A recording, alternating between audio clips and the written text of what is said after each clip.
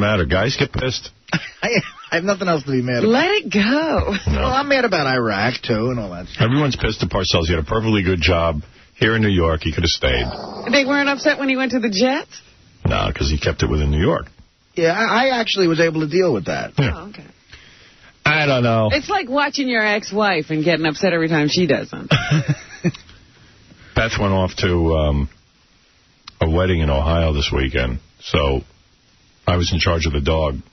And how'd that go? It was fine. It's just that, you know, I had to walk the dog.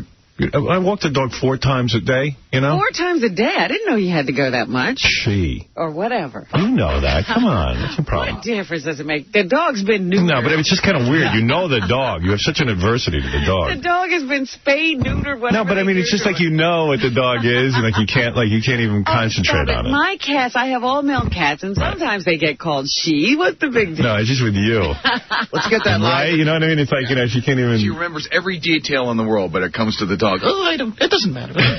Oh, stop. Let's get that lie detector. I think Robin hates Bianca. All right. What is the? I can't even find a guy to give her a lie detector. What did the plant do this week? So, you know, I had to walk the dog 4 times, and, you know, every time I go out with the dog, it's like a personal appearance. So, I actually... You're stuck, huh? Yeah, I like walking the dog. Gets me outside, gives me something to do. You know, not that I don't have anything to do, but it's kind of nice. Keeps you from vegetating. And do something. Yeah. Right. But it, you know, becomes a whole personal appearance. Yeah. Right. You can't just walk the dog. Everyone's got comments, and, you know. Especially with that dog. Yeah. Oh, my God. If you had a dog maybe who could walk, it wouldn't be so bad. I walk out with the dog. Dudes right away with their business cards. I was just telling Artie. That's how you got the business. You know, most of these business cards. I know. I picked up some business cards. I went to Judith Regan's surprise birthday party Saturday night at Jean-Luc, the restaurant Jean-Luc. That was a whole weird story. What was? Well, you're jumping around now. What do you want to tell us? Well, what do you mean jumping around? Well, at first we were talking about the dog. Yeah, but I'm just saying it's like a whole personal appearance. Guys come up to you on the street. They got their business card. You know, I'm just walking the dog. I'm like, you know, dude, I'm not looking for a whole business pitch. Somehow, it's insane. That must be a nightmare. Then I run into some guy I hadn't seen in years, and he goes, hey, man, why are you running away from me? You know, I go, because the dog is in the middle of the street. I go, if you want to talk to me, come walk with me. Running away from you. Guys are insane. Right. You walk around, and people want to take a picture with you and your dog. I said, dude, do I look like I want to take a picture? I just want this dog to take a crap, and I'm going to pick it up. I go, leave me alone. I go, why would I want to do a photo shoot out here? Well, it's certainly not like that dog's going to intimidate anybody. No, it's just, but I'm not. It's an invitation to come talk. People make you mental. I got to hand it to you, man. You must be into that dog, because I would get somebody to do that if I were you. You know something, though? Normally I do during the week. Right. Lots of people help me with the dog because I'm just too damn busy. But, you know, in a way, you don't want so many people in your life either. You want to just do stuff on your own. It's not it's not such a big deal. It's so much easier, though, to have a dog on Long Island because you got a yard. Right. But what about, can't the dog take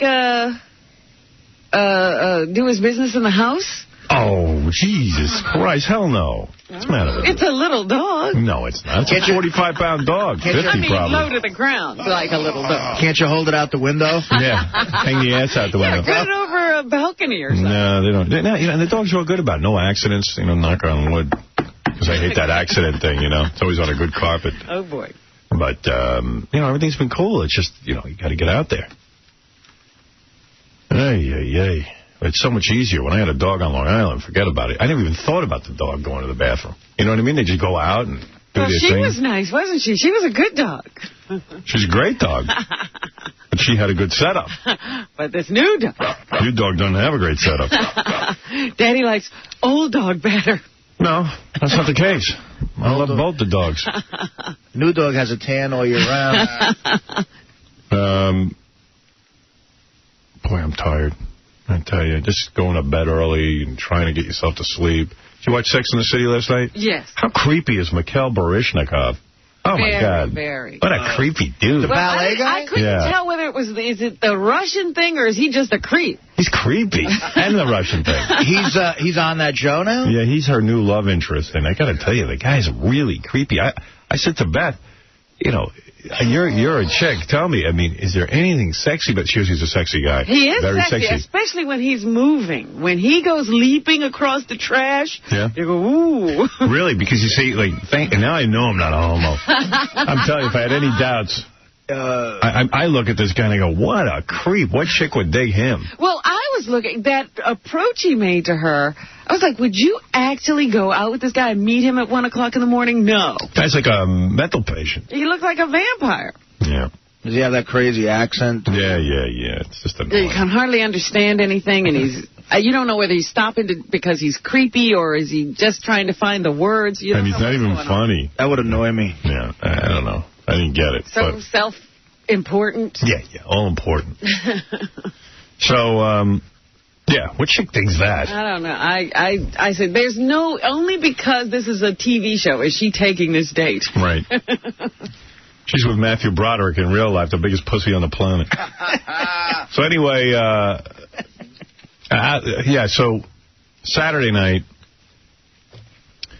I'd gotten a call like a week ago. I guess Judith's assistant. Judith Regan is the woman who published my 2 books. You know. So she's having a surprise birthday party for her. And I figured, hey, maybe that'd be fun to go to. Mm-hmm. You know. Screw her. It's all about me. Will I have a good time? Sounds like fun. Yeah, exactly. Forget her birthday. Is it going to be a good party? Right. But it was weird. The party was from, it says on the invitation, from 7 to 10 o'clock. Cocktails and dessert. Looking at this invitation. On a Saturday night, cocktails and dessert. Where's your dinner? You know, first of all, you're encouraging people to leave. So either you're going to come at 7 o'clock and then leave by 8 to go get dinner, or 8:30, or you're going to go to dinner from 7 to 9, let's say, and then show up at the end of the party. Right. And I take these invitations seriously. You know, no, I don't think anybody else stresses about it, but I asked several people, I said, isn't this bizarre? And they said, yes, it is bizarre. But Judith didn't plan it. I don't know who planned it. Mm. I just said, I'm going to go and I have to go find some dinner. I'm hungry. Somehow you got to fit some eating in. Yeah, I got to eating.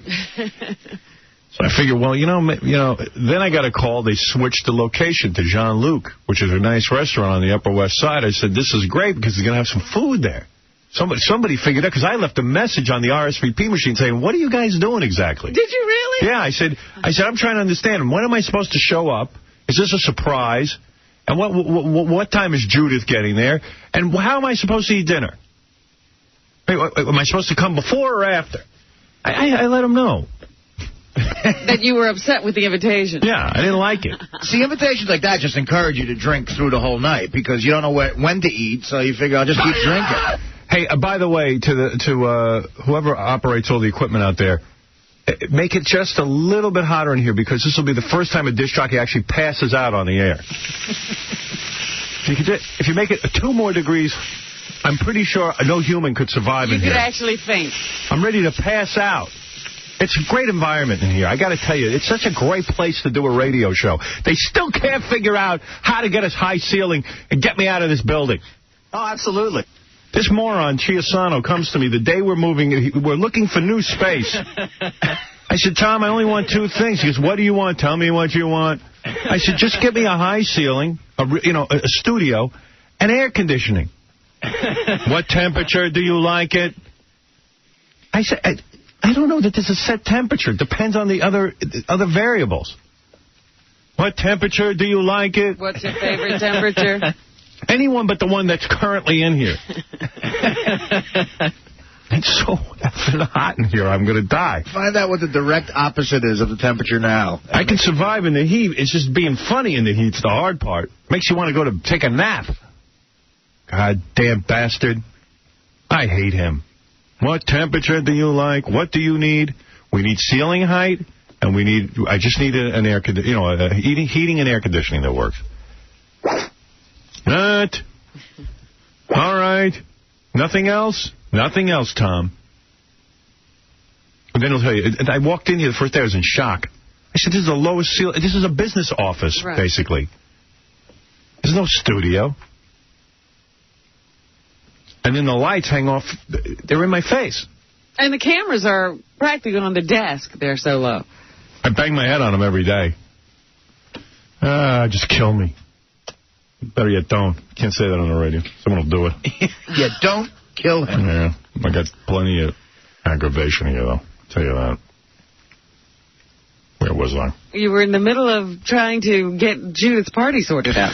You know, if they told you to do a radio show from your closet, that's what it would be like. That's what's going on. There's no air in here. It's like a coffin. I should just walk out and leave, but I don't do it. I'm too conscientious. I care about my audience. That's who I care about. And that fat paycheck they give me. Yeah, those two things. Those two things. Anyway, where was I? Judith's party. Oh. Cocktails. All right, let me take a break. I'll tell you about Judith's party. Yeah, because I'm still stuck. You're on the answering machine screaming at the people for planning it. They were very happy to see me there. All right, well, I tell you what, I got them to change the venue. All right, we'll be back right after these words. Radio bad boy Howard Stern offensive. Thank you, Ronnie. Howard Stern.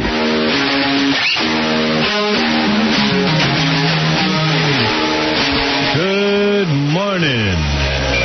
Yeah. I think it's interesting that the #1 movie at the box office was the Johnny Depp movie. So, you know, everyone was all pissed off. Johnny Depp said crap about America. We're not going to support him at the box office. And you figured the movie would have made $0. But America will go to any movie. If Hitler starred in it and it was a good movie, they would go. They would go. We love movies. We love movies. And you know, the fact that we're in World War III, and in the middle of World War III, Johnny Depp turns into a traitor and is like Tokyo Rose or something, broadcasting to the world that we're scumbags and we're puppies that bite people. And our president is stupid and whatever. Yeah. We're in the middle of World War III. Anybody realize that? And in World War II, if you were a traitor at a time of war, like Johnny Depp was, no one would go see a movie with him in it. No one. I'm a big Johnny Depp fan. I love all his work. He's a terrific actor. And, you know, great to watch and takes a lot of risks and all that cool stuff. But it's just interesting to me that everyone had to run out and see the Johnny Depp movie. You know what? I'm not sure that it has the level of recognition that you think, that his comments were seen or heard by that many people. Well, that's disturbing, too. Yeah, I mean, not even the media picks up on it. No. I mean, he should be public enemy #1. We're in World War III. Don't kid yourself. You know, everyone says, well, President Bush, he's not doing a good job in Iraq. Let me tell you something. The guy's doing a terrific job in that he was willing to take it on. I don't think too many presidents would have. And we need Iraq to be under American control. We eventually will turn it over to the Iraqis, but we needed some democracy there. We need a place to go to fight the World War III, which is going to happen eventually. There will be a nuclear weapon of some kind smuggled into this country. It will go off. Many of us will be dead. Chances are most of it will happen in New York because that's where the highest concentration of Jews and Americans are. And powerful media centers. Money. Wall Street. The whole thing about America's decadent lifestyle is right here. When you're taught for, you know, hundreds of years that the Jews are out to get you, Americans hate you, Americans will stop the way of Allah.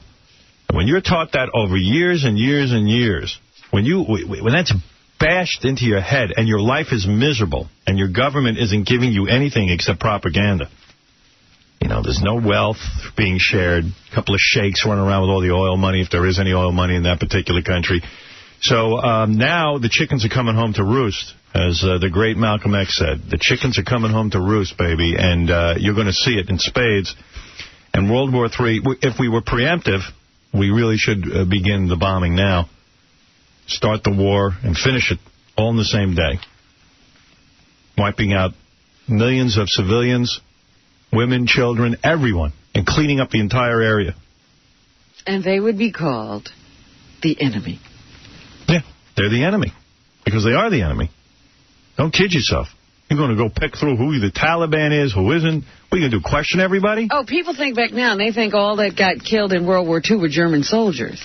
Yeah.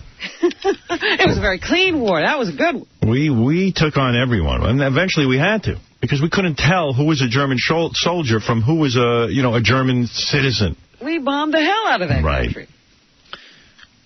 We leveled them, and we leveled Hiroshima, and said, "Look, if you don't stop this war right now, we're gonna nuclear bomb you." They stopped. They got it. And let me tell you something: the Japanese to this day now are great allies. Sometimes you got to realize what we're in the middle of. This is not a skirmish. This is not an isolated incident.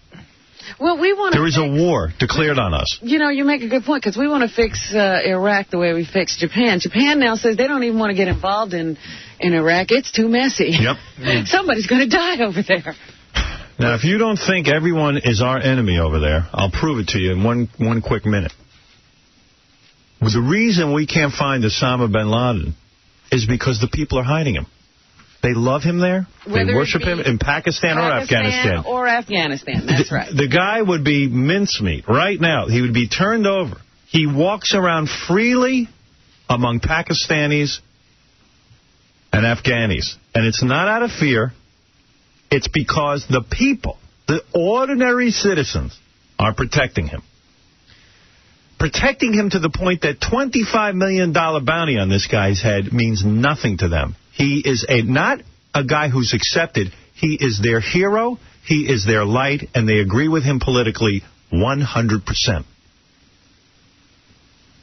When you are told that your whole world is going to collapse because Americans are out to get you, and that we have to fight a holy war, trust me, we're already in World War III. We just don't know it. We're sitting here like this, President Bush is a guy who, God love him, but the guy can't talk. No, he can't. If he could get on the radio the way I'm getting on the radio right now and would say this, people would get it. People would understand what he is doing. If he was Reagan. And let me tell you something, this idea of building Iraq right now, you forget the $87 billion. You can't build Iraq right now. They're going to blow up every oil well. Remember that Iraq has tons of oil. They should be able to produce about $100 million worth of oil a year in order to pay for their entire infrastructure. The reason they can't is because every time we're going to build an oil well there and get it up and working, terrorists are going to blow it up. There's no win right now. It's time, as Robin says, like in Germany, you level the playing field.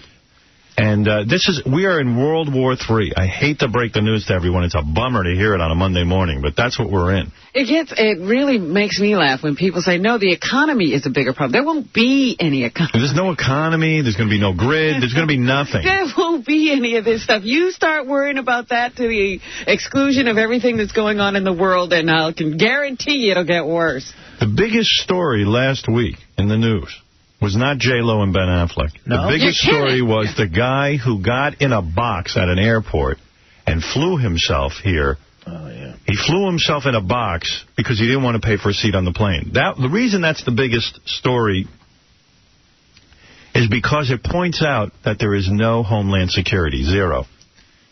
We are all under the illusion that somebody cares. We are so vulnerable, it's absolutely ridiculous. I was hearing that this primary staging area for terrorists, where do they want to be now? Canada. Because Canada is easy to get into, and then when you're in Canada, it's easy to get into the United States. Right. That's right. And you'll see that I will be right about this. And we will get calls from people, no, you're wrong. Well, we'll see. You're an idiot. I hope I'm an idiot. I hope I'm wrong. I hope I'm completely out of line. And that guy who flew himself, we don't even know how he did it. Yeah, he got right on the plane. And if he was a fan of Allah, he could have just blown up the whole plane or hijacked it or something. I don't know. Ken, go ahead. Yeah, Howard, while you're right about saying that we are and will be in a state of constant war, the mistake, the huge mistake that's being made right now is that most Americans think that Saddam had something to do with the attack at the World Trade Center and the Pentagon, and he had nothing to do with it. It's irrelevant. It is irrelevant. No, whether it's not irrelevant. It's because this is a false war that was meant to do one thing and one thing only, and that was it was to turn Iraq into an elaborate money laundering scheme to move money out of the U.S. through Iraq into Bush's cronies. Oh, my God. Think about it. All right. Now that you've made your statement, I'll tell you what I think. We don't need to think about it. Yeah, you don't need to think about it because you don't want to think about it. Okay. You done? Please. All right. What the war is really about is we need to forget about whether Saddam Hussein is guilty of participating in 9/11. We needed to take a country, any of them, and his was the easiest, and go in there and start something that resembles democracy over there, and say to these guys, okay, he's the first one to come out of there. If there's any more shenanigans, there's going to be more guys coming out of there. We kidnapped that country from this guy. And it's a great thing because it says something to the leaders. Now, why do we want to say something to the leaders? The leaders are the ones who are allowing the financing of terrorism. Saudi government. They're all behind it. All these countries. And raping their people and causing the unrest. Yeah, it's irrelevant whether Saddam Hussein knows about 9/11. We know who knows who's involved in 9/11. Howard, and the reason we can't get the guy we know who was involved in 9/11, who's cheering it on, who's the top cheerleader, Osama bin Laden, we can't get him because he's protected. You're wrong. Okay. Get off my phone, you moron. What's the matter with you? I'm wrong. Imagine telling me I'm wrong. One of the smartest guys on the planet. I broke 1,000 on the SAT. Oh, I didn't quite break 1,000 on the SAT, but... But how dare he? Yeah, but how dare he? What'd he get? But that guy's theory was Iraq is a way for Bush to make his friends rich. Yeah, I don't know. That's a long way to go. That's a long stretch. Yeah. By the way, every president has made his friends rich. And they didn't have to do that. No. Yeah. You know, come on. Wouldn't his friends like to have him president for 8 years instead of 4? Let's go further with it. But Bush planned the attacks on the trade centers so he could start a war to make his friends rich. Where does it end? The United States knew. Yes, Cecil. Hey, Howard. Hey, brother. Listen, man, I think you're a little over your head with this. Okay. I love you guys, but, maybe the whole attack is more subtle than you think. Maybe that what they're doing is draining our resources because we're already in over our head in Iraq. We're talking about not having the money to pay for it, not having the personnel to staff it, and nobody's helping us. None of the other countries want to get involved. What's going to happen when we run out of money? We're not going to run out of money. Here's the problem. Problem is we don't know when to get out. We should, this is the problem. You know, we knew when to get out of Bosnia. We know when to get out of certain places. With Iraq, we don't know when to get out. And let me tell you something. After World War II, Germany and Japan, you know, everyone was like, well, this is too much money. It's too hard to get these countries up and running. I mean, they were devastated, these countries. Oh, my goodness, we didn't realize it was going to be this hard. But let me tell you something. The smartest thing we ever did was build up Germany and Japan because now we have 2 allies there. I mean, these are 2 countries that were worse. What are you going to build up any in Arab Iraq country and Afghanistan? What are you going to build up? Iraq has a huge oil industry. And we're just going to take it? No, but the fact of the matter is, there. We're going to take it and change it from a country that's preaching hate toward us and hopefully have a base of operation to fight more terrorism. And as a matter of fact, we need to be... Is it really that country that's preaching hate towards us, or is it a whole ethnic community who hates our way of life? Well, it's state-sponsored terrorism. No, but I'm talking about the Muslim anti-Western. Yes, but you got to have... And so what do? Leave it there? When they do the next act of terrorism, now we're all set up in Iraq, and we'll move into some more countries. And quite frankly, what I hope they do is... But we're already running out of resources. How are we going to police the whole other side of the world? It's hard. It's not going to be easy. It's war. We're in a world war. Again, here we go. Let's think back to World War II. Do you think that wasn't a drain on resources? Do you remember that people had to ration? We're not even at that point yet. Your way of life hasn't been affected. I've been out of work for 8 months. Yeah, but that had nothing to do with that. You're out of work because you're out of work. What do you do for a living? I'm in pre-press. Pre-press. Nobody even knows what that is. They can't give you a job if they don't know what you pre-press. You got to get a job people understand what it is. Pre-press. I do retouching. It's advertising. Advertising is way down because the whole economy is down because there's no money. I mean, what Bush is doing is directly affecting me. I don't know about that.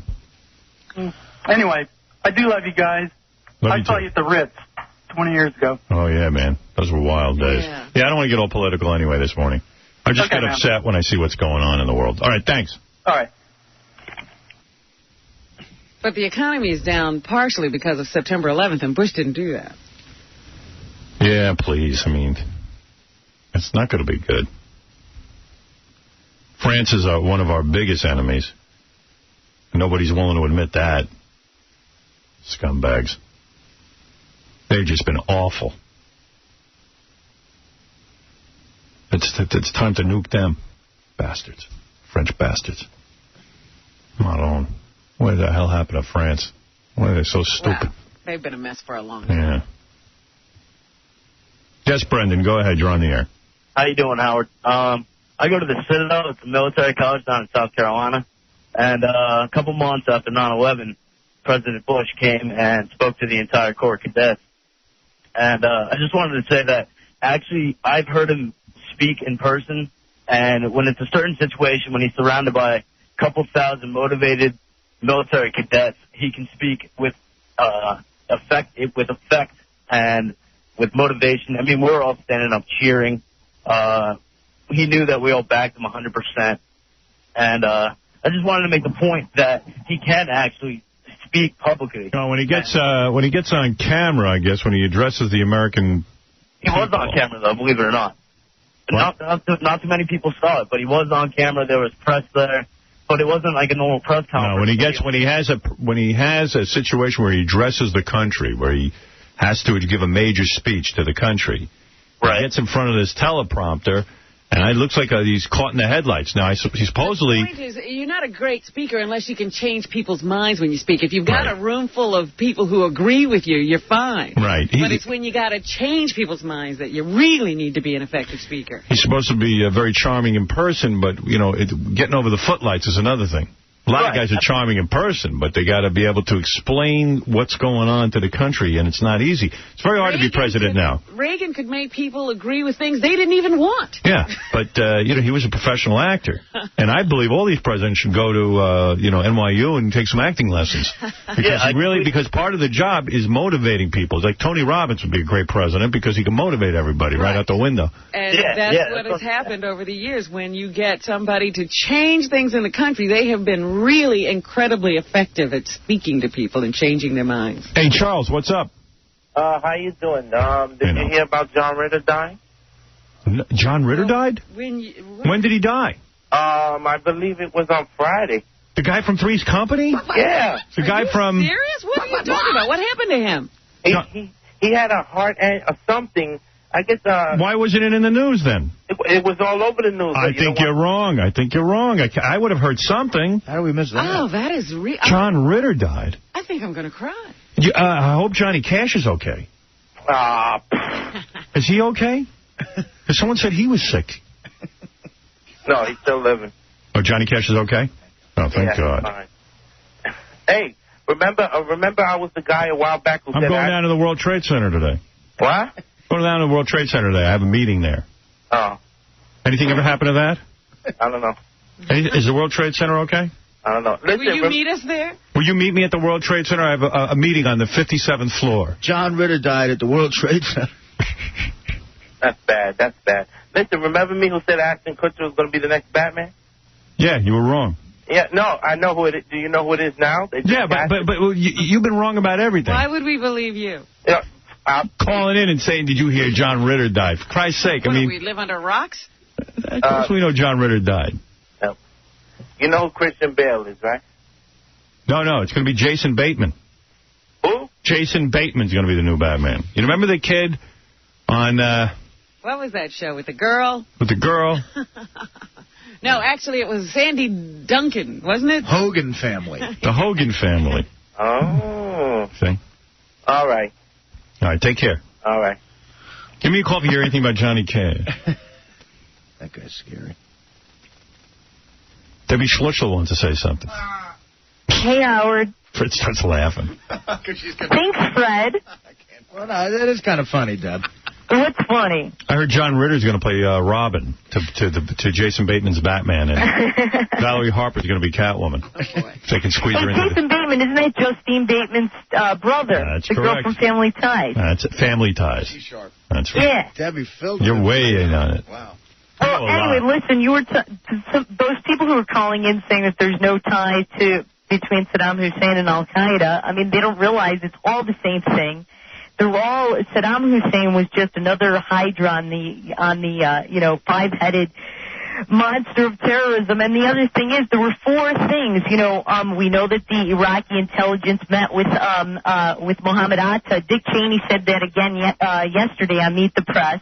We also know from Osama bin Laden's former lover, Parasula Lamsos, that he met with Saddam Hussein in Iraq. We also know that there was this city called Salman Pak in Iraq where they had a body of a plane and they taught people how to hijack it and steer the plane. And also, when they took over the Mukhabarat, which is the security intelligence services in Iraq, they found buried underneath it all kinds of papers that documented meetings between Iraqi intelligence and Al-Qaeda, and the name Al-Qaeda was whited out. There's lots of connections. Well, you're absolutely right, and you made a lot of good points. Thanks, Debbie. Well, can I just say one other thing, Howard? Yes. You said that you think the reason that President Bush is not saying we're at war against this group of people is because he's not articulate. I think it's a different reason. The thing is, he's concentrating a lot on the Muslim vote to get reelected. He's heavily campaigned towards this group in 2000, and he's afraid to look back because he knows that in the United States, their leaders, I'm talking about the people themselves, 50% of the mosques are, and it's very that's radical. very true. He doesn't Thank want you. to offend them. You're very, very right. You're very right. You made sense again, Debbie. Thanks, Howard. Thank you. That's Debbie Schlussel. What's your website? DebbieSchlussel.com. Go figure out how to spell Schlussel. Thank you, Debbie. Thanks, Howard. Schlussel.com. DebbieSchlussel.com. Doesn't that Google search catch you and say to you, don't you mean? I'm going to get such a letter from her when she realizes. She won't Is she realize. right when that happens? She won't realize. That we snore through the whole thing. No, but she actually is right. Yes, she's always right. I followed what she said through the snoring, but President Bush won't call it a war because he's got a lot of Arab constituents in this country. Unfortunately, we open our doors to everyone. Yes, we do. Adam, you're on the air. Hey, Howard. Would I be right in thinking you've never read a history book in your life? I'm just guessing, though. I don't need one. Well, that's true, because you see, many of your policies are scarily similar to Hitler's. And I thought as a half-Jewish man... That is true, except I'm the Hitler of America. I'm the Hitler of America. I'm for America. So you're God's chosen people, that kind of thing. Hey, douchebag, let me tell you something, and don't compare me to Hitler, because I'll come down there and smack you, and I know where you are, too. Don't try to make me out to be the boob. Hitler, and there's a big difference here. These guys went over and blew up our World Trade Center, killing thousands of people. Not hundreds, thousands. Are you aware that President Are you aware, saying, I'm Hitler? I'm reacting to that. I understand what's coming down the pike. And if we're going to act like Israel has to with our hands tied, we're screwed. And you better get with it, you fairy. And I hear your fagula right in your voice. I hear it. I know what's going on here. He's not gay. Oh, this guy's totally gay. Oh. Yeah. You are so gay. You never gave oral to a guy? No, I swear. I've got a girlfriend, I promise. Yeah, sure. Fairy. You never had sex with a man? Fairy. Yeah, I can swear. Okay, sure. Real quick, you know what? Come down and take a lie detector. Can I say one more thing? I wouldn't even care if you had oral with a guy. No, it's fine. I appreciate that. Yeah, who cares? I think on social issues you're very... See, the difference between me and Hitler is I'd allow you to live, even though you're gay. That's nice. But I appreciate that. I would support your sexuality. Yeah. Good man. Anal might bother me. Well, as long as you don't have to have it. Since I'm so hip. We didn't do anything more. So I recognize that you're gay. Now you have to attack me. You definitely are gay. I was just asking. Why don't you get brave and come out of the closet and stop ruining that girl's life you're with? You were just off. Stupid ass. Get lost. Loser. What a loser.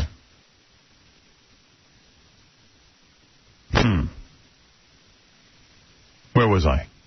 I don't even remember. We got into this whole war thing. You were talking about Judith Regan, mein Führer. Yeah.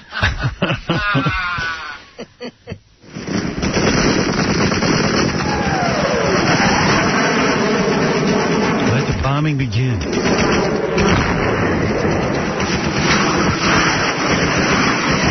Hey, you hear that noise? Yeah.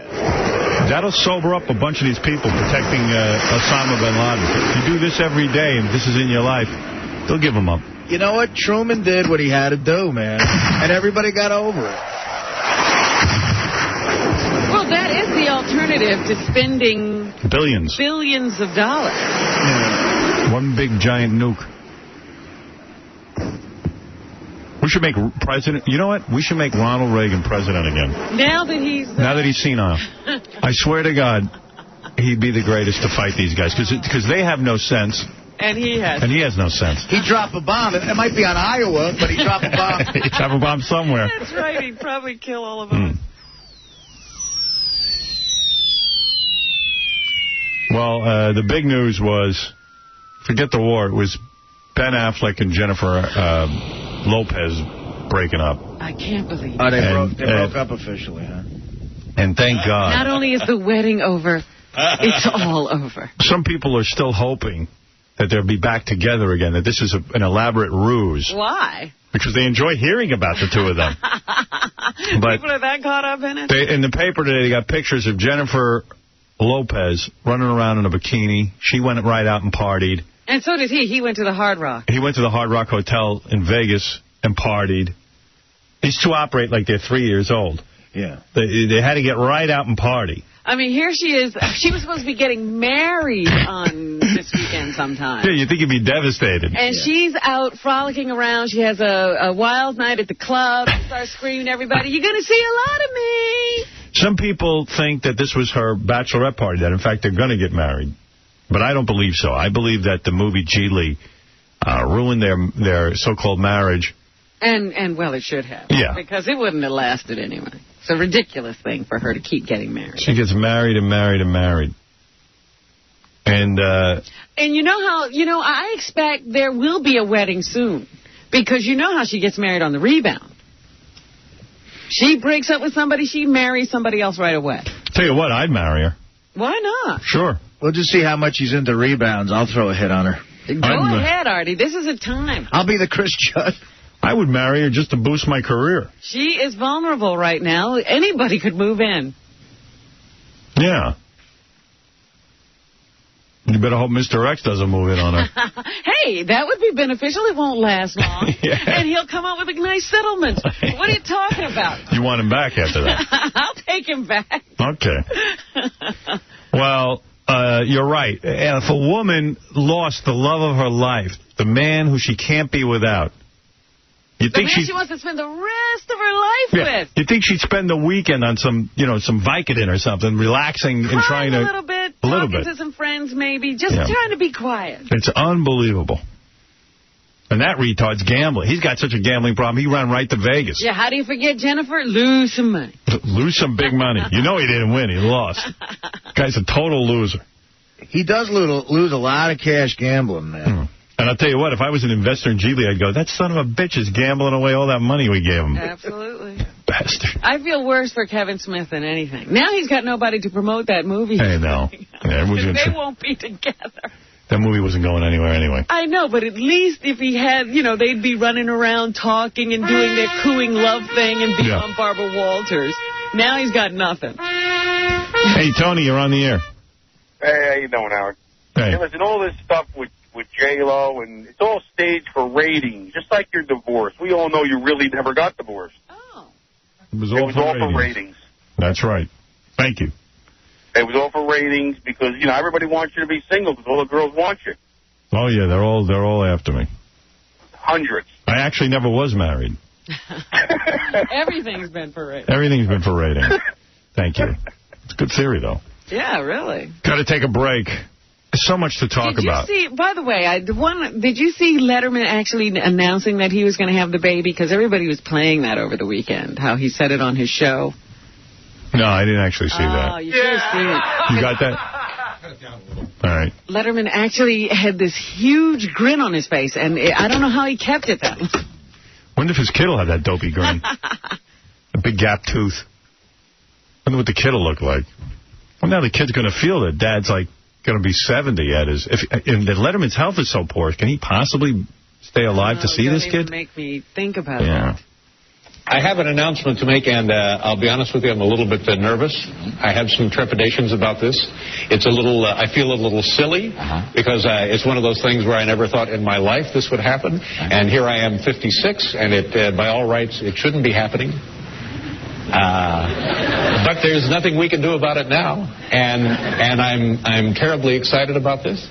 I'm scared silly about this. I'm going to be a father. Oh, gee, I'll go out and party. Congratulations.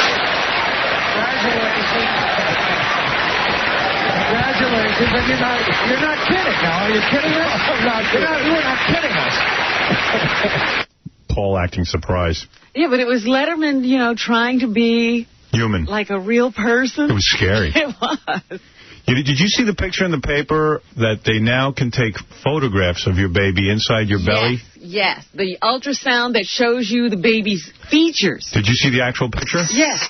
The baby smiling? Yes. That's Letterman's kid. Oh. He's smiling because he knows he's going to inherit a boatload. Daddy, just keep making that $14 million. $14 million. Daddy's going to kill over. Nice. In about 2 years, he's going to be a multimillionaire. Oh, but the best. Wait a minute. Did you see the Charles Bronson will reading? No. They said everybody walked out upset. No kidding. Who was upset? Well, first of all, the last wife was upset. Really? Yeah, because she thought she'd get something, a lot. She'd get anything? She got a house and $1 million.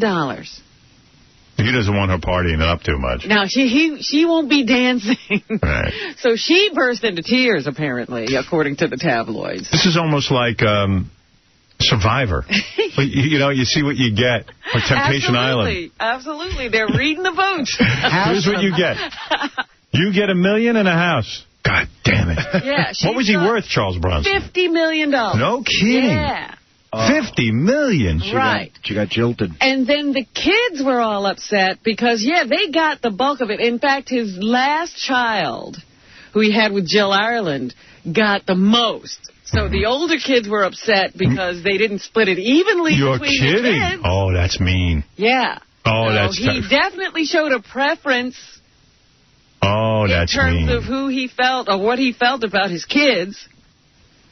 And then the final blow was, even though, they got most of his estate, the kids, he did not give them lump sum anything. Oh, so he controls it from the grave. He put everything in a trust, and it'll be doled out like an allowance over years. Because he knows these dopey kids will go through it because they didn't work for it. Years, yeah. When you're a guy who works for it, you know that. And people who don't work for it, they don't know anything about money. They think it grows on trees. That's right. Smart. And the only way they could get any appreciable sum of money is to sell their interest in the trust. Yeah.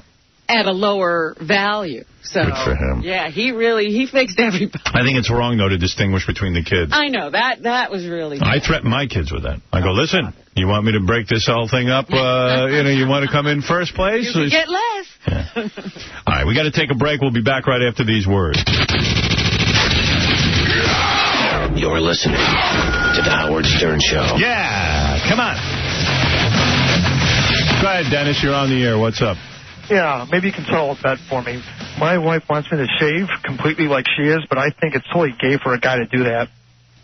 It's not gay for a guy to shave his area down there because, let me tell you something. The way you don't like a big bush, chicks don't dig it either. They like a little grooming. But like most guys, it's very hard to groom because we don't have any sense of aesthetic. We don't know what we're doing down there. What you want to do, and I've tried to figure this out. Yeah. Because who the hell are you going to talk to about this? Well, my wife's been begging me to do it. Well, what you do is you buy clippers like I have, But a grooming expert like Howard. Well, I'm really not, because sometimes I end up clipping off too much and it looks a little gay. There is a way you can go that's gay. And you don't think it's gay, Robin? It's not. You look like a plucked chick. Robin, when you go south on a guy. If a guy's banging a woman, it's not gay. Oh, okay. Yeah. Well, I just want the oral. But don't you like it better if a little bit of that is cut away? So it's not like a big... you don't want a forest. Right. So women dig that. Uh-huh. So I have a clippers, and let me tell you something. When I say clippers, it's one of these electric things. You know, it's like a trimmer. Mm-hmm. And I put it on, and... my balls are very sensitive. But mine too. I do that area because what happens is once you shave away some of the hair around your wiener, you look like a billy goat. If you don't get the other part. So I shave my nuts. Uh-huh. And then what I do is I begin to shave. What I figured out is just clip a little bit off the top, and then like right near your wiener, shave... all the hair close. Yeah, it's not a complete... You don't go bald. Don't go bald. She wants me to go bald. Don't. That's gay. That's gay. Yeah, that's what I said. I thought it was totally gay, but she's good at oral, and I almost kind of want to do it because she's good at that oral, and no one can play a better rusty trombone than she can. Yeah, well, I'll tell you what. You should have some hair there, or else you're going to look odd, especially if you go in a locker room or something like that. Yeah. Yeah, that's another thing I'm worried about. They're going to think I'm a total fag. Yeah, you definitely will get pinned with that. Do not clean shaven. Yeah. Thank you. So you don't want to be clean shaven. And then, when I started shaving, there's weird things, too, you realize as you start to shave that area, because whoever did that before, like my wiener has some hairs. Yes, I was going to say, well, the hair goes in, it doesn't stay in one confined area. No. So then you're actually literally clipping down your wiener. Mm-hmm. And she wants to do the shaving, too, and I'm like, ugh. No, it's no. No, I mean, she lets me shave her, but I don't want her to do that to me. Yeah, I've shaved women. That's okay. Yeah, that's nuts. You don't want a woman shaving you because... What do you think, a woman can't handle a razor? No, there's something erotic about it. Women love it. I'm just saying to shave you. Oh, no, because it's different. It's just different. That's gay.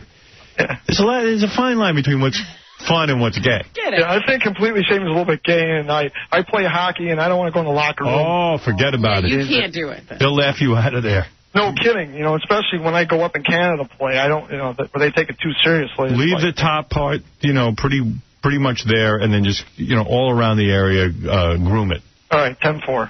Okay. Later. Thanks, Howard. Bye. There's a whole bunch more I could teach about this, but I would need a visual demonstration. I see. Well, maybe you'll have to do one day. Yeah. Yeah, well, I'm going to be absent. Yeah, Carrie. Yeah. What's up? I don't know who you're going to do it on. What's up, honey? Hey, personally... All right, we can't obviously put that. By the way, she likes all the hair gone. Good for her. But you can't be a dude walking around with no hair down there. Yeah, maybe her guys don't have to go anywhere where there'll be other guys. No. What a total fag. Come on. Use your head. You never cut yourself, did you? No, I use electric. I don't use a razor. I want to go anywhere near my wiener with a razor. You got to be kidding me. All right, a couple of things, and then we get to this broad who's here. She's a ring announcer. For who? I don't know. You know what? I don't know. She was supposed to come in with a boxer. The boxer didn't show up, and she says she banged John Stamos years ago before he was married to Rebecca. Oh. One-nighter. She said he probably wouldn't even remember. I wonder how he picked up women back then. Yeah, well, we'll find out. He just has to look at them. Yeah, true. It's pretty easy for him. How'd he pick up women? What was I thinking? All right, here's a couple of things. Look, I hope this isn't taken the wrong way, and I have to talk about the opening of Scores in Chicago. I've heard some things. Yeah, I wanted to know how that went. That was the big weekend. Everybody was going to Chicago. Everybody was there. Okay, that's one thing. And I want to report on that, and I want to talk about Judas Party. I was going to say, we were in the middle of that discussion that we never finished. I want to talk about Booger. And did you know the entire staff got fired over at Blink 1027? Booger, too? Booger, everyone. The whole 27 people lost their job. Oh, that's a shame. It was a massacre. Now I know why Kingston left. He didn't want to do that? Well, here's the deal. Radio is the suckiest business. I know a lot of people who think about getting into radio, look at my career and go, hey, great, the guy makes good money, he's always working. The reality is that a career in radio, I have been incredibly fortunate to be able to work at the same station for 20 years, not have to move around the country. Once you have a family and kids and all that kind of stuff, moving every year. Can you imagine if your career stayed the way it was? Oh, you go insane. Your children would have had 500 different schools by now. Well, most of the guys I know who got into radio either got out and got regular jobs. I meet ex-radio guys all the time doing other things now. Yeah, or they stayed in because they're insane. But it's a horrible, horrible career. And that's why you see like young guys like Booker in it and all this kind of stuff. The older guys, very few stay in it. Right, you can't do it. It's a crappy career. And, very few guys don't have to move all the time. So the station, our company started a new format on one of the stations here. NEW was a legendary rock station that did bad. Then they decided to take it all talk with like Howard Stern clones, and Opie and Anthony and Don and Mike and... I don't even know who else was on there. The whole station pained me, so I never listened to it. And then when Opie and Anthony self-destructed and just went berserk because they were so desperate to kind of be something other than Howard Stern or... Right, they were trying to eclipse you. They wanted to eclipse me. They had to prove they were badder than I was. They figured this out all on their own. Yeah. So, all right, so they did themselves in. They weren't thinking, and they really blew it. But anyway, so when that station went off the air, they made it Blink 102.7 for women. Yeah, they came up with this new concept. Which I wasn't sure I got for a couple of reasons. Number one, why say your station is for women? That's excluding 50. I'm a guy, and let's say I like it. Then all of a sudden I hear it's for women. They even say this is for women. Right. You feel like a total, douchebag. You can't listen, can you? If no. they say it's for women, what are you doing? I'm like, well, wait a second. I'm a man. I shouldn't be listening to this. So it's like if I see a movie on Lifetime I kind of like, I immediately turn it off. It's very weird to say you're for women.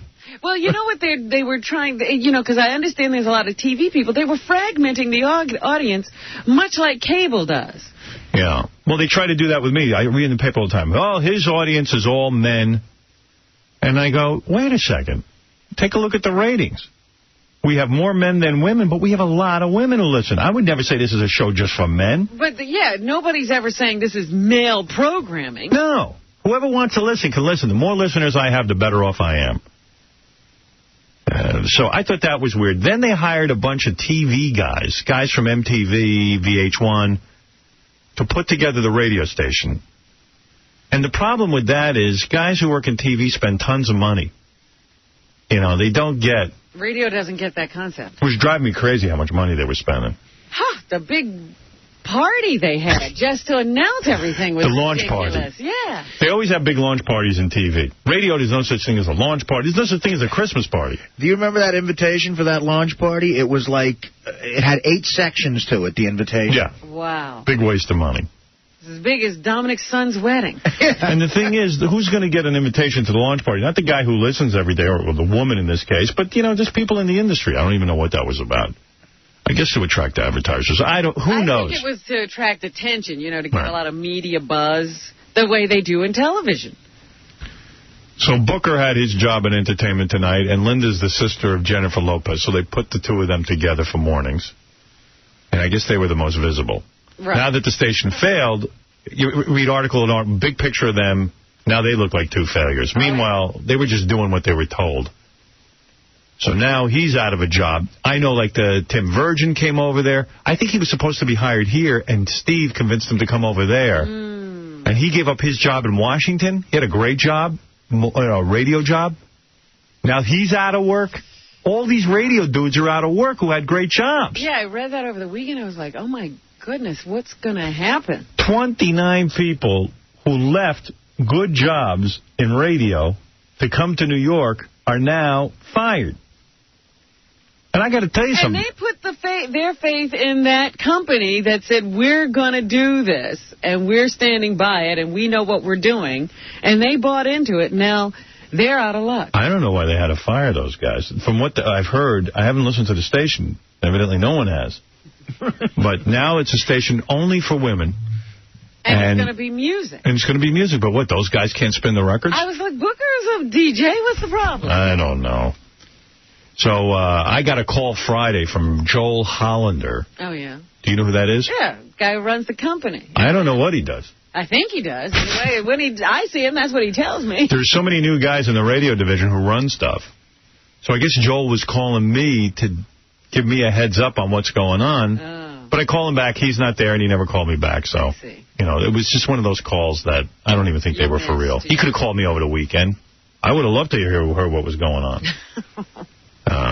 So Booker called me right away. Did he? Yeah. I wondered about that when I read it. Booker was like, oh, great. He goes, and they're pinning it on me. Yeah, because it looked like they took down the station because they didn't work.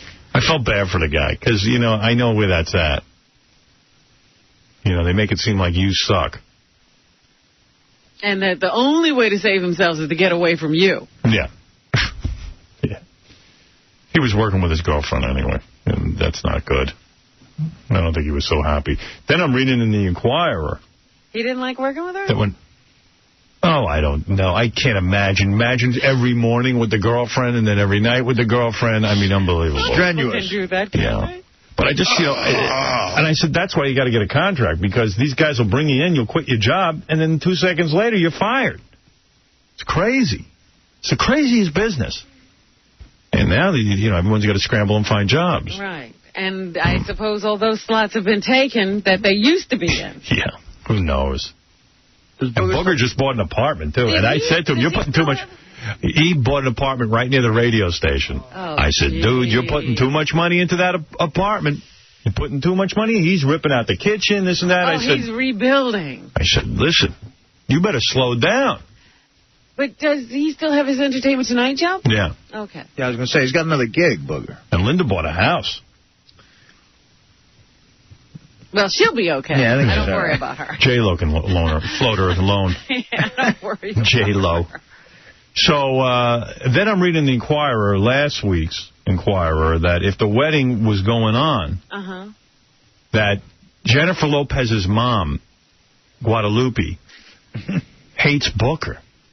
What? And there was such a problem with the wedding because Guadalupe said she didn't even want Booker at the wedding, and then Linda and J-Lo talked to her about, like, putting Booker at a different table.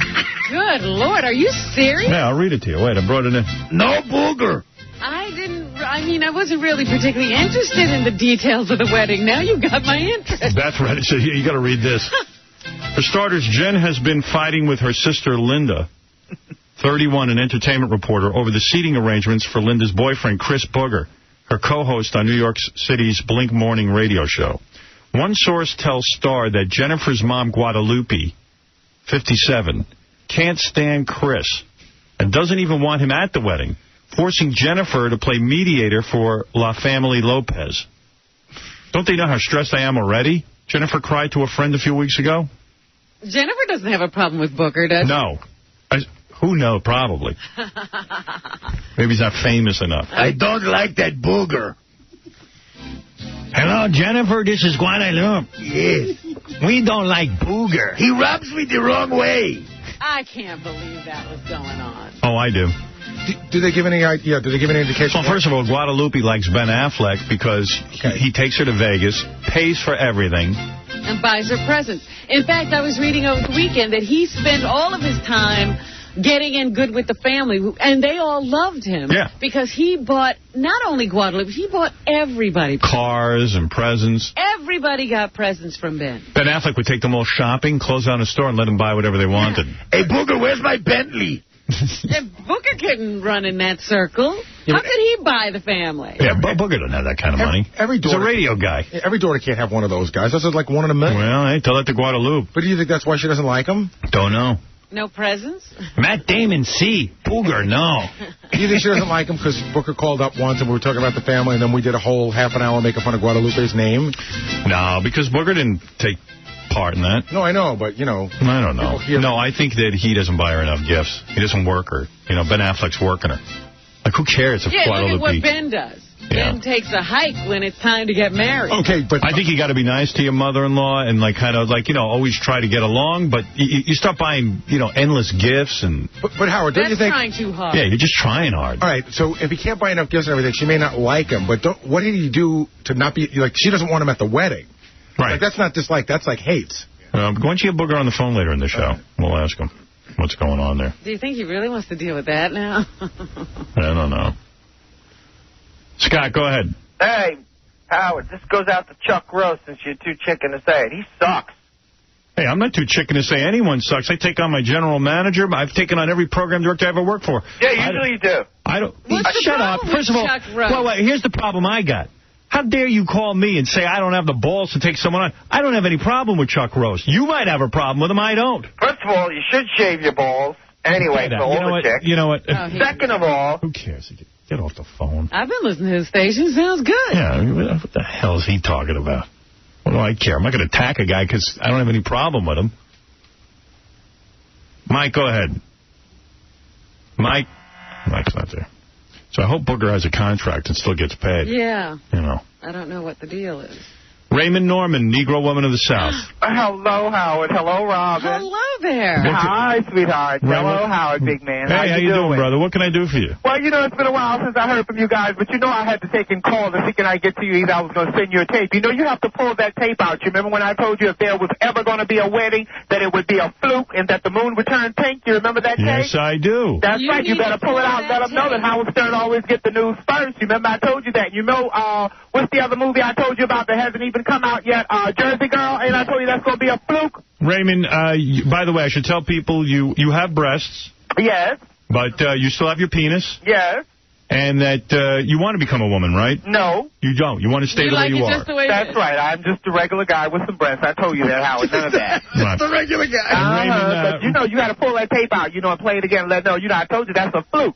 And so, you know the old saying, Spanish fly? You remember what the use of a Spanish fly? You remember what that was used for several years ago, Howard? Yes. Okay, well, maybe that's what Jennifer Lopez is on. She may have had you know, by her being the senora, she may have had a spike of Spanish fly. But like I said, you know, Ben Affleck is not man enough to uphold Jennifer Lopez. And then on the DL, you know what I'm talking about? She's hanging out down there in Miami. You know why she's hanging out in Miami, a tramp, honey. That's where P. Diddy hangs out at. Hey, Raymond, you were the first one to warn us about Oprah Winfrey. Mm-hmm. And now, of course, you are here to gloat because you said that J-Lo and Ben Affleck would break up. I said they would never get married, quote, unquote. I told you, I said, if there's a wedding in 2003, when you play that tape back again, Howard, I said, the moon would turn pink. I said, if they dare to try to deceive the public and try and get married, I said it'll be a fluke. And if you pull that tape back out, what did I tell you? I said, and I told you about the movie, I said, it hasn't even come out yet. They're still filming that Jersey Girl. What did I say? That was going to be a fluke. You see, G. Lee has already been a fluke.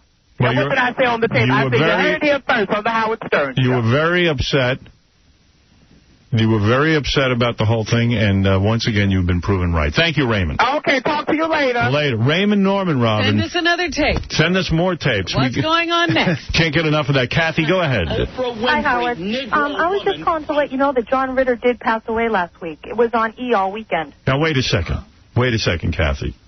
John Ritter died? Somebody better turn on the TV. They were interviewing Joyce DeWitt and Suzanne Summers. And You're telling me JohnRitter's dead? Yeah, tell Gary to... Now, what about Johnny Cash? Is he okay? I don't know anything about him. So but he's ask fine. Gary to look... Not the John Ritter, not the guy from Three's Company. Three's Company. Get out of here. Ask Gary to look now, where do you hear about these things? How do you know this and no one else does? It was on E! all weekend. If Booker calls in, ask him. Now, are you referring to Tex Ritter, his father, or John Ritter? No, John. And you're not spreading a rumor? No, he died actually on the set of his show. Get out of here. Somebody check that for That's us. impossible. Please check it out. I'm telling you, it's the truth. 8 Simple Rules, that show. What happened with the World Trade Center? No, he died of an undetectable heart condition. Yeah, but somebody said the World Trade Center is not there anymore. Yes. I'm just letting you know, Howard. All right. I love you. How would you know and I don't know any of this? I can't believe that you guys don't know that. It was on the news all Next thing you're going to tell me is Charles Bronson died. It's been on the news all weekend, Howard. How's Charles Bronson? He's okay, though, right? No, I don't know. I see. Are you an insider? Do you know the Ritter family? No. Yeah, maybe she got inside She must have inside information. Howard, hasn't hit the I'm news just letting you know. You better not be lying because you could be sued. I know. I'm just letting you know. Please, if Booker calls in, it was on E all weekend. Really? But he was a young man. How could he die? Well, it was an undetectable heart condition. Henry Winkler was on. They were interviewing him. Henry's dead, too? No. Henry Winkler died? Fonzie? No. I didn't know he died. Well, have Gary check it out. You're saying the guy from Three's Company is dead and you're the only one who knows it? Because no one else has reported I can't believe you guys don't know. I'm shocked. We don't know. I mean, how would we find that out? We usually know everything. How could we not know? How did this elude us? Thank God for you. Make a simple phone call. Thank God you called in, because I would never have known. Well, you're going to know soon. I'm sure somebody will check it out. Let me see. Mike, let me just get confirmation. Hello? Yes. Is she still there? Yes. Oh, great. Did you hear that also Jimi Hendrix, Elvis, and Janis Joplin died too? No, they didn't. I swear to you, it's confirmed. I read it in a book. Let me ask Jackie the Joke Man if this is true. Jackie, is that true? It's news to me. All right. Well, ma'am, thank you. Listen, they even had, what's that woman? They were interviewing a whole bunch of people on E. It's not right. I'm not making it up, Howard. Check it out. So you're saying John Ritter is dead? Yes. Is this Captain Jenks with his female voice? I don't know how you would know that, and I can't imagine we don't. I mean, I can't believe that you guys haven't. I'm going to go look. I'll go look in the newspaper. Thank you. All right. Yes, John Ritter's dead and Howard Stern's ballsack. What a moron. What's going on with people? I mean, Jesus. No wonder we can't solve the problems of the world. Speaking of John Ritter, you know, and I hope this doesn't come out the wrong way, was what I was trying to say. But, you know, Three's Company was a nice show. Are you going to say just what I was thinking? I'm just going to say what everyone's thinking. People are carrying on. I mean, it's sad, and I'm sad for his family, and I bet you he was a really nice guy and all that kind of stuff, but who even knows if he was a nice guy? We don't know anything. He seemed like a nice guy. Yeah, because we saw him on Three's Company. He was a fun guy to watch when he went to that bar, the Legal Beagle, or whatever the hell it was. The Eagle Beagle. Regal Beagle. The Regal Beagle. Whatever. You know, but in real life, he could have been the biggest scumbag on the planet. Who knows? Somewhere, somebody knows. Somebody didn't like him, yeah, I'm sure. I don't know. But listen, I hate to say this. People are getting a little too carried away. This weekend, I was shocked to turn on the morning shows on the weekend, and they were having whole tributes to John Ritter. And, you know, they're talking about now, in retrospect, what a brilliant career, you know. They interviewed, the girl was actually right, they interviewed everyone who ever stood in a room with him. The guy was in a lot of bad shows. I mean, he did Three's Company, great. And then in between, he did, like, remember Hooperman? A couple of different shows that didn't work, yeah. Hooperman, I remember. Where'd you pull that out? I don't know. I remember Hooperman. It was the hearing guy in a minute. And then there was another one. There was another one, too. Bunch of movies. And he lucked up into 8 Rules to Date My Daughter. Yeah. And finally it was working. Chris, what's up? Hey, Howard. Yes. Friday morning, all the New York stations were covering it. Fox, everybody. What? John Ritter died, and so did Johnny Cash. No, he did. Johnny Cash died? Now you're telling us the 2 of them are dead? Get out of here. Friday morning. Now you're pulling my leg. I swear to God. Oh, come on. I'll bet you $100, $1,000. Shame on you. Yeah, that's a terrible thing to bet on, sir. This is obviously an organized I'm not lying. How did you guys miss it on the Fox channels Friday morning? Wow. I swear, don't you have a staff that's looking this up? No, our staff got fired. We still haven't heard. Wait, you're claiming not only is John Ritter dead, but that Johnny Cash died. I saw Johnny Cash on 60 Minutes this weekend. Yeah, they interviewed him. He was on with that other guy with the great Harry Reasoner. I don't know. $1,000, Howard.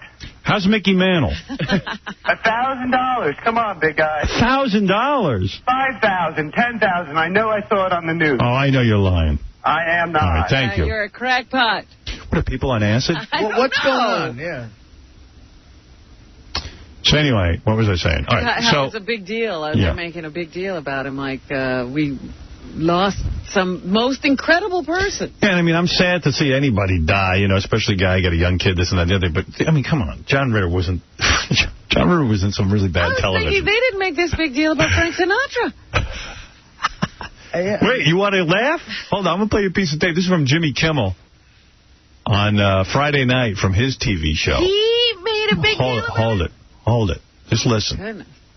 And finally, we lost two great entertainers last night. Johnny Cash, who was not only a great singer and songwriter, but he was a big, sad, funny, tough guy all at once. And there's not a lot of people you can say it about.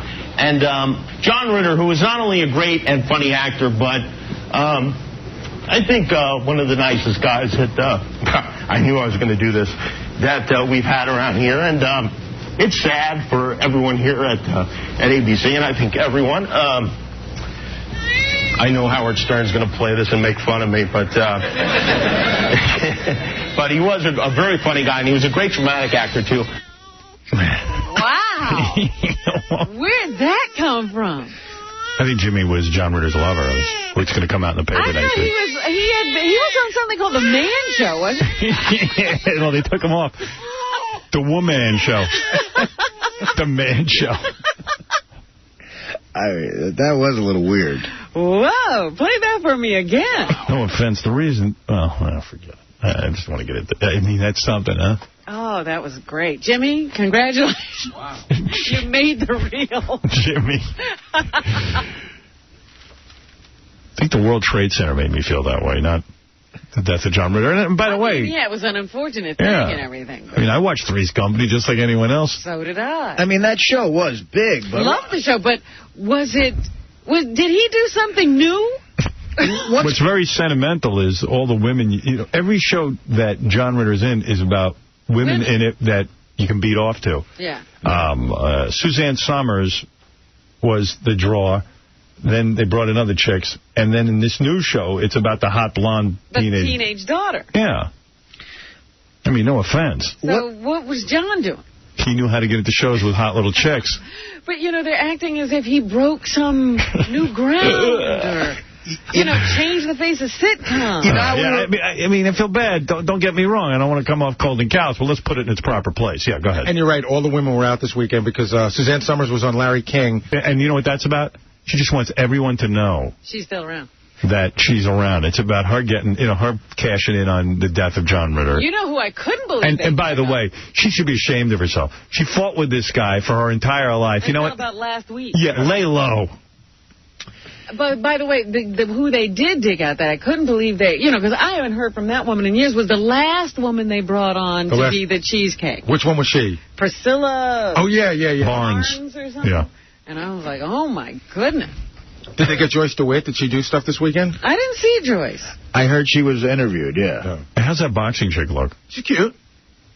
Well, I mean, from her resume here, it sounds like every guy in the world's trying to bang her. That's a good resume. Yeah. Hold it, there's a woman on the phone that says Johnny Cash is dead. Maxine, go ahead. Hey, how you doing? Hey.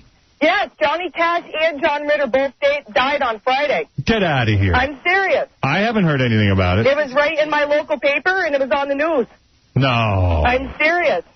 On the same day, 2 Johns. Look, there's how many people here, and how we would have known. You know what, Maxine? If this is true, you should really be working for me. I don't know what you do for a living. I don't do anything, actually. I'm disabled. I got to tell you something. You're disabled, and you know. Yeah. Let me tell you something. You are on top of your game. It's really weird because I was just laying in bed listening to the news before I got up, and they had both names. Would you be willing to meet with me about working for me and becoming one of my producers? Sure. We need you. All right. What are you doing today? Nothing, actually, but I live way up in upstate New York. All right. How about tomorrow? Can you meet me at the World Trade Center? Sure. It's my offices are on the top floor. Okay. All right. Very top floor, right? The top of the World Trade Center. At least 107 and up? Yeah, I'm at the top of the World Trade Center. Okay. Do you know where it is? Yes, I do. All right. What time can you be there? Boy, it'd take me 6 hours to drive there from here. I thought you were going to tell me that the World Trade Center is gone. I was going to laugh. No, but I couldn't believe that you guys were saying this morning that you didn't... All right, get off my phone. Imagine that. You better get out of that chair and walk around. I'll meet you at the Berlin Wall. Of course we know that they're... What is going on here? Anyway. That's crazy that there were 5 callers. So far, there are going to be more. We know we got a problem. This country's in trouble. Let me see this broad. Bring her in here. I'll interview her real quick. This is Amy Hayes. She was supposed to... You know what? I don't even know... What boxer was supposed to be here? A boxer named James Toney. Yeah, he's good. Yeah, I've heard that name before. Was supposed to come in with Amy Hayes. Amy Hayes is a hot ring announcer. And... She's like Michael Buffer. Let's get... But a female Michael Buffer. Oh, yeah, hi, chick. You look good. You got the right outfit on, I'll tell you that, baby. I can see why guys hit on you. Look at that outfit. Jeez. Where did you get a pair of pants like that? Artie, I want you in that outfit. That looks like a dominatrix outfit.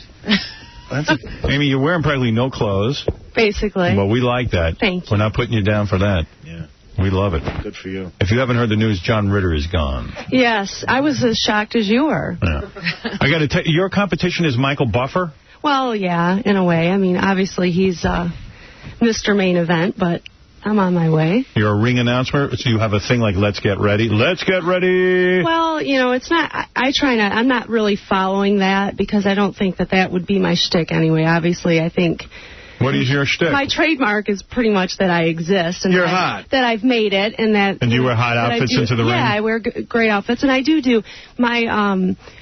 when we do the main event, I normally say it's time to separate the men from the boys. That's I see. That's your phrase. It's time to separate the men from the boys. I haven't heard that since Little League. Ready. We had a guy that was actually offended by that. Not a fighter, but somebody says, I'm offended when she says that. So he must feel like a boy. I don't know. Yeah. How do you get to be a ring announcer? Because someone's idea was, hey, let's put a hot chick in there? No, actually, it was my idea. I was born and raised in the Detroit area, and that was how I was exposed to the fight game. By the way, you're not wearing enough perfume. Can you smell it? Oh, my God, I smell you from over here. It's all my vanilla lotion. And honey, you are doused. Is it bad? No, it's not offensive, but I imagine if I was like getting close to you, getting down with you, it would be pretty intense. Or, you know what it probably is? It's a hairspray and stuff, too. Is that what it is? Yeah, because I just got ready and everything's kind of fresh still, so. Too much perfume drowns out Benji, so we don't like it back here. Oh, well, I won't do that ever. Your trademark should be, I bang John Stamos. You bang John? It was a long time ago. Do you think John would remember banging you? I don't think so, but you never know. One-nighter? Yeah. Would you meet him in a bar or something? Yeah, well... Was it a one-night stand? Yeah, we were... It was before his wife, right? Yeah, and before, obviously, it was literally 9 years ago, about that time. I traveled with a hot rod show called World of Wheels and Autorama, and I worked for the show, and he was there doing an appearance. Wow. And we just, we started talking. He was a nice person. It was fun. It was just... Is he the hottest guy you ever banged? No, actually, my current boyfriend is the hottest guy ever. He's hotter than John? He really is. He's beautiful. What does he do? He's in sales and consulting for Medtronic. It's the people who make the pacemakers and defibrillators. Well, that's a waste. Yeah. So no, he's hot. He should be on an AT&T commercial. He should be doing He should be. He's 3, 2, 1 as good looking, if not better, than John Stamos. And he's like 6'5". He's taller. What are you saying, John Short? Yeah. Well, he's shorter, John's and I like a bigger guy. John's shorter than Rebecca. Do you think John? He is. Do you think John could spell defibrillator? So wait a second.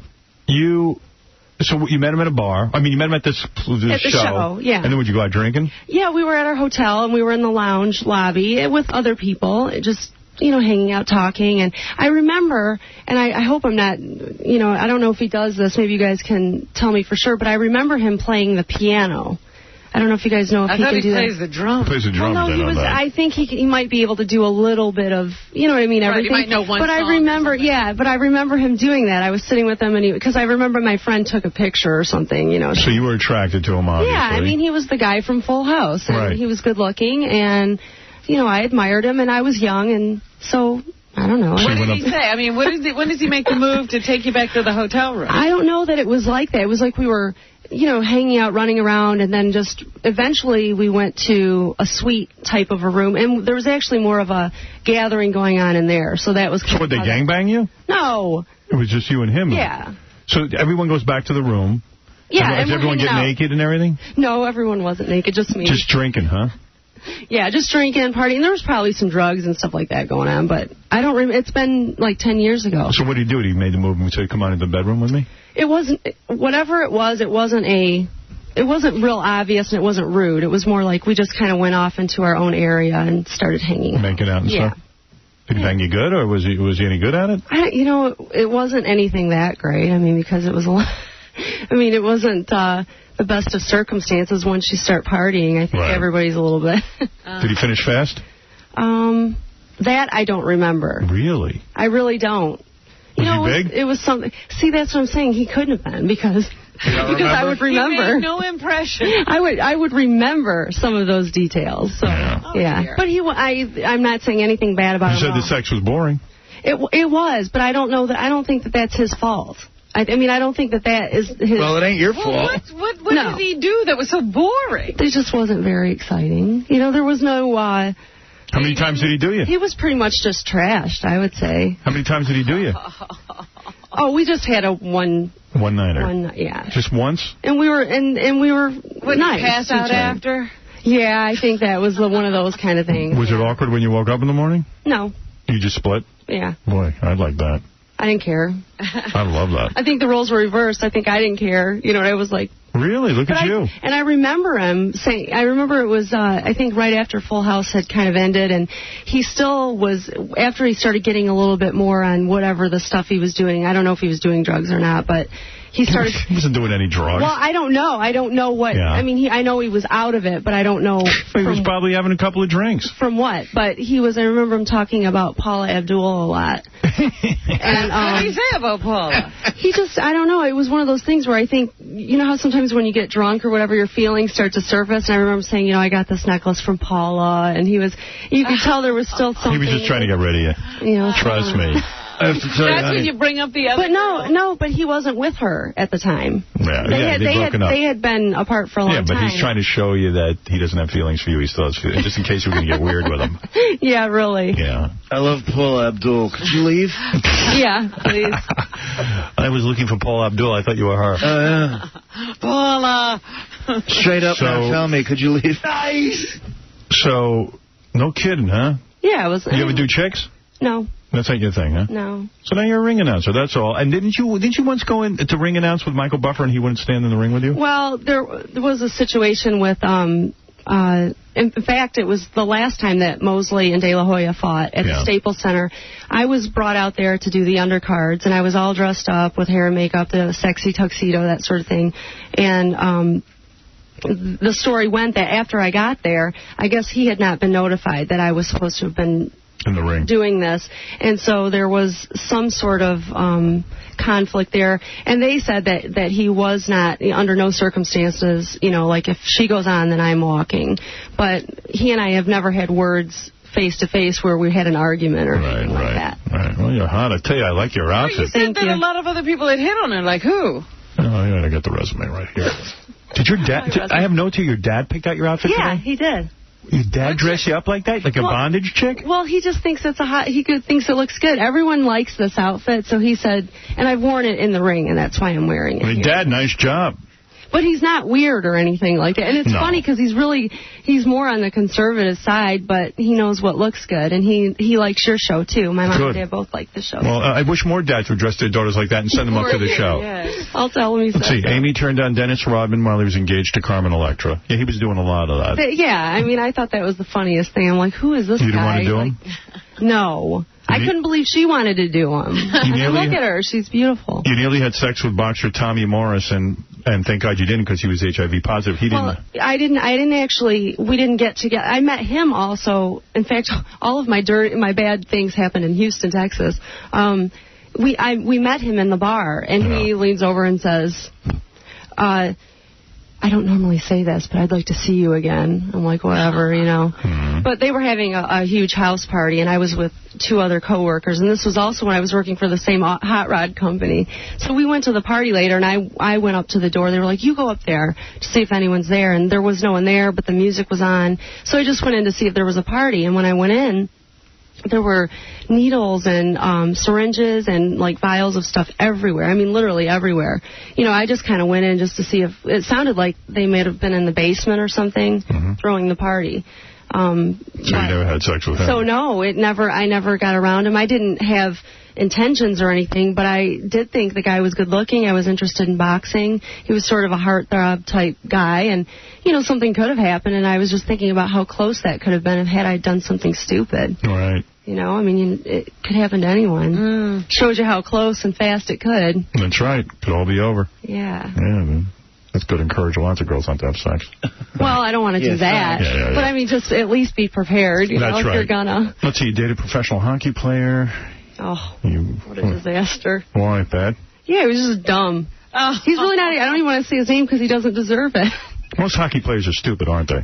I don't know. I mean, it's not a put down. It's just, you know, they don't concentrate on being smart. They concentrate on hitting a puck. He was go to college. They're not even headed that. They don't have to because they do the junior hockey thing, particularly if they're from Canada. So it's all hockey with them. You appeared nude in Playboy? Yes. Oh, so you got no problem being naked. No, I last year I did a pictorial as a female ring announcer, you know, as basically the most successful female announcer that's ever done the boxing thing. Yeah.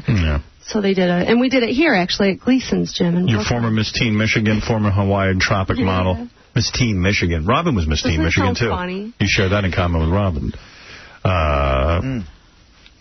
29 years old. Once brought home a black guy to your family and they freaked out. You banged the black guy? No, that was when I was telling him when I was in high school. I had he was really more of my friend than my boyfriend. But I was in like 9th grade, and I just remember, and my parents are not racist whatsoever. I think it was just it was not. My dad didn't say anything. You know, we grew up in the Detroit area, and they both worked for General Motors, so they had, you know, they're very comfortable. Your breasts real? Well, genuine. Oh, they're fake? Yeah. Because you didn't make them too big. They're nice. Thank you. Hey, you look good. That's good. All right, so what is this boxing match? I'll give you a plug real quick because I don't know what's going on. The guy never showed up. Amy Hayes will be the ring announcer for the James Toney Evander Holyfield fight. Yeah, it's October 4th at Mandalay Bay in Las Vegas on pay-per-view. And you'll be the ring announcer. I'll actually be doing the undercards because there's another Jimmy Lennon Jr. will be doing the he's, you know, has a contractual obligation for certain, you know, we all have different. So I'll be there working, doing my job, but he'll also be there doing... It's very complicated. It is. I know, this whole announcer thing has gotten so big. It's unbelievable that people have contracts. Yes, John. Yeah, I just want to say I was at a World of Wheels, too, and I also did John Stamos, and it really was nothing memorable. He was boring with you, too? Yeah, he didn't want to wear rubber. Mike, you're on the air.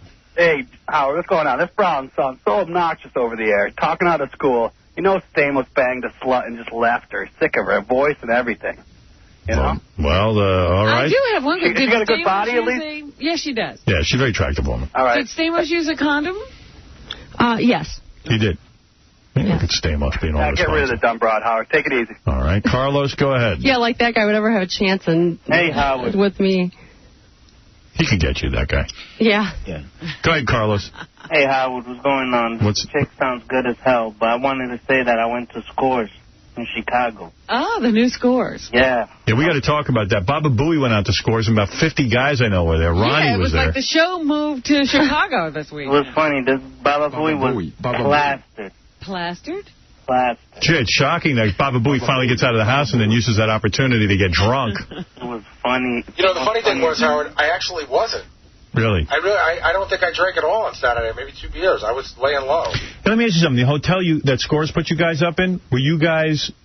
Oh, he left. Were you guys in the hotel with the strippers? Yes. Not you. Yes. Yeah, were you in the hotel with the strippers? Yeah. In fact, it was funny because... And no shenanigans went on. No, really. I swear to God, Howard, I swear to God. Maybe not with you, with but... nobody. No, I don't think anything went on. I swear to God. Because you know what? The girls worked till, they would work until 6 in the morning. I mean, I was, asleep by 3 or 3:30. Mm-hmm. But when you went down at night, there was a restaurant attached there. When you went down there every night, Lonnie and 20 guys and girls were all having dinner all the time. Jerry, can we talk about that Erica's a stripper? Yeah, I guess so. Sure. Erica, the gymnast, is a stripper for Scores now in Chicago. Wait a minute, the girl who came in here? Got breast implants. She's unrecognizable, I'll tell you that. She got the implants, and I didn't know she was Erica when she was dancing for me. She kept showing me how they go in different directions, and she wants to come back on and have them fixed. I didn't even know who she was, because her hair's like bleach blonde now, at short, and she just was almost like ADD. She was all over the place with her discussions and stuff. She give you a lap dance? Yeah. I would have liked that. One, no, you know what? One, and I was like, I actually asked them to keep her away from me. She was like from Mars. Really? I didn't know what she was talking about. Amy, you ever strip? No, I haven't. You were never a stripper? Uh-uh. Well, you could make big bucks being a stripper. You think so? Yeah, you should. You Sure. could be a featured dancer. Oh, my God. Oh, yeah, honey. Yeah, you could. A couple of lessons from Lonnie will turn you out real good. Hey, Aim, any chance of us seeing your cans? No. No? Well, I've done nude modeling, so... Yeah, what's the big deal? I feel like, I don't know. Come on. What are you uptight about? Because my dad will kill me, that's why. He picked out the outfit. He had you yeah, dressed. but he will be mad at me if I Why? He knows you're in Playboy. Was he made a Playboy? Yeah. All you got to do is slide your top down. We'll see your Well, no, boob. they don't. He doesn't love the fact that all of that stuff. I mean, he doesn't love it, but... See, here's a funny thing. If you do it in here, only the 5 of us are going to see it. Right. It won't end up on TV. Sure it will. Well, but it won't end up on TV. Like, you won't see her breasts. He tells the truth. No, it'll be... Right. It'll be covered. No, he'll just... I'll put it on the uncensored DVD, though. Help me out. See, that's not what'll happen to me. So what? Everyone's seen your breasts in Playboy. What's the big deal? Real quick flash. Come on. Did your father see your Playboy layout? Yeah, he did. What do you think of that? You were showing your beaver, right, in that? Yeah, but it wasn't explicit or anything. I mean... Yeah, but hey, so it's how explicit it is if we see your boobs. He's seen my pictures. He doesn't sit there and stare at them or anything like that, but... Everybody's all uptight. They go on Playboy and they show their boobs. No. I get, you know, and their beaver. And I think it's just... I think people just feel... more uncomfortable when they're live in front. See, that's the difference between taking a picture and stripping, because you really are live in front of an audience. We a little more intimidating. We know the difference. I got to get us all, like, if we were holding cameras, would it be different? Yeah, why don't you just get a camera and take a picture of Yeah, it? have a photo session. Adam, you're on the air. Hey, a couple of things. This broad on right now is trying. She got her heart broken by a hockey player, and now she's calling him dumb. She can't be doing that. Second thing that I called him before, about the hockey players, we basically all shave it clean, so he'll be fine if he goes up to Canada. All right, thank you. What is it that people, just because most people who have dated somebody have some kind of bad memory of them if it didn't go right. Just show us your boobs. So it has nothing to do with, it has nothing to do with. We just want to see your boobs. How about a quick shot Yeah, so why are these guys bitching, calling on the radio and saying silly... They'll like you better if you show us your boobs. Yeah, guys like girls who don't talk and just show their boobs. Right. I'm telling you, that's where it's at. You're very uptight. All right, Amy will be at the ring announcer for the James Tony Evander for the Holyfield title. I don't know who James Tony is. I know Evander Holyfield. He's a name fighter. All right. Yeah. This is a big deal, this fight. It's a big deal. It is a big deal. James is moving up to a heavyweight. You're a big boxing fan? You actually know something about it? You're not just I'm not an expert, but I'm a fan. Yes. All right, good. All right. Okay, Amy, nice to meet you. We're going to take a little break. We'll come back. We got a ton of stuff to do. In fact, we're going to give away a date, quote-unquote, with Tabitha Stevens. Is that happening today? I was wondering what had happened today. You didn't mention it at the end of it. One guy's going to come in and eat dog duty. Oh, stop it. Another guy's going to eat a McGriddle from High Pitch Eric's butt. And Aaron will be squirted with a water gun full of urine. Oh, and then what do? We say... And then you'll evaluate. We'll take a vote, and we'll decide who gets to win the date. And Tabitha has to leave with these people? She's gonna do one. I mean, have a date with one of them. Thank God Tabitha showed up. We could see some skin. Yeah, Tabitha will be naked. Yeah, she gets naked. She's not all uptight like Amy. Uptight would That's not terrible. I'm just getting totally screamed at by the listeners and by Howard. Well, no, I mean... That's the way it goes. You're nice and everything, but, I mean, you know. But what? But we're horny guys. We need to see naked. No, I understand. Hey, I'm happy. I know. I'm grateful, thanks. You getting married? Yeah. All right. Not soon, but... Yeah, that sucks, too. No one wants to hear that. To that good-looking... He is good-looking. Yeah, great. He is. Good. All right. Hey, listen, nice meeting you, Amy. We're going to take a break. Thanks. We'll be back right after these words.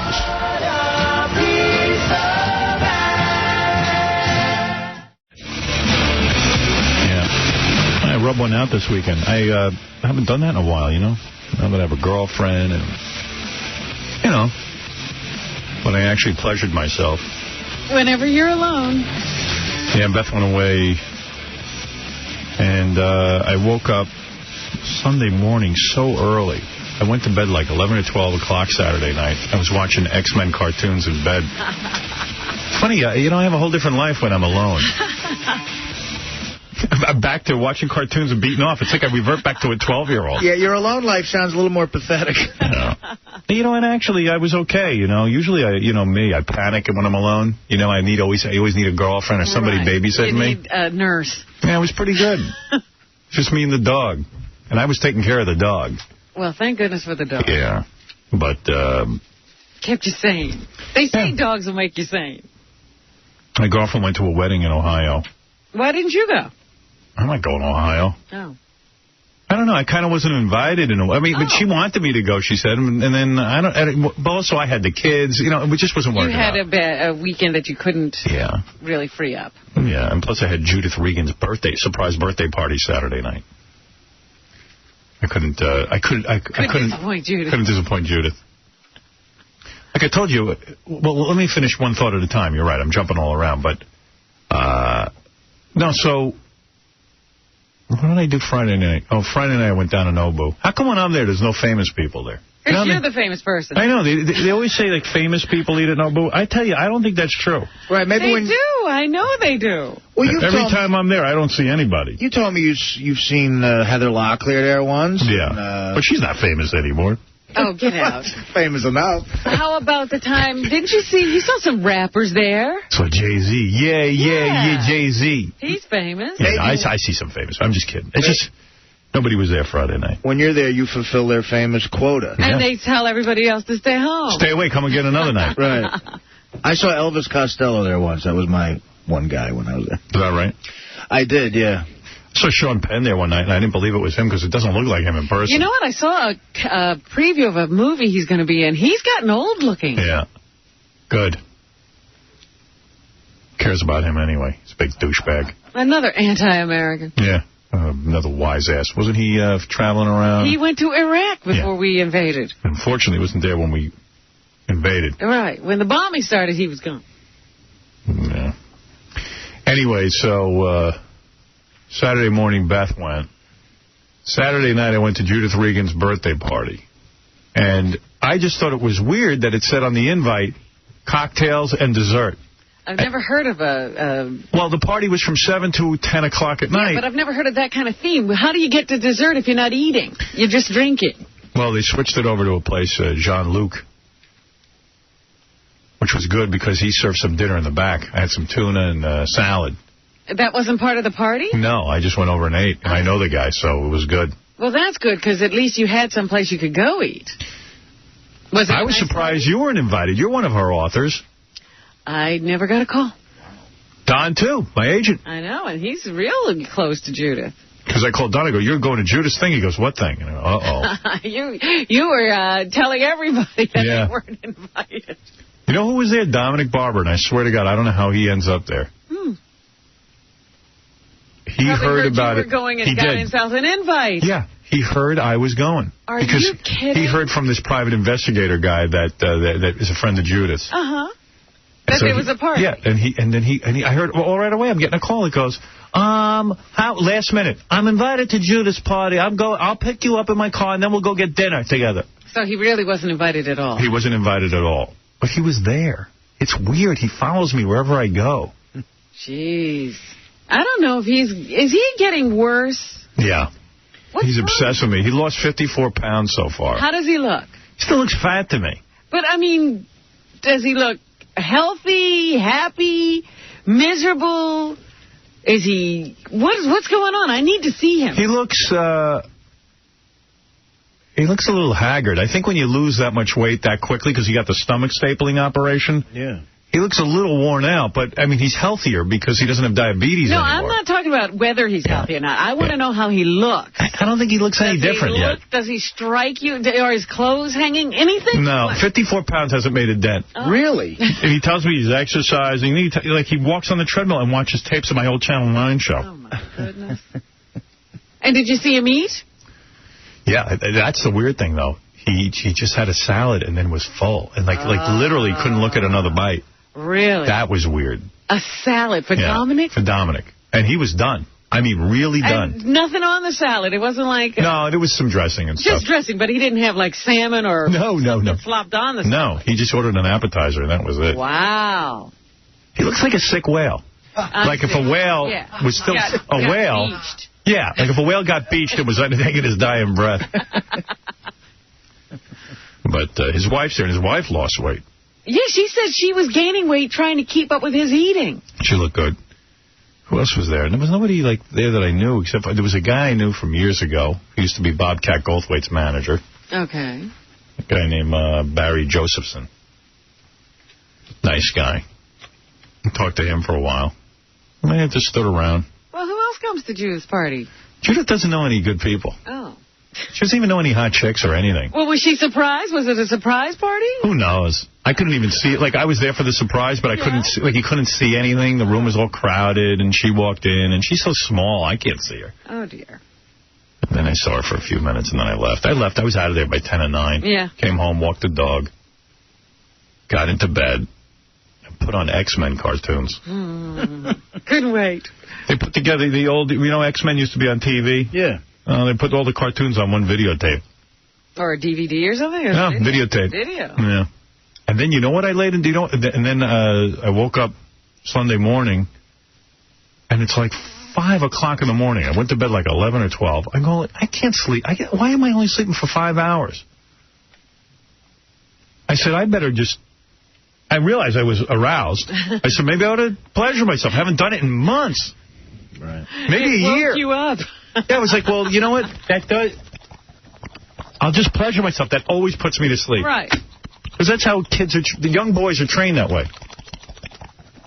You pleasure yourself right before you go to bed real quick like a jackrabbit, so you don't get caught by your parents. And do you think that's why men pass out after sex? Yeah. It's so great. It relaxes you, but also we're so...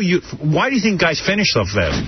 We spend our whole lives doing it silently in our bedrooms so our parents don't catch us real quick and in weird places. Sex is only exciting to us if we think our parents are watching. Right. There's got to be somebody right outside the door. It's just very weird how we're trained to be deviants. Like we're ashamed and embarrassed and we got to whack it real quick. Yeah, what we're doing is shameful. And you know why? I know I don't make any noise when I have sex because I'm so used to trying to do it quietly. I see. And even I was alone, and I realized I'm pleasuring myself, and I have the blanket over my body, and You're I go... still hiding. I'm hiding, and I go, you know what? I'm alone right now. I don't have to hide. There's nobody here. There's no one here. Go nuts. So the dog wasn't in the No, of course not. I would never do that in front of my dog. That's too creepy. Then I took the blankets, and I whipped them off defiantly, pulled my pants down. I said, I'm going to pleasure myself. Be free. Yeah, I'm free. I'm going to eat you. So I keep a box of tissues and for just such an occasion. Did you use anything? No, I don't need anything. I just closed my eyes and thought about sex. Really? I thought about sex. I mean, it took me 2 seconds, which is embarrassing at my age. What do you mean you thought about sex? I thought about chicks I've banged. And oh, you did go through your little catalog.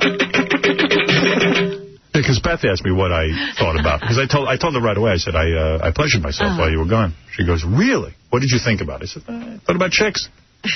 Did you think about me? I said, of course. You were there. But girls, let me let you in on a secret. They never think about you.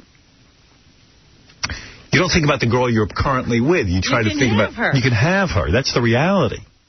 You think about girls that you haven't been with in a while. Or ever. Ever. Some people can actually go that way. That's true, too. I could go both ways. Now, let me ask you something, because this is, you have a whole new crop of girls you used to have been with. Yeah. Do you go back, old school, or do you go new school? New school. All the old ones are out the window. Yeah, the Rolodex got a little better. Yeah. Oh, yeah. All right. That's all changed. I just wondered. What is it, Dominic? How could you say that? What? I look like a small beached whale. No, what you look like is you look ill, like a little bit. Is he moving better? Does he walk? Yeah, he walks better, but he looks the same, really. It shows you he should have had that operation because 54 pounds isn't making a dent in it. Howard, people came over to me all night and said how gorgeous I look. Hey, Dominic, no offense, and I don't want to burst your bubble. You're not there yet. No, that I agree. I have another 45 to go. I would say you have another 80 to go. Oh, you're so jealous. I'm not jealous. I'm just telling you. Now that I'm handsome again, why are you jealous of that? I just pray you weren't thinking of me when you were doing what you were doing at night. Did you eat anything after your salad? Yes, I went to the feast. I walked back and forth. and I had some celery. Is that true? Yeah. Isn't that crazy? Yeah, I'm not hungry. Yeah, I'm telling you, he ate a salad and then he was done. Amazing. At the feast? You talking about the St. Gennaro's feast? I ate nothing. I walked back and forth. Leslie had nothing either. Look how thin Leslie looked. By the way, she looks your good. operation worked for her, too. By the way, you were not originally invited to Judah's party. You heard I was going. No, that's not true. I didn't even know you were going. I didn't call you. You're a liar. You called me up and invited me to come in your car with you. No, that's only if Beth called Leslie and said, see if you want to go with Howard. Oh, I knew it. I knew someone told him I was going somewhere. I was invited well before. No. I'm going to call Judith. I'm going to find out if you're lying. I would make it up. Absolutely was invited to have an invitation. What do you think? I'd follow you around? You decided to go because I was going. No, I was going. I okay. respect All right, goodbye. He's lying. He's stalking me. I got to get to see him. Oh, you got to see him. He's still fat. 54 pounds hasn't made a dent in him. That's got to make a difference. He just looks a little sick. Like a beached whale. Sick whale. Like a sick whale. Like, oh. Yeah, somebody better drag him out to sea pretty soon. Yeah, don't they throw those whales back into the ocean? Sometimes. That's how you make them better. I swear I should file a restraining order against him. He can't come within how many feet? All right, I played you Jimmy Kimmel freaking out about John Ritter. John Ritter. I'm sorry that John Ritter's dead, but what is Jimmy carrying on about? I'm sorry John Ritter's dead, too, but let's be honest. The people are behaving like John Ritter was Othello. You know, was a guy in Othello. One of the greatest sitcom people we had. I'm missing all of it. I mean, I enjoy Three's Company. I'm not saying I wasn't. But you hit the nail on the head. Without the girls, you don't see John Ritter. Same with his other TV. show.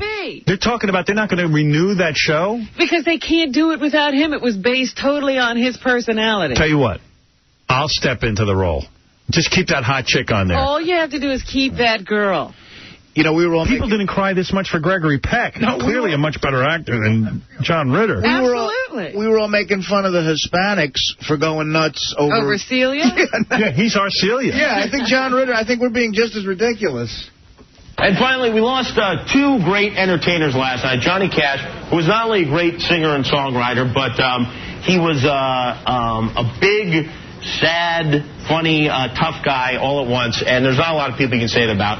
And John Ritter, who was not only a great and funny actor, but I think one of the nicest guys that I knew I was going to do this, that we've had around here. And it's sad for everyone here at ABC, and I think everyone.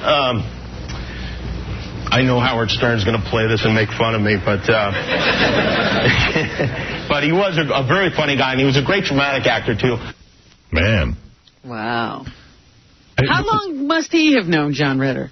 I don't know, but 10 minutes? Letterman cried on the air about September 11th. September 11th. I kind of get that. Yeah, I mean, that was a real major tragedy. That I understand. Let's go. Is Jimmy having a nervous breakdown? Something's wrong. We got to have him on the show. We'll talk about John Ritter, see if we can make him cry. Because, did he know him at all? Yeah, what was the relationship? He's ever really met Someone said, what was the relationship between Jimmy and John Ritter? And I started doing, oral... Right. They were calling cowboys. Or something. I mean, you would think they were lovers. Well, Henry Winkler was a good... I saw a lot of his good friends on TV. They weren't blubbering. They were able to. They were like, hey, guy had a couple of good shows. Pam Anderson was on Leno. I think she's implying that she is single now. Nobody can tell. I know. Well, and certainly Jay doesn't know how to ask someone any direct questions. So you can find out what's going on. Pam is a bad interview with Jay Leno. She's great on this show. Yeah, but I keep reading that she either is Kid Rock's girlfriend or... I don't know what to think. How's your love life? Things are good? Things are good. Yeah. That could be up there in one of those, idiot things, too. Yeah? Yeah. Not good at picking? Not good. No, I'm not good at that. Hopefully that's just going to catch up with me one day and work out. Yeah. Not good. Not lucky at love. No, not yet. But not for lack of trying. I have 2 kids. I don't have time. You don't have time? I don't have time. She doesn't have time. She has 2 kids. Well, she's been with guys while she's had these 2 kids. No, busy. School, soccer, everything. It's crazy. Well, see, the last time you told me you and Kid Rock had split up, and then I read, the next day you guys were, hanging out together. Where, in the Inquirer? believe it was in Barron's, the stock. Yes, exactly. Financial Times. Financial Times, yes, I believe. There was a little column there, and it said, by the way, Pamela seen... Well, we're friends. We're good friends. You guys are good friends. We're good friends. That's never a good I'm going to have him on my radio show. I have a radio show. I have my own radio show. It starts on Friday, Sirius Radio. And I'm doing that from my home. Sirius Radio. Don't even know what she's talking about. Pam Anderson, perfect for radio. Yeah. Exactly. That's where you want her. Yeah. Because Pam is really kind of annoying. Oh. You know what I mean? She doesn't answer any questions. She doesn't talk about anything. Pam Anderson on TV is a home run. Yeah. Pam Anderson. Because you don't even hear that she's not saying anything. I'm not tuning in. Yeah, Dougie. What's up? Hey, Howard, how you doing? It's Dougie. Hey, Dougie. Listen, I just wanted to tell you, I think the reason why a lot of people are upset about John Ritter is I met John Ritter once, no lie. Nobody was around him, and he was one of the nicest guys that you would ever meet. I gave him a compliment. Yeah, but why are people making a big deal about that? You should be a nice guy. Why wouldn't he be a nice guy? Everyone's so shocked because someone in show business is supposed to be a nice guy. Everyone should be a nice guy. But a lot of people aren't. A lot of people, it goes to their head. They think that they're better than other people.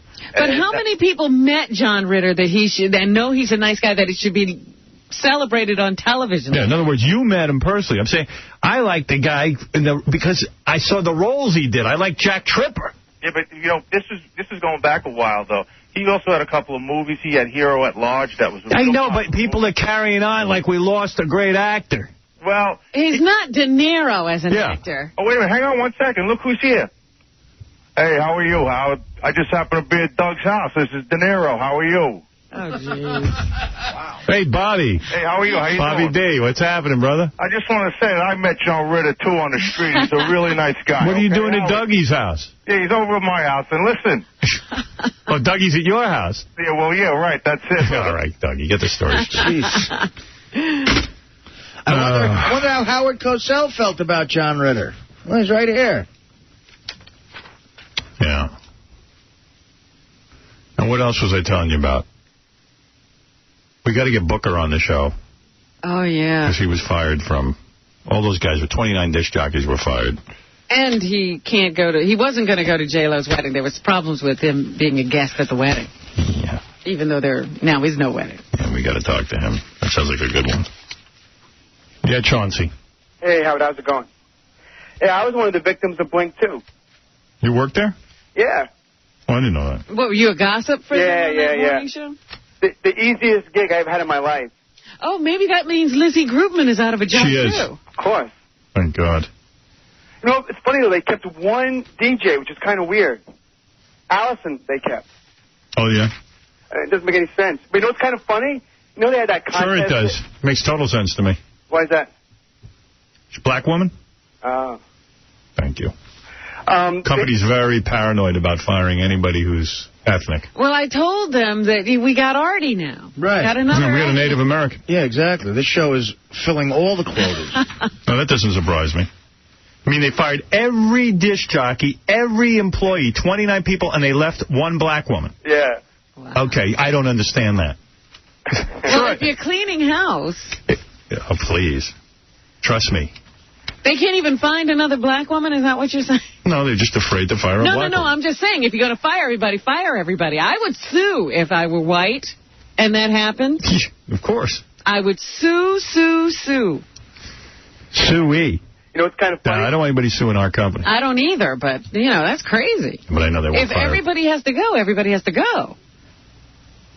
You know, Howard, they had a contest there where they were looking for a DJ, like someone who had no experience. So they had like 5,000 people apply.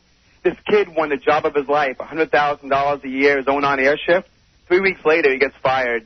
Yeah. Hey, welcome to the business. Well, that's the reality of radio. But that's another reason people get angry about affirmative action, because it does, things like that occur, and it really pisses me off. Okay. Let me see what else. Yeah, it's just not surprising to me.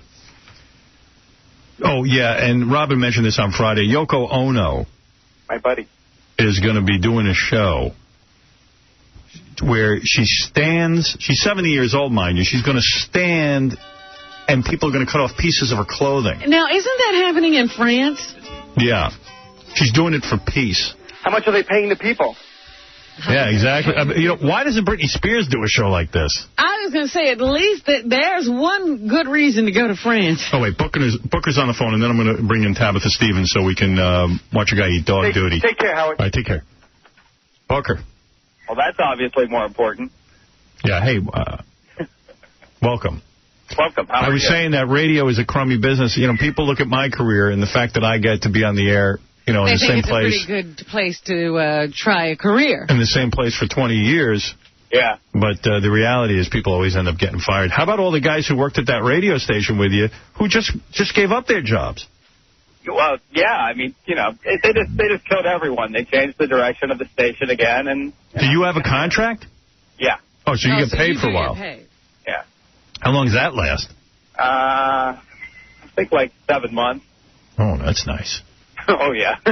I told you not to keep fixing that kitchen in your apartment. I know, that's right. Well, at least he doesn't have to work with his girlfriend anymore. That had to be killing him. Oh, yeah. I mean, that's awful. He's right next to me. Be careful. No, I know. I'm not saying anything bad. Okay. Hey, do me a favor. Yeah. But before we talk about the radio station. Right. What about, because I want to hear everything, how you got fired and how they told everyone. I love. When did you get the news? And you didn't get to say goodbye to your audience, right? There was no audience. What audience? So, maybe I should ask Linda this, but why does Linda's mom hate you so much? I was unaware that she hated me. She does. She does. And Linda doesn't tell you that she has to lobby for you to be the marriage. I just found out that Lupe hates me. Your mom hates me. Where are you getting this from? From me. Oh, from you? I hate you. This is Guadalupe, Booger. I hate you. Here. Jen has been fighting with her sister Linda about the fact, here, I'll read it to you verbatim. Over Linda's boyfriend, Chris Booker, her co-host on New York City's Blink Morning Radio Show. One source tells the star Jennifer's mom, Guadalupe, 57, can't stand Chris and doesn't even want him at the wedding, forcing Jennifer to play mediator for La Familia Lopez. Well, that is 100% absolutely true. No, I don't know. Where do you get this from? From the Globe.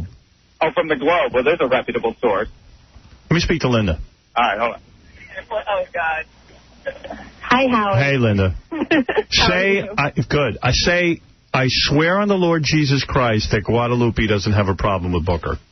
She doesn't. You know Say she it. likes him better than me. Then say, I swear on the Lord Jesus Christ. I swear on the Lord Jesus Christ, my Savior, my mother will kill me. She loves him. Are you kidding? It says in the Globe that she did not want Booker. Did you just start that sentence with, it says in the Globe? Yes. All right, but sometimes there's a germ of truth in that stuff. Yeah. Hi, Robin. Hello. Linda, this is your mother. I hate Booger. So you're telling me that's completely false? It's completely false. She tells me all the time, like, how lucky I am to have him. She's a huge fan. How are you so normal and your sister's not? I don't understand it. How are you so delightful and wonderful? I'm normal compared to, like, who? You are normal. I mean, you're such a nice person. Aw, you're nice because you're nice to me. And you're better looking than your sister. I got news for you. You are. Bottom line. They're both beautiful. Can't they both be beautiful? My daughter met Linda and said that's the most beautiful girl that I've ever seen. Really? Yeah. Linda. Aw, that's the nicest compliment. So not true, whatever. Whatever. Well, for her. What are you doing right now? You in bed with Booger? No, actually, we're driving back to the city. Oh, yeah. We actually both have to work our other jobs today, so Thank God. normal time. Are you glad you got fired, or are you secretly happy you got fired? I'm a little happy to be sleeping in, I'm not going to lie. Right. I got to tell you something. I thought the papers, they pinned the end of the station on Booger and Linda because they're the most identifiable people. But that's really unfair. I mean, it was put together by a bunch of TV executives. And they were hired. Yeah. Yeah. To carry out this thing. It was not the most well-executed thing. That's another thing to be a relief to not be a part of. But. By the way, thank God your sister's not getting married. What a disaster that would have been. Third marriage. What makes you Wait a minute. that? What makes you think that? I'll tell you what. She really has to spend time with a man. I mean, based on her track record with men and marrying them and dumping them and the whole thing. She's got to spend a lot of time with a guy outside of the movie set and really have a real relationship like you're doing with Booker. I mean, you guys were actually getting to know each other. Well, but there's an investment. That's a whole other story. Come on. He's like a long-term. Please, you guys should have locked your sister up if she married this guy. And the same for him. It would have been a disaster. My job is to be supportive and to, No. We realize you can't say this to her. I'm telling you. You know I never talked to you about your sister, but I'm telling you right now. I want to know how she got the call that, forget the bridesmaid's dress and... Yeah, what'd you do? Have a good time this weekend. Did you have your whole dress and your whole everything ready? Yeah, I don't have to worry about the details when any of that stuff happens. Oh, so there would have just been a dress there waiting for you. Yeah. Oh, no kidding. Yeah, basically. I don't have to do anything except show up. I mean, J-Lo's got your size and everything. Yeah, we call her J-Lo, too, when we're sitting around at home talking about it. Do you now hate Ben? No, not at all. Will you ever talk to him again? Yeah, why not? Why wouldn't she? I mean, you're not going to be hanging around with him anymore. I didn't exactly hang around with him in the first place. But, Were you dumb was Booker? it Ben oh, come on. Was it Ben who broke the whole thing up? Yes.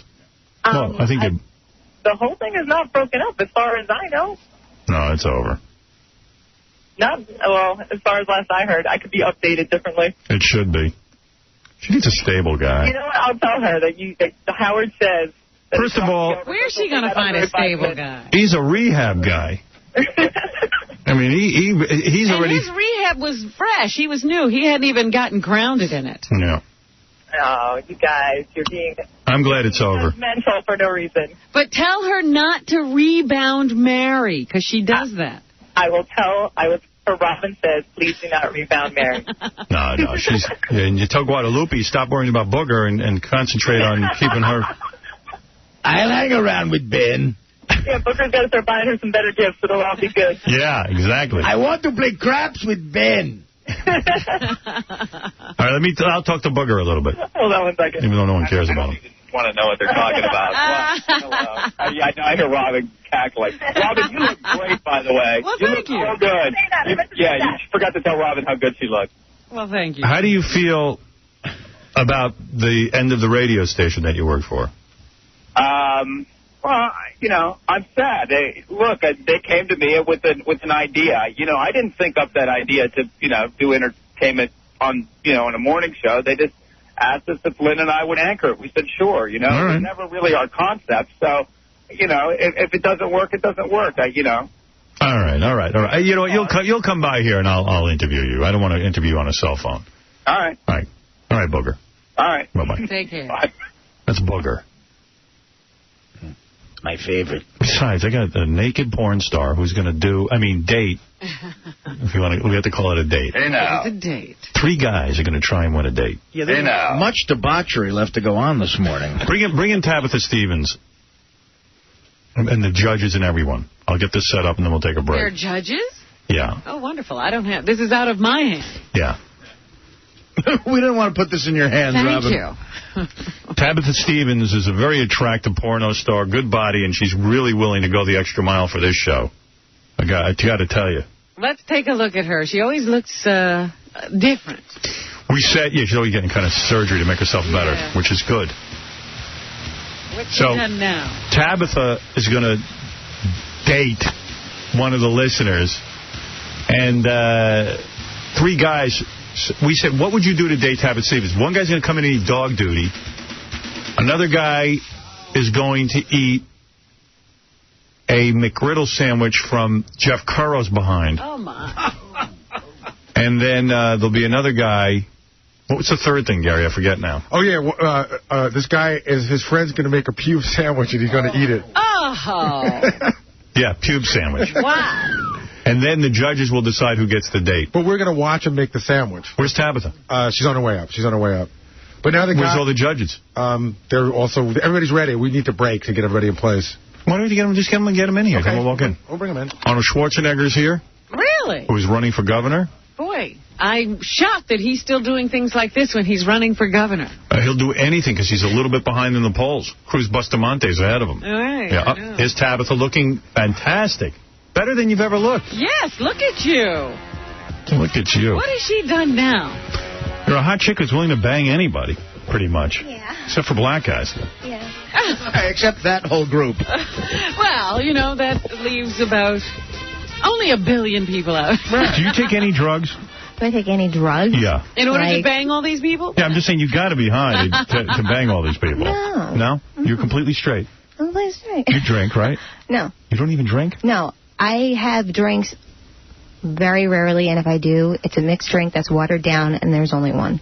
You might need to drink once you have to be with one of these guys. One guy who eats dog duty. Oh. We have 3 guys who are willing... Did you tell her how they're competing? Yeah, you didn't tell me that. We have 3 guys who are willing to do anything to get the date with you. One guy's willing... mean anything. One guy's willing to eat dog duty. Another guy's going to eat a pube sandwich. Oh. And another guy... is eating the McGriddle out of Jeff Curro's butt. Yeah, you know, I don't have to kiss these guys.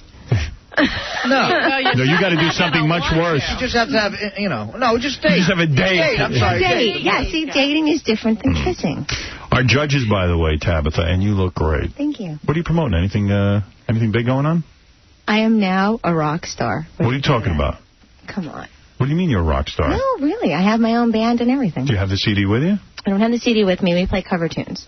Oh. Actually, we should Where are you challenge playing? We play at the Cat Club on Sunset.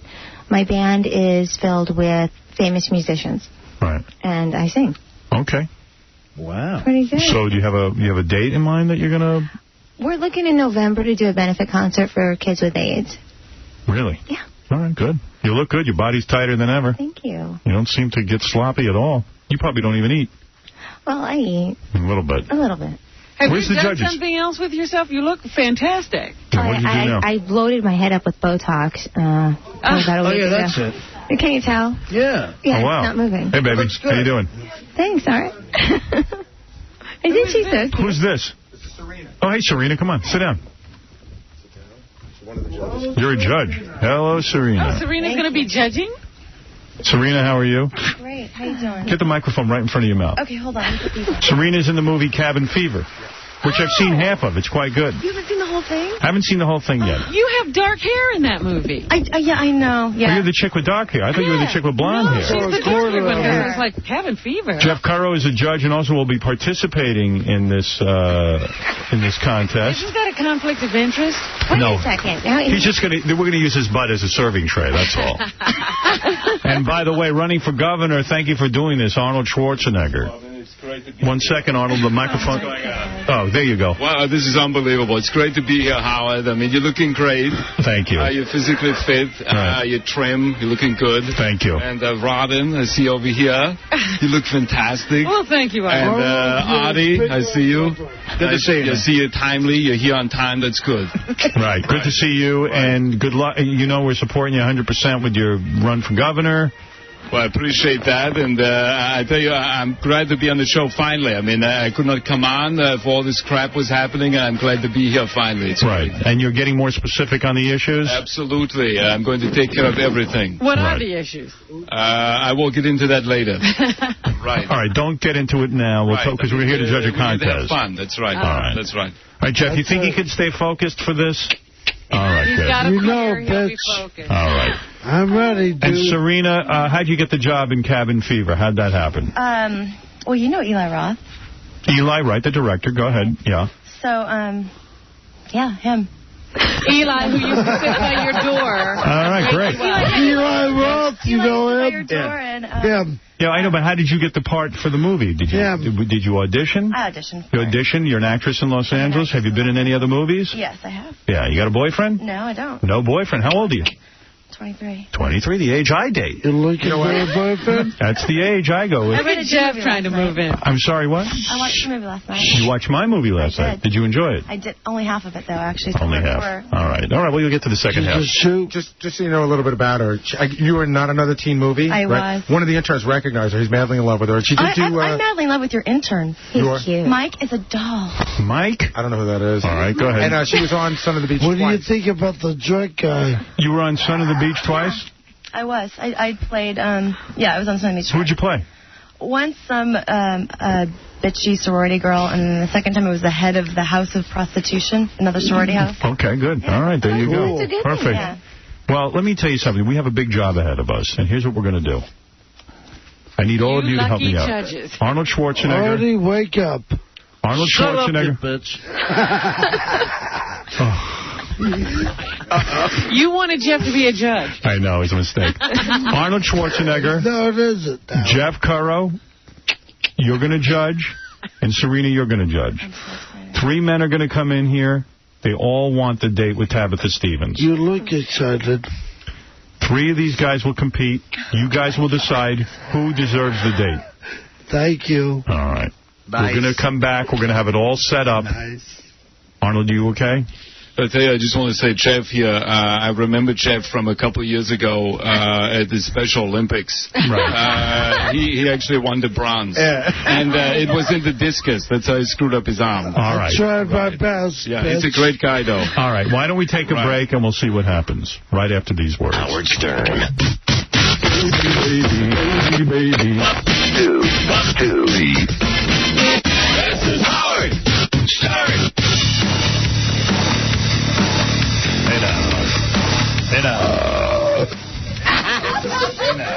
All right, we have some fun going on here right now. We have Tabitha Stevens, beautiful Tabitha Stevens. She's a porn star that everyone loves. You know, Tabitha Stevens hasn't made a movie in 2 years, a porn movie. Right? No, I haven't shot a movie in 2 years. In 2 years. The world of porn mourns the fact that you haven't been on camera. Do you think I should do it? All right, I have a question for you. Good. Do you think I should do it, or should I just... Do it, Jeff? I'm not talking about you. You should do it? Talking about me? No. Do me. Oh, my God. By it, I mean me. And Robin. I'm going to make a movie about Same Jeff. goes for you, honey. You look more edible every time I see you. Wow. Nice. He was checking her out. Did you see that? What was your question? Do you think I should go back to doing that? Do you think I should go back? Yes. Yes, I do. I believe your talent. I think your talent is in porn. It's what you do. You got a kick-ass body. You never know how long that's all going to last. Someday with me, honey. And you should go make porn. I will go make porn. Good. It's official. There it is. Why did she stop? Yay! I don't know. You know what? God bless you. See, the fans are happy. Yay! And you know, what better way to get ready for porn, to warm you up, than to date one of our listeners? These are extreme listeners. These are people who will do anything to be with you. We have to call it a date, but we know what goes on these dates. Crazy F's. Right. We have 3 judges. They will be the ones who will decide which guy wins you. Okay. Our first judge is very beautiful, Serena Vincent, who was hitting on Casey during the commercial. Oh, was she? Yes, she was. I was watching. Mike the intern, too. It was on me before I left. Yeah, she was hitting on you. I saw that. What's up with that? Serena Vincent in Cabin Fever in theaters now. This is where all of you go to a cabin in the country. It's like a break from school, yeah. And everyone gets sick. A flesh-eating bacteria, flesh-eating virus. It's like the Ebola virus or something. Yeah, it's really disgusting, really bloody. You're naked in the movie. I am. I saw a scene where you're doing a guy, right? Are you the one that goes, you know what, we might as well have sex? Yeah, we're dying anyway. Yeah. We're dying anyway? Is that you? Yeah. Because you look different now, you know? You look. My hair's a different color. Yeah. Yeah. You got some bod. Thanks. I was checking it out. I mean, it was like, whoa, that chick's hot. Why did I say she has beautiful nipples also? Oh, my goodness. Isn't that nice? You don't miss a trick. I'm a flesh-eating disease, too. Arnold Schwarzenegger, you are one of our judges. You are running for governor, and thank you for being here. It's a different kind of life for you now. When you were a movie star, you would stay pretty much secluded. You do the show once in a while. Now that you're running for governor, you'll even judge a contest like this. That's right. And I wanted to say earlier that Tabitha was talking about how she's not done any movies for a while. If I'm elected governor of California, I'll make sure that she does one every week. Right. I think that is important. I could vote for that. That is important. Yeah, you got to get that industry going. You have a great sense of humor, Arnold Schwarzenegger. You're willing to be a part of something wild like this. Absolutely. Even though you have you're running for governor, you have smoked pot. That's right. Yeah, you're a liberal on a lot of social issues, aren't you? Well, I wanted to say that he's talking about smoking the pot. So Robin over here has lost a lot of weight, and she looks fantastic, but she looks familiar. Were you in Gold's Gym in 1978? That was not Wait a minute. Can you turn around and bend over maybe? Because, it said you had a gangbang with a black woman. That's right. And it was Robin. I think it was. Wow. Yeah. Well, you've got such a great sense of humor about that even, and we thank you for being here. This is such an honor. Absolutely. I have to say, of all the talk shows that I've done, this is the most recent. Right. And you now are getting more specific on the issues. You are for the children, is that correct? Right, of course, the children always come first. In my new movie, Terminator 3, of course, I had a giant crane in the movie. There was a scene with a giant crane. And we're going to replace all the school buses in the education system with giant cranes. Well, you've got a great sense of humor, and I know you're looking out for the kids. Right. All right. And you've always been involved in the Special Olympics. Exactly. Right. All right. And Jeff Currow, you're going to judge and also participate. You're going to help us out with the first stunt. Let's see who we got first. We're gonna meet Howie Do It. Howie Do It. Howie Do It. Howie agreed. How we do it? Where's Howie? Oh. Howie, how are you? You agreed to eat a McGriddle from High Pitch Eric's behind. High Pitch Eric did not show up. Yeah, y'all baited me, I think. Well, no, not baited you. High Pitch Eric called us last night and said, I can't come in, I have to work. And we said, well, forgot he had a job. Yeah, he's like an idiot, doesn't understand that you got to tell us and give us advance notice. So to tell you the truth, he did bomb out on us, but a great guy, Jeff Currow. Oh, Jeff yeah, he's wonderful. I spent the morning with him in the lodge. Can we put a McGriddle? Would you eat a McGriddle from Jeff's behind? For Tabitha Stevens, yeah. You would. All right. All right. So, Jeff. That's good to hear. All right, Jeff. Nice. Why don't you... Thank you, Tabitha. You're welcome, Jeff. Jeff, why don't you get down on the floor?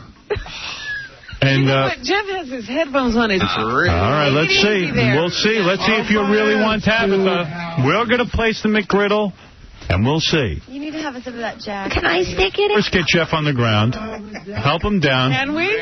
Tabitha can stick it in there. Wait, calm down, Junior. Wait a second. Wait a minute. Let me get down. Before you apply the McGriddle to the top of my ass. All right, hold on a second. Let me explain to you what's going on. Oh, no. Oh, this is the funniest thing I've ever seen. Oh, it's passed out on the floor. Jeff, are you all right? Jeff, look at me. Jeff, look at me.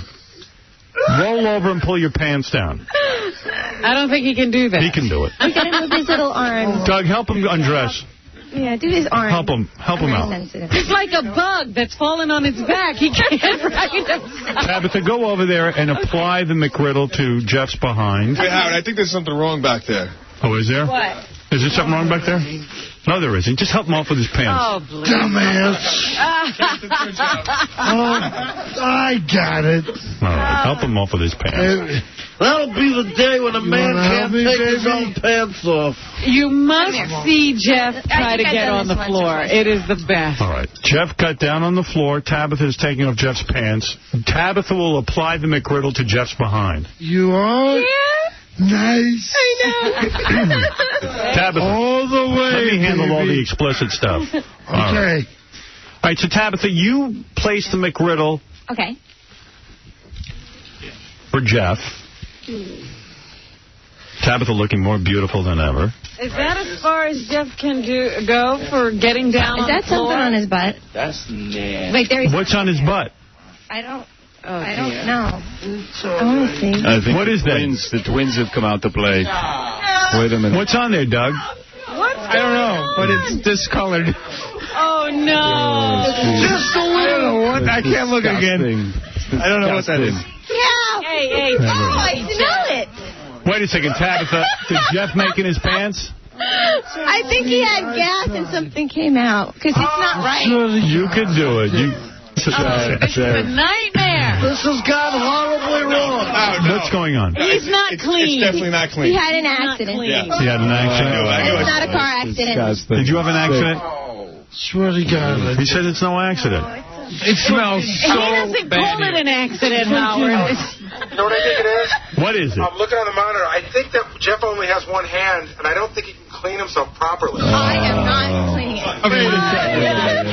Microphone away. Jeff, no F word. Stop with the F word. F you, bitch. Jeff, you're making a mockery out of this, Jeff. I give you a mockery. Would you give Jeff his McGriddle so this gentleman can eat it already? You want me to do it? For real? Go ahead, yes. I can hold it's up my to nose, this gentleman. right? Yeah, you can hold your nose. Oh, my goodness. Oh, my goodness. goodness, I don't believe this. Howard, you have to look at this, man. You have to see what's going on. You should come around and take a look. Let me see what you're doing. Take it easy, Jeff. Howard. My knees are killing me. Howard, it's not possible. Have you seen one? There is no way. Why? For real, Howard. Come on, man. That's not even right. I'm not. Nah, Howard. For real. All right. Think worse. I'm going to give you a choice. Even though things are bad back there, will you eat the McGriddle or not? I'll eat one bite out of it. You will, even though that's bad. One bite. Wow. You really do want Tabitha. Dude, if this guy you see what my fingers have tattooed on them? Yes. That's for Tabitha. I'm still voting for the... Jeff is Get the microphone. Like a sailor. Get the microphone away from Jeff. Jeff, roll over and apply the McGriddle. One bite. Roll over. This is disgusting. Have you seen what's going on? No, I have no idea. Oh, my goodness. You do not want to see this. Look at it. His underwear is brown. It is not white. Bite. That's it. One bite. One bite. Hey! All right, hold on. You know what? Forget it. I don't know if I can do it. All right, Jeff. Get Jeff out of here. Get the McGriddle out of here for 1 second. Since you were willing to take a bite, I'm just going to... You can't. I mean, it wasn't ever supposed to be that way. He was going to do it. He was brave. Thank you. Look at him. He can't even stand up, Howard. All right. Come on. He's going to have to lay there. We can't even get him out of the studio. He'll never get up again. All right, hold it a second. Wait, we don't have any... Yeah. See, that's biased now. He's a judge. He's going to knock me out the contest. He ain't judging it. But, guys, get them all out of here because we're running out of delay. I can't hit the delay anymore. All right. Everybody out. Let's all calm down. The contest got out of hand. Let's all calm down. Let me recap what happened. All right. Wow. The first contestant was going to eat a McGriddle. Oh, wow. Oh, geez. That was unbelievable. Oh, my goodness. That is not right. The first contestant was willing to eat a McGriddle from Jeff Currow's behind. Jeff started cursing when we pulled off his pants because there was a lot of activity back there. Right. I think it was ongoing activity. Yeah. It's been going on for a while. Yes. I'll tell you that. For weeks. Arnold, I'm so apologetic. This is better than any debate I could have gone to. What do I do with the McGriddle? All right. Jeff. I'll take it. Casey, please ask Jeff to leave. Go away, Jeff. You're cursing. You're cursing too much. I don't have a delay. It's not our fault. Jeff, great appearance. Is he talking about me? No, I don't know who he's talking about. Oh, I'm going to take that McGriddle. That was top notch. Wow. Oh, now he's spilling beer. Oh. Wow. All right, ladies and gentlemen, I've lost control of their show. Hold on. I think he just threw a beer on Ronnie, I think. Oh. He's really angry. Why is he angry? He's probably embarrassed. He's embarrassed. He's embarrassed. He goes, you guys are treating me like ass.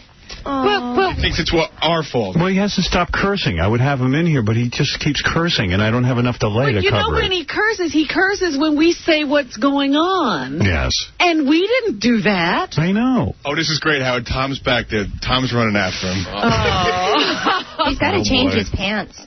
Did you guys see what was going on? That was horrible.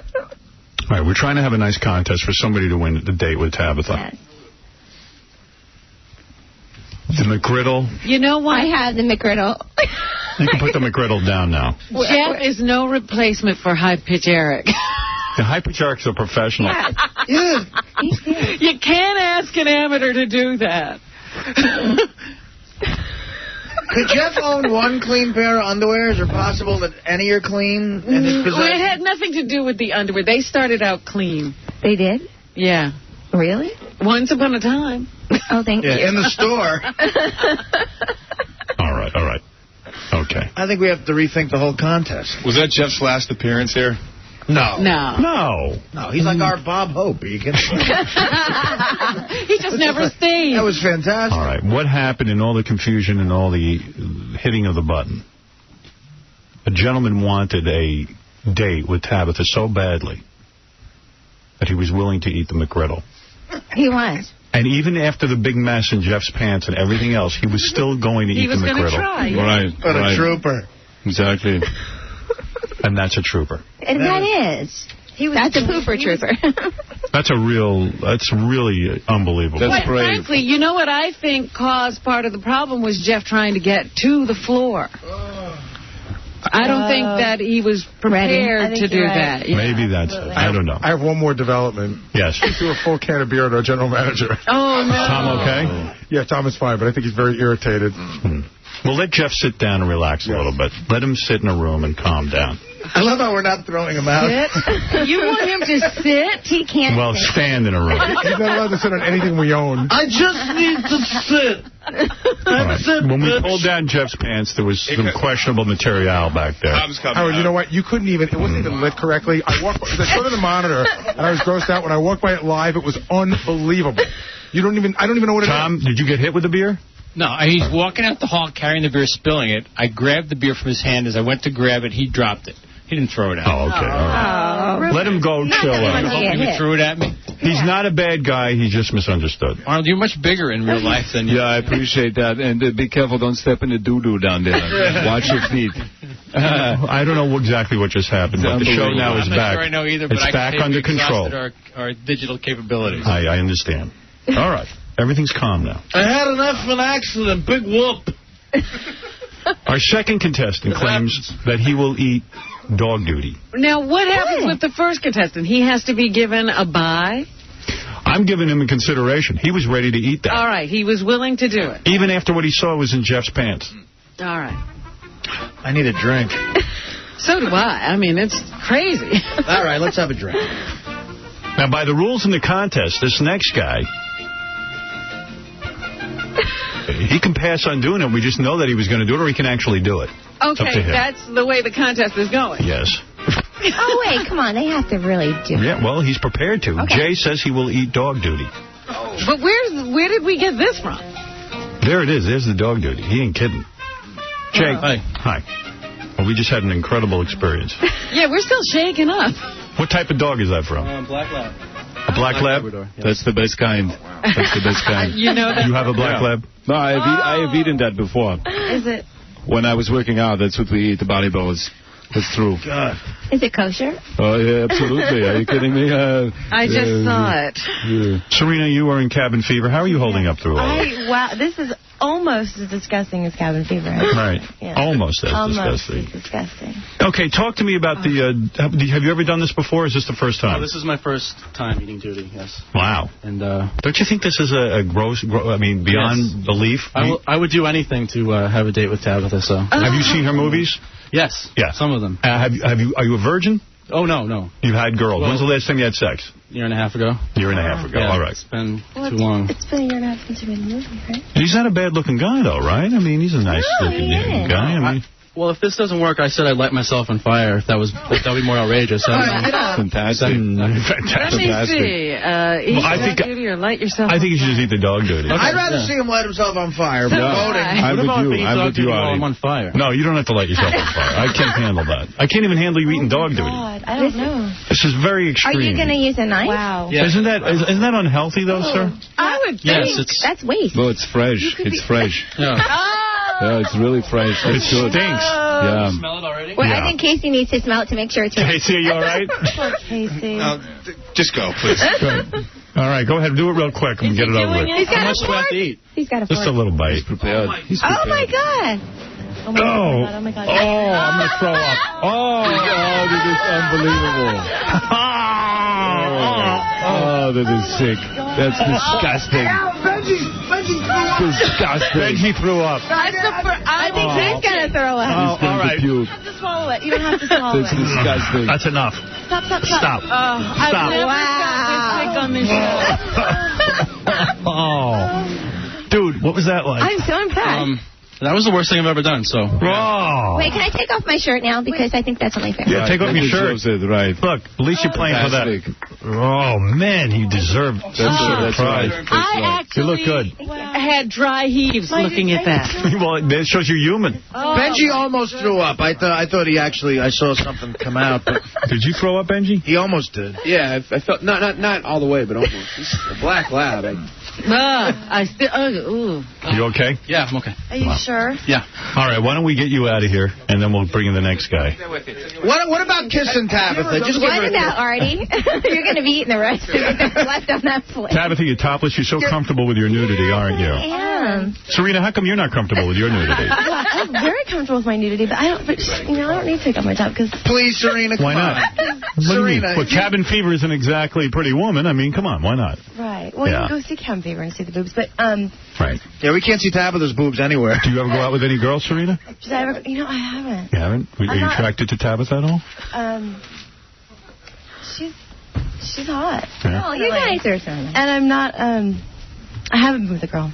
You haven't. But I'm not opposed to it. I just haven't found the right one. Right. Well, Tabitha might be you. Tabitha could be the right one. But she doesn't have to do gross stuff to do that. No. Oh, hell no. You girls want to get something going, feel free. Wow, this is some contest. This is a little too extreme for me, actually. Yes, YT. Yeah, I just had to pull over on the Garden State. I threw up all over my lap, all over my steering wheel. It's so gross. Disgusting thing I've ever heard in my life. This is so gross. I can't even tell. Wait till you see it on E. Here, yeah. Oh, my God. You will not even believe it. You will not believe it. I can't wait. Big fan, Howard. Big fan. Love you all. Let's go to David. Howard, man, I don't know how you did it, but that thing with Jeff Curl was the funniest thing you ever did. I wish we didn't have to bleep it so much. I know. You got to tell me when that's on E, because it was hilarious. Oh, my God. I mean, just watching him get down on the floor is funny. That was funnier than anything I've ever seen. But really, when we pulled off his pants, we didn't expect that big a surprise.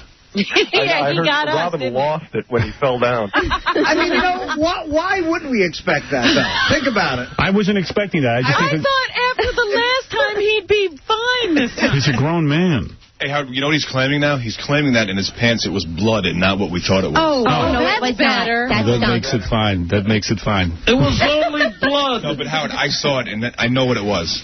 All right. Whatever it is, I don't want to know. It was brown blood.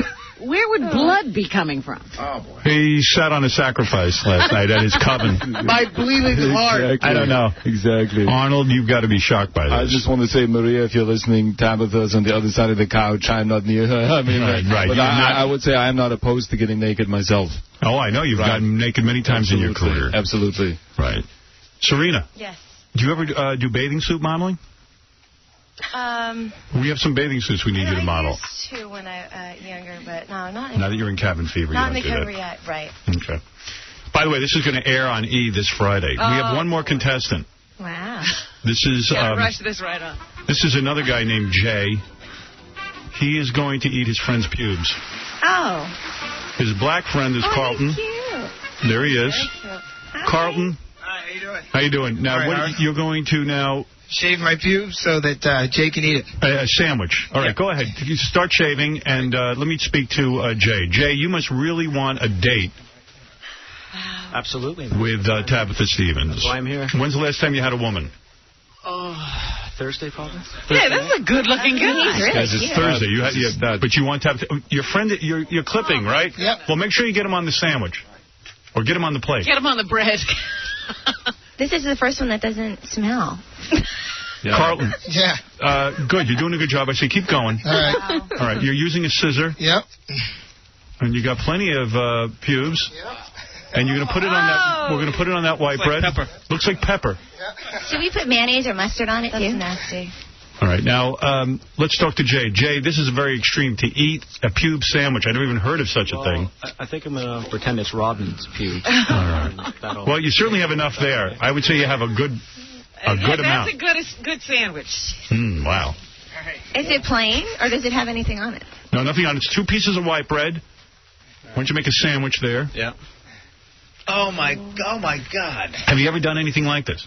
No, I got some on my fingers here. Well, No, half hour or so. Go ahead. That's a dude, though, bro. Wait, how much does he have to eat of it? It's Robin's. You can eat the whole sandwich. Can you eat the whole sandwich? He'll eat it. Okay. There he goes. There he goes. Oh, took a nice big bite. We came here early. I didn't even shower this morning. This is so gross. Came here early. I didn't even shower this morning. How old a man are you, Carlton? I'm 30 years old. 30 years old? 30 years old. You've just clipped off your pubes and put it on a sandwich? I did. How is that? Casey, what's going on? Yeah, just ask me for some water. This is gross. How you doing over there? Do you watch Tabitha Stevens movies? Oh, wait. You can't even Sorry, I'm just trying to... She's focused. I'm just trying to focus here, right? This is way more extreme than Fear Factor. Oh my Hey, dude, stay on the plastic. I like this. It's very dry. I just need some water just to get it down. All right, here's some water. Casey's wearing rubber gloves. Would you like some of his back sweat? Serena, you're a judge. What do you think of this? Wow. Wait a minute. Wait a minute. Jay. Do it. I'll be so impressed if you throw up. No, you can't throw up. The guy ate. Shh. Eat your pube sandwich.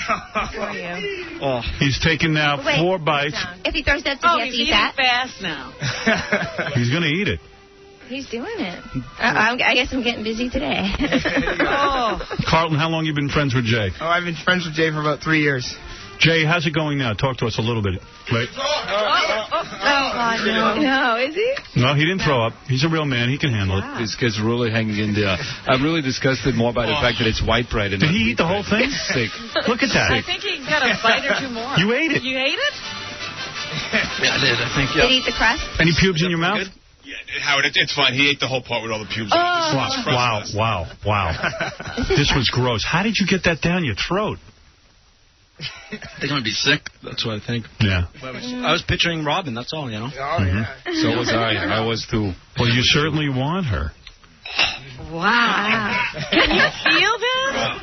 Yeah. Come on, hang in there. Jay, where are you from? Toronto. Toronto, and you drove all the way down here just to meet Tabitha Stevens? Yeah, absolutely. Went to Yankee game, too, and... She's still sitting there topless? How does she look to you? She's gorgeous. Thank you. Absolutely gorgeous, yeah. How many women have you had in your life?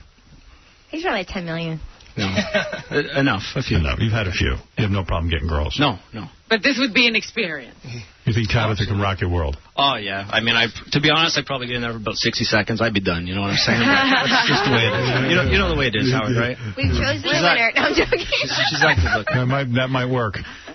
Well, she's beautiful. Stand up model for him a little bit so he sees what he's struggling here for, if you don't mind. Show him a little of the ass. She's got an extraordinary ass, I hate guys. my ass. Oh, stop it. You hate your ass? You have to love your ass. Let me see your ass.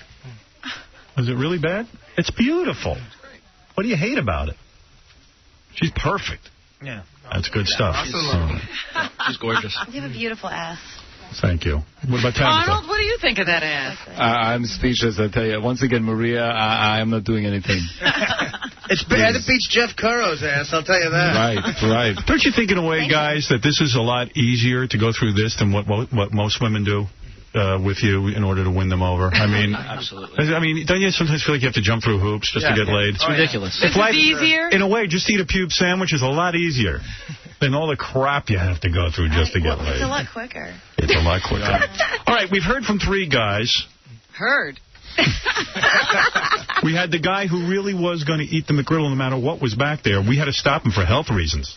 And we didn't ever get to really meet him if so many things were going on here. Well, he was also cursing up a storm. Oh, was he? I didn't hear him. Yeah, try not to curse, There dude. he is. He kind of reminds me of Kid Rock. Yeah, you look a little like Kid Rock. Has anyone ever told you that? Contestant number 1? Can somebody get a mic on him? Yeah, right, never. Yeah, not me. Sure. Well, you were willing to eat the McGriddle, and I thought that was pretty bold. Yes, sir. If I was going to vote, I'd say it was the same as you almost doing it, but that's going to be up to our judges now. Thank you, sir. All right. Good attempt. Good for you. You were game, and you were game, and that's what counts. Our second contestant ate actual dog duty. Yes. I did the most outrageous thing, and I won. Definitely. It's up to our judges. I'm just saying what else could be worse than that, though? You know? That's a tough argument. You didn't see Jeff's pants. Bring him in. I'll do it. No, don't. Thank you. Don't worry. That was blood. That wasn't even duty. All right. Our third contestant ate a pube sandwich, which was unbelievable. I mean, unbelievable. Still, I got a few still in here, Howard. Stuck in my teeth. Well, you certainly love your friend. Practicing before they came in. They went in the bathroom together. He was taking samples, man. He cheated. That's not cheating. That's practicing. You gotta do what you got to do, man. All right, I'm going to go to Serena Vincent, who is in the movie Cabin Fever right now. Came out this past weekend. I did amazing this past weekend. Did amazing. It's a horror flick. It's where people get sick and... Well, it's a lot like this show. Today, really funny. Serena, who's it going to be? The dog duty guy, the pubes guy, or the Jeff Currow guy, the McGriddle guy? I have to say, McGriddle... He didn't even actually go through with it, though. Yeah, you didn't. No, that's not my answer. Mm-hmm. No. You would have, and, you got points for that, but not enough. So I got cheated. No. Just take it easy. Vote you. I appreciate... Stop being a sore loser if you don't get paid. All right, dog duty. That was the most foul thing I've ever Right, experienced. so I won the contest, right? I mean, I did the most outrageous thing. Hold on, stop lobbying. Okay, And, no, I'm just braggart. I'm so psyched. Thank you. Relax. Really? Relax. Take a deep breath. It's okay. Okay. Guy hasn't gone late a year and a half. You don't know what that's like. You can tell. It's all right. Yes, you can. Pube sandwich. Wow. I give you major props for that. But he ate dog crap. I should have done something with poo, obviously. So, you're the winner. Dog poo. Even if the guy had eaten the McGriddle. Or you're my vote. Okay. You're saying the dog poo takes the cake. Takes the cake. Okay. All right. Dog poo. All right. But she chose the dog poo. I gotta fight for my right, at least.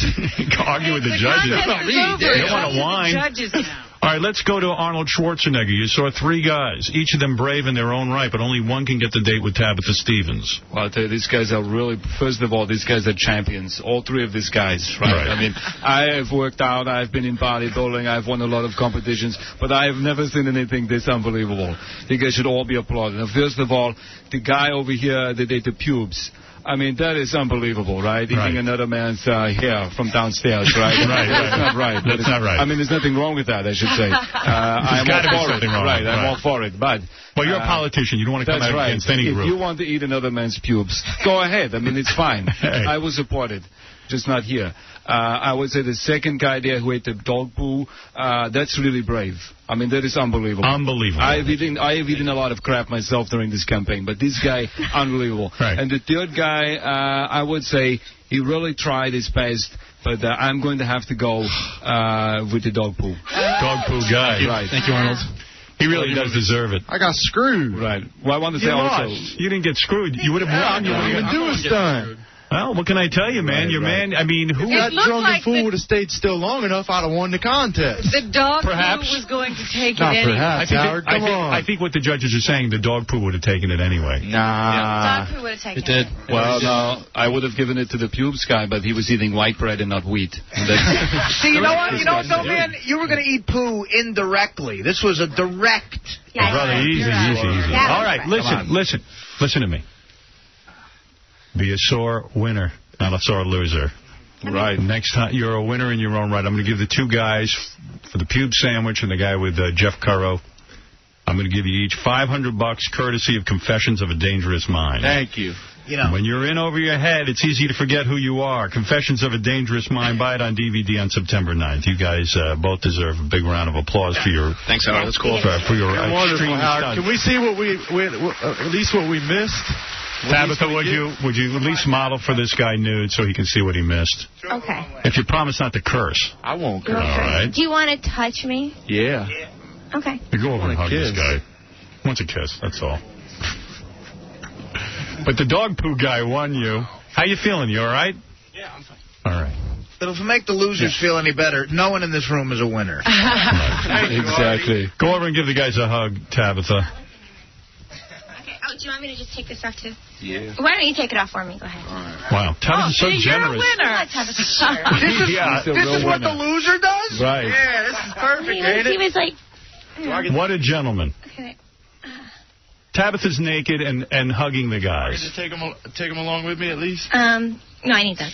Oh, no, you don't. All right, Tabitha. Very nice. Well, she's so sweet. She's very nice. Hug the other guy. Okay.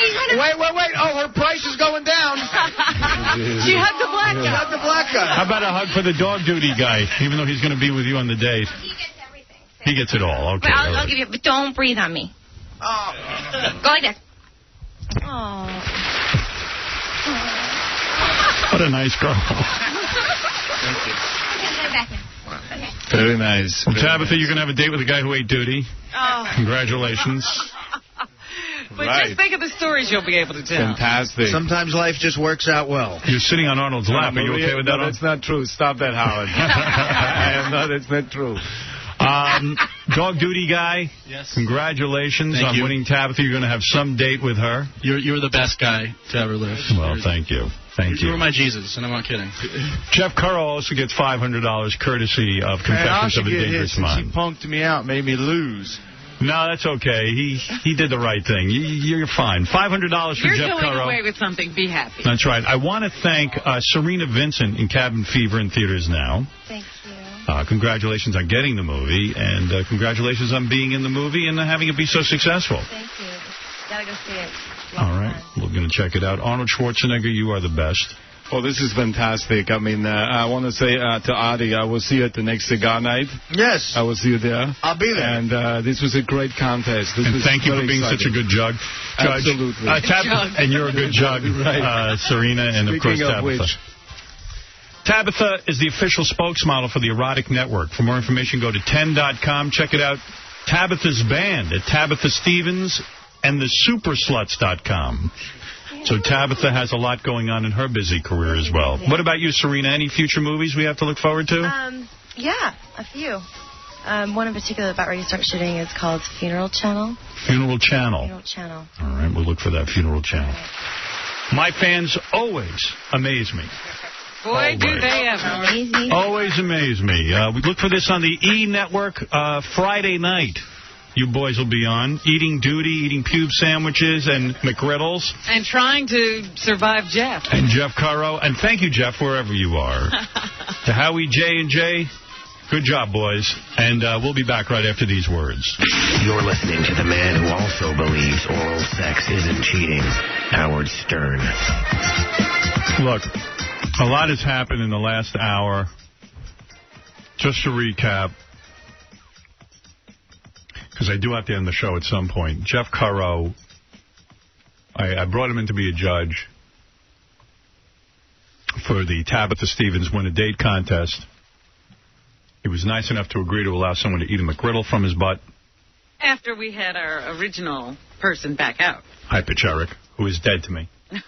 Yeah, you should really ban him. Yeah, he's gone. He's gone. I mean... He's gone. How can you do that? Yeah. I mean, just be honest. I have my job in the parts department. And anyway, my point being that when we pulled down his pants, there was a lot going on back there. Nobody's clear what it was. Some people are saying blood. Some people are saying duty. We don't know what was in his pants. Some are saying both. But there was clearly something there that shouldn't have been. And what has happened, Jeff is like now out of his mind. He says, we're mean people. I don't know why he's saying this. I told him if he could come in here and make a statement and not curse, I would have him back in. Have him back in? Okay. Yeah. Let him come in. Because I don't know why he gets upset with us all the time. I don't know why he'd be upset with us. I'm willing, I like Jeff, but he has no right to be upset with us. Are you calm now? No. He got another beer. Are you now calm? I'm calm, Howard. And you understand the rules.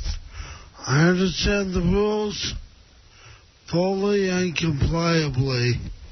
All right. Because I know you're wasted, but the point is, I still need you not to curse. I hear you do. If you're going to curse, I can't have you in here. I ain't gonna curse. All right. Let me explain No what happened. effing more. Here's what I'm going to tell you. I like you. Thank you. I like having you in the show. That's why I had you down here today. It's the first time I've asked you to judge anything. Thank you. You were very nice. You said to us, we will, since Hypich Eric was a pussy and backed out of using his backside as a dinner plate, Right. that you would use your backside. Exactly. And that was very generous of you. Thank you. But you should have told us it was already occupied. When we pulled down your pants, we were surprised by what we saw. I saw it, too. But that doesn't make us mean people because we were shocked by what we saw. Do you understand what I'm saying? Yeah. So how do you get angry at us? Casey, go stand next to him and make sure he stays standing. I'm all right. He can't even hold himself up. I'm all right. I'm all right. I'm okie dokie. All right, can you stop drinking beer for a second? Yeah, we're trying to talk to you. All right. Why do you accuse us of being bad people if we see something in your underpants? There is something there. I'm not lying to you. It wasn't nothing. What you guys saw in my underpants, I have a friggin' blister. Okay, go ahead. Friggin', not effing, friggin'. You hear that, Tom Cheapasano? Cheapasano. That's all it was. Wow. It was nothing, dude. Well, that's all right. That's not well, gross wait a minute. at all. You know, we were... All right, Jeff, I'm going to do something for you, Robin. I think this is important right now. I'm going to show you videotape of what we saw in your underpants. I want you to see... Oh, wait. What we saw. Can you see that? If I turn around like... All right, you going to be able to turn around? All right. Whoa. All right, roll the tape. Almost fell there, dude. Roll the tape. Now, look. Hold on. You'll be able to see in a minute.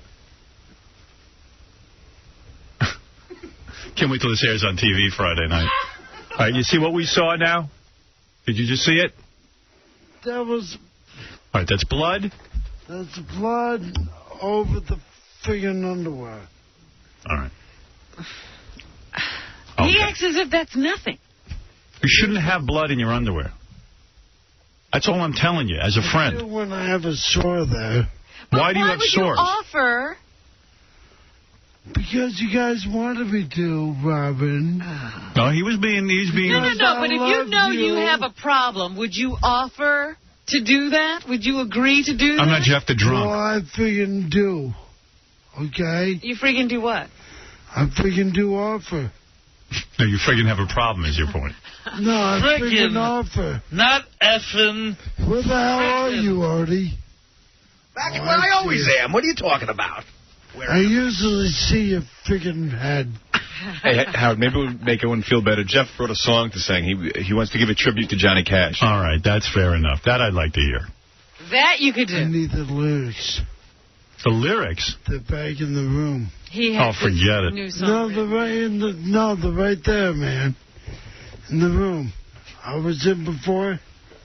Thank you. What is this, a song to Johnny Cash or a Johnny Cash song? Johnny Cash song. What song? I Walk the Line. His biggest hit, I Walk the Line, was Johnny Cash's biggest hit song in terms of sales. Was it really? I don't know that he ever envisioned one day his song would be sung by a guy with a bloody ass. Yeah. But,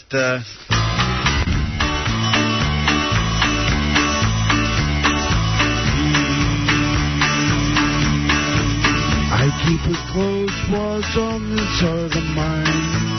I keep my eyes wide open all the time. I keep the ends out for the thread that binds.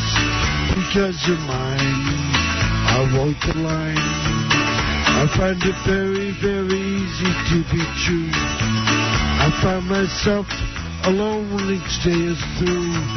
Yes, I'll admit that I'm a fool for you. Because you're mine, I walk the line. All right, I had enough. Wow, what thank a great you. tribute. Yeah. The great Johnny Cash. I tried. All right, Jeff, thank you for coming number in. 9, Killer. All day, Howard. What? Killer all day. Number 9. Play it. What is he talking about? I don't know what he's saying. Number 9. Who are you, John Lennon? Or 13. Play it, dude. Oh, on the CD? Yeah. Oh, okay. Number 9 or 13. What CD is this? You'll love it. Shh. Be quiet, Robin. Yeah. What is this I'm listening to? Is this you? Oh. Trailers for sailoring. Rooms to let for 50 cents. No phone. What's this, your tribute to John Ritter? I ain't got no cigarettes, but... All right. Okay, good. All right, thank you, and good luck. Jeff the drunk. There goes another beer. Oops! All right, Jeff. Thank you for participating. I tried. All right, you did. You did a good job. Bye, Robert. And take care of the blood in your underwear, dude. That might be a real... Robert. That could be an indication of colon cancer, dude. Yeah. It wasn't coming out of my a-hole, bitch. All right, Jeff the drunk, everyone. Okay? Take care, Howard. Jeff, would you like to spill anything else? I love you. I love you, too. Who among us hasn't had bloody ass, Robert? I love you. Bye-bye. Artie? Yeah. All right, okay. Go. Leave now. You did a good appearance. That's all. It's enough. Come back another time. Love you. Love you. Jeff the drunk loves us. I'm going to walk out. Wearing a Derek Jeter shirt. Yeah. Yeah, Yankee fan. I didn't know that. Back that way, Jeff. Can I tell you? Uh-oh. You started Can I tell you something. what happened? What? I went to the Yankee game with my buddy. First Yankee game I ever went to. Right? So, we're there. I don't care. What? I don't even care. I got to get out of here. So funny, Howard. No. Next time you'll tell it. All right. Thanks for doing I Walk the Line. Ironically, he can't walk any line. I'll go. I love the sad feeling sorry for himself. Okay. All right. Tell Casey the story. He needs to. Tell Casey the story. You guys are mean. Ooh. Yeah, buddy. Oh. Hey, buddy, you're on the air. Hey, how you doing? Did you hear about Sharon and Oz? No. Yeah, well, they're separated. No, they're not. Yes, they are. It was on the news. Sharon and Ozzy.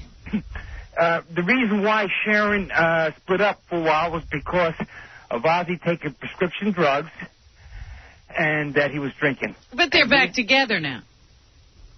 Supposedly they're separated. No, that was a long time ago they separated. You got it all wrong. How is it people don't know what they're listening to? I don't know. Well, it was just on TV just the other day because she's having her own program on. And they were talking about her program, and then they said they were separated because... They were separated in the... Here, let me hear it. You ready? Let's listen to it together and see why your comprehension is so low. Come on, okay. let's work on you. Okay. Ozzy had a nervous breakdown. Yeah, he did. When and how did it show itself? Ozzy is very, very fragile. And when he thought that he was going to lose me, and he saw me being so sick, that he just virtually collapsed, physically and mentally. And did what? Did he take to his bed? Did he... Cried all the time, couldn't talk, could hardly get out of bed.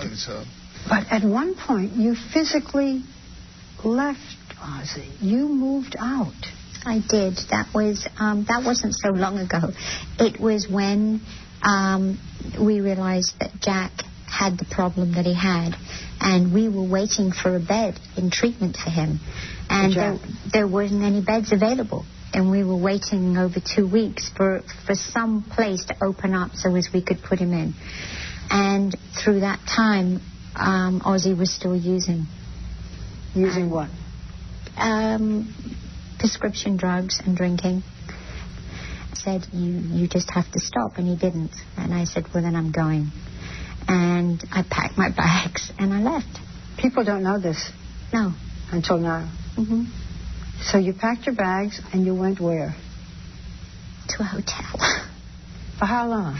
For 4 days. And then the minute I left the next morning, he gave up drinking. But I needed to make sure that he was on a roll, that he really meant it. And after 4 days, I came back to see him, and he was trying so hard, so hard. He still is clean and sober. He's clean and sober today? Yes. 100% sober? 100%. He's not gone back to any booze. Ozzy will always need medication because Ozzy is so delicate. And he has to be on on certain medications. Now. Well, now do you understand? I understand, Howard, but you see... She left for 4 days and came back. Well, it was just on TV just recently. That's why I thought it was recent. Okay. But you got to listen to what the person's saying. Well, I didn't hear the whole thing. See, all I heard was that... The only reason I get upset is, I mean, I don't care whether they're together or not. It's just, it just seems incredible. I mean, nobody can follow a conversation. Well, I didn't hear the whole thing. It concerns me because the comprehension level is very low. Well, you're calling us with news, and you're not even sure, then, that you actually had the whole story. See, that's how rumors get started. And you're probably running around, you know, Sharon Osbourne and Ozzy are separated. Well, they were separated. But they were... I got to go. I mean, this is silly. This is just silly. It's one thing if a guy's Jeff the drunk and doesn't understand. He's drunk. This guy's straight. I understand Sharon left. Tiffany, go ahead, and then I got to begin the news. We've had a very exhausting day. Yes. Good morning, sir. Please allow me 20 seconds. I will allow you 20 seconds. Okay. Start. I tuned in this morning because I was curious of what you had to say about the death of John Ritter. Thank you. And I was a little disappointed because I imagine you guys being a little more sensitive than what you were. Well, it's not that I'm insensitive. I said I can't believe how people are carrying on. That the guy was a very personable guy from all reports. Right. But he certainly was not a great actor. You got to be... Don't reinvent history. Because, you know, it's like... I had a relative once that died, and the wife hated him in life. And then all of a sudden, when someone dies, you go, oh, he was the greatest guy. And not that John Ritter was... And I feel bad for his family and everything. But they're carrying on. He was a genius. And, I mean, he wasn't a genius. He was a good sitcom actor. Did a nice job. He was always on jiggle shows where there were hot chicks. Yeah, that's true. I mean, wait, what are you carrying on? I mean, of course it's sad the guy's gone. Jimmy Kimmel's crying. Suzanne Summers is crying. There were tributes all weekend. Did you? Did you cry when Mother Teresa died? I didn't hear a word about her. Mother Teresa People died. carrying on. They watch one TV show. They're carrying on like they're loony. I see these guys on TV. He was a genius. Let's talk about the genius of John Ritter. No one can replace him. In 2 seconds, someone can replace him on that show. He could do anything, is what I heard repeatedly. Anything he could do. Again. He once farted pure uranium. But, you know, I don't know. I mean, just my personal opinion. And like I said, I'm just a peon in the middle of a... No, I'm a peon, too. How do I know? I don't know the guy from a hole in the wall. I bet he's a great guy. I would be sad he's gone, too. But I think he was one of the best, actually, one of the best physical comedians of our time. Stop repeating what you hear on TV. We don't even... All right, tell me your top 5 physical comedians. Lucille Ball. Yeah, everyone... Jerry Lewis. Yeah. John Ritter. Jerry Lewis, Lucille Ball, and John Ritter. Those are my favorites. Go on. Who are the other two? Give me 2 more. I got to hear this. Since you think he's one of the greatest physical comedians. 2 more. 5 is hard to do. I can't do. Who is 2 more? You don't even have a list. That's what they say on the TV. You're regurgitating what you hear. And that Jim Carrey doesn't make her list at all is amazing to me. Well, I don't. I'm nervous. This is the first time I've talked to you. Shame on you. Nervous. Shame on you for not being prepared. Okay. Goodbye. Bye. She doesn't have a list, but John Ritter's in the top 5. No, every one of these TV shows goes, he was one of the greatest physical comedians. So she gets on. In my mind, he was one of the greatest physical comedians. She wouldn't even know a physical comedian. But she said top 5, but she doesn't have a list. I hate physical comedians. You know I hate physical comedians? Really? You know I never use physical comedy? Only Jeff oral. Curro is one of the Only oral. physical. Only oral. Only sometimes anal. Oral comedy do I use. But you got to have Jeff Curl on the list after his performance this morning. That's physical comedy. Yeah. Chevy Chase was a physical comedian. Yes. They call him. Physical. It fell down a few times. That's a guy who can't tell jokes. Yeah. Peter Sellers. Physical comedian is someone who can't talk. Stop it. Stop the nonsense. Stop the madness. Jimmy Kimmel's out of his mind. I'm going to get a hold of him. He's been out in L.A. too long. Suzanne Summers is now going around crying. She didn't talk to the guy his entire life. Suzanne Summers is on the line right now. Listen to this. Suzanne, thank you for being with us. Thank you. Everybody taking their opportunity to get some of John's limelight. Suzanne, can you hear us? Yes, I can. Yeah. Suzanne, what must you be thinking? Oh, I She's thinking how she could sell more of those Thigh Masters and diet books now that she's fat. just burst into tears when I heard this morning. And there's so much was said about... sorry. When he was alive, he asked you not to leave Three's Company. What'd you leave for? First, she burst into tears, and then she ran for the phone. I burst into tears, and I quickly called that horrible show, Good Day New York. I got into hair and makeup, and... I immediately got myself dressed because I knew there'd be some interviews. Oh, my goodness. About, Who's this remind you of? Wait, let me finish. Yeah, what are you doing? I had to eat something. Am I talking to you or not? I've been so ill since the guy ate dog duty, I had to eat something. Settle your stomach? Yeah. Ugh, don't even talk about This reminds me of Cher when Sonny died. She had never a good word to say about the son of a bitch. When he died, she's up there, she's giving eulogies. She was more the widow than the widow. She didn't allow the widow 2 seconds to say anything. She was so busy hogging the microphone. I saw at one point knock down the widow so she could get near a microphone. She drove through the gates of the house to make sure she was there. Sonny! Oh, my God, there'll never be Sonny and Cher. The guy was begging you for Sonny and Cher for a reunion. You wouldn't even sing with the son of a bitch. She wouldn't do anything with it. You wouldn't even give the guy a cameo in one of those goddamn horrible movies. Bitches. Right there when you die. Hello. Where's the camera? what went wrong between John and I, but I just loved John Ritter. I loved him when I worked with him. And But you know what? You guys made up, and that's the important thing. You didn't let a grudge let me last tell the whole life. There is so much to be said for resolutions. And we did this year. We had this phone call. This year, mind you. Right. And Dorothy Lucy's saying you didn't let it go a whole life. If she had waited a week more, it would have been exactly. She did let it go his whole life. Shame. You could literally hear her chewing on his carcass. That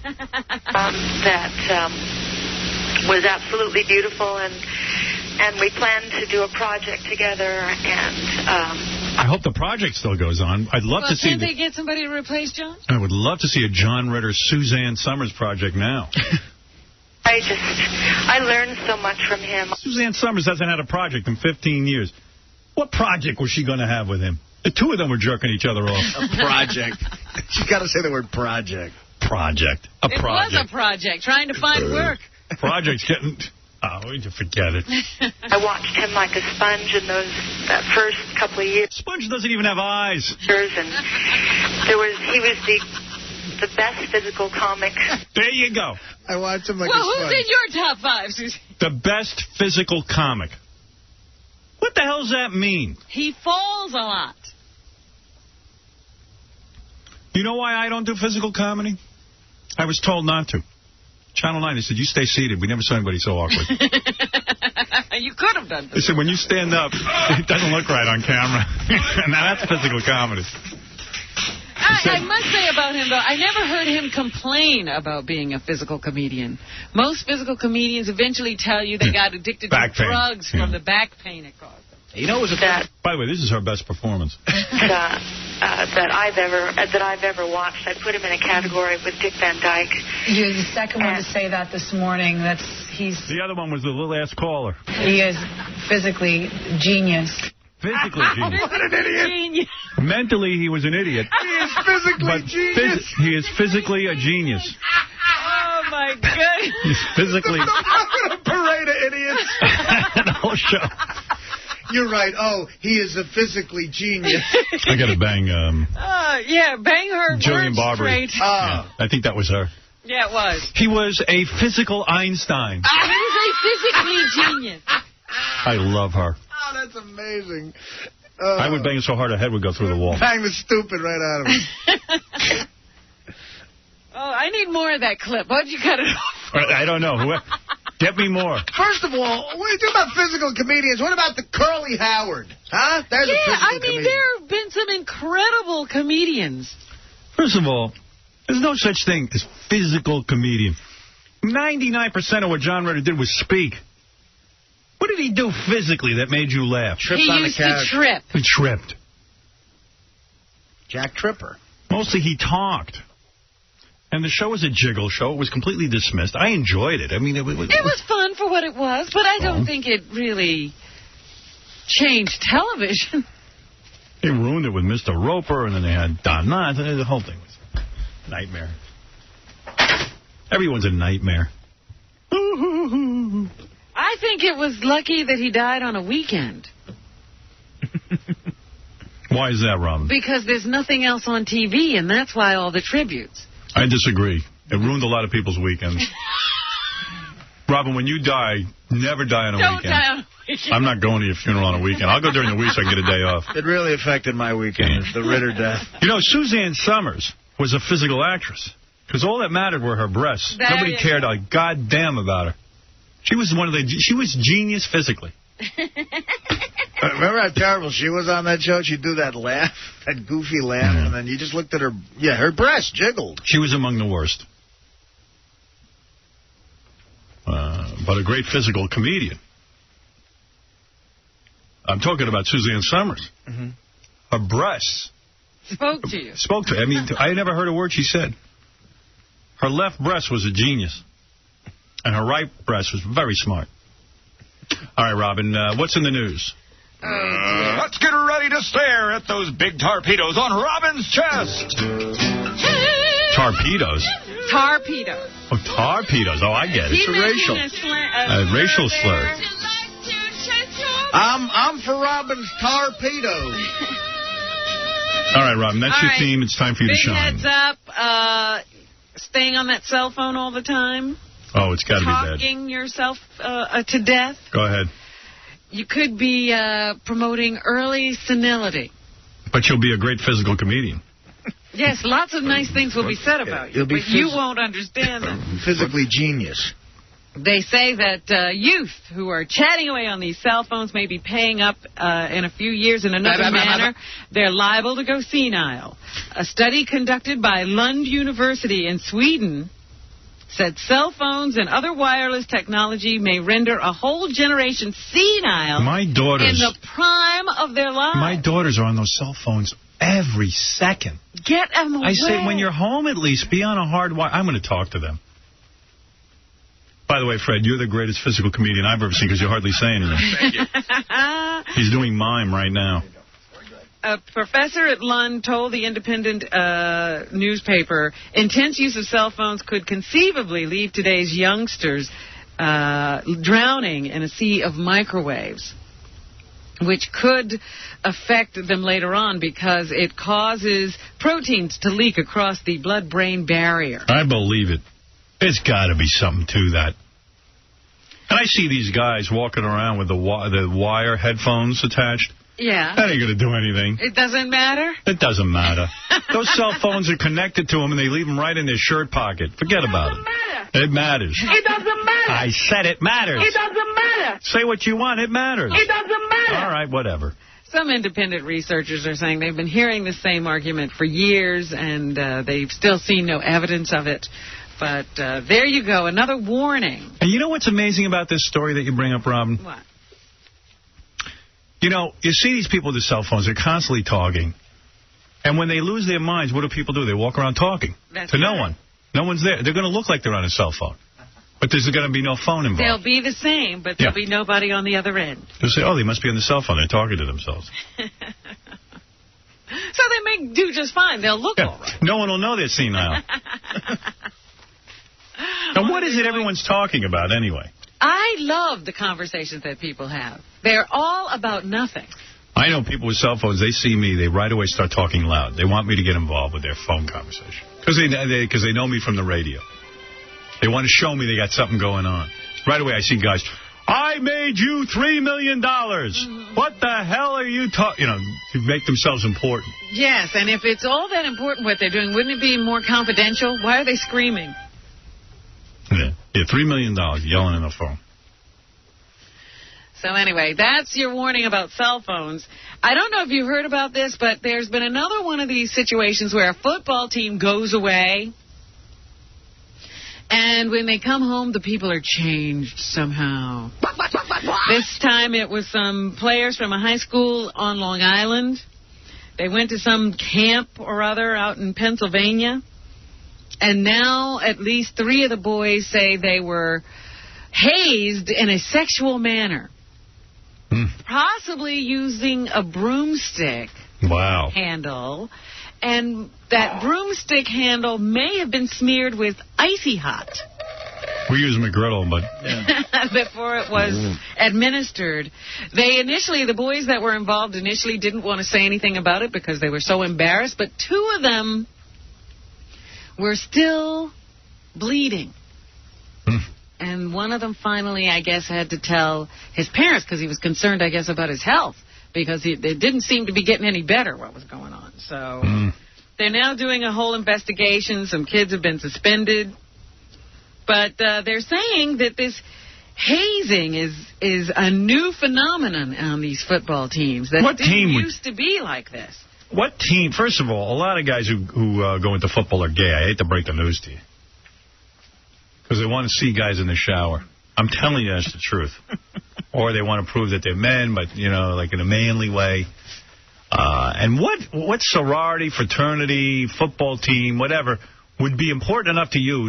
Some guy says, listen, in order to get in the club, you're going to have to take a broomstick to the ass. No. You got to be. Come here. But I think it gets beyond that. It's not like you're asked to do that. It gets out of control. Held down, and you really don't have a choice about the situation. Well, then I would do it. Oh. Then I'd have to. But, it just flies in the face of, what is it about guys that they always want to... With the ass. Yeah, when they're hazing. This is the way it goes. There's a lot of gay stuff that goes on. There's got to be one ringleader in there who's kind of gay. And he's taking everybody with him. Come on, let's take a stick and mess with some guy's ass. Some Icy Hot. Normally, the other guys would go, what are you? That's gay. Oh, I didn't say that. That's how it should go. Right, somebody should have the nerve to say, what?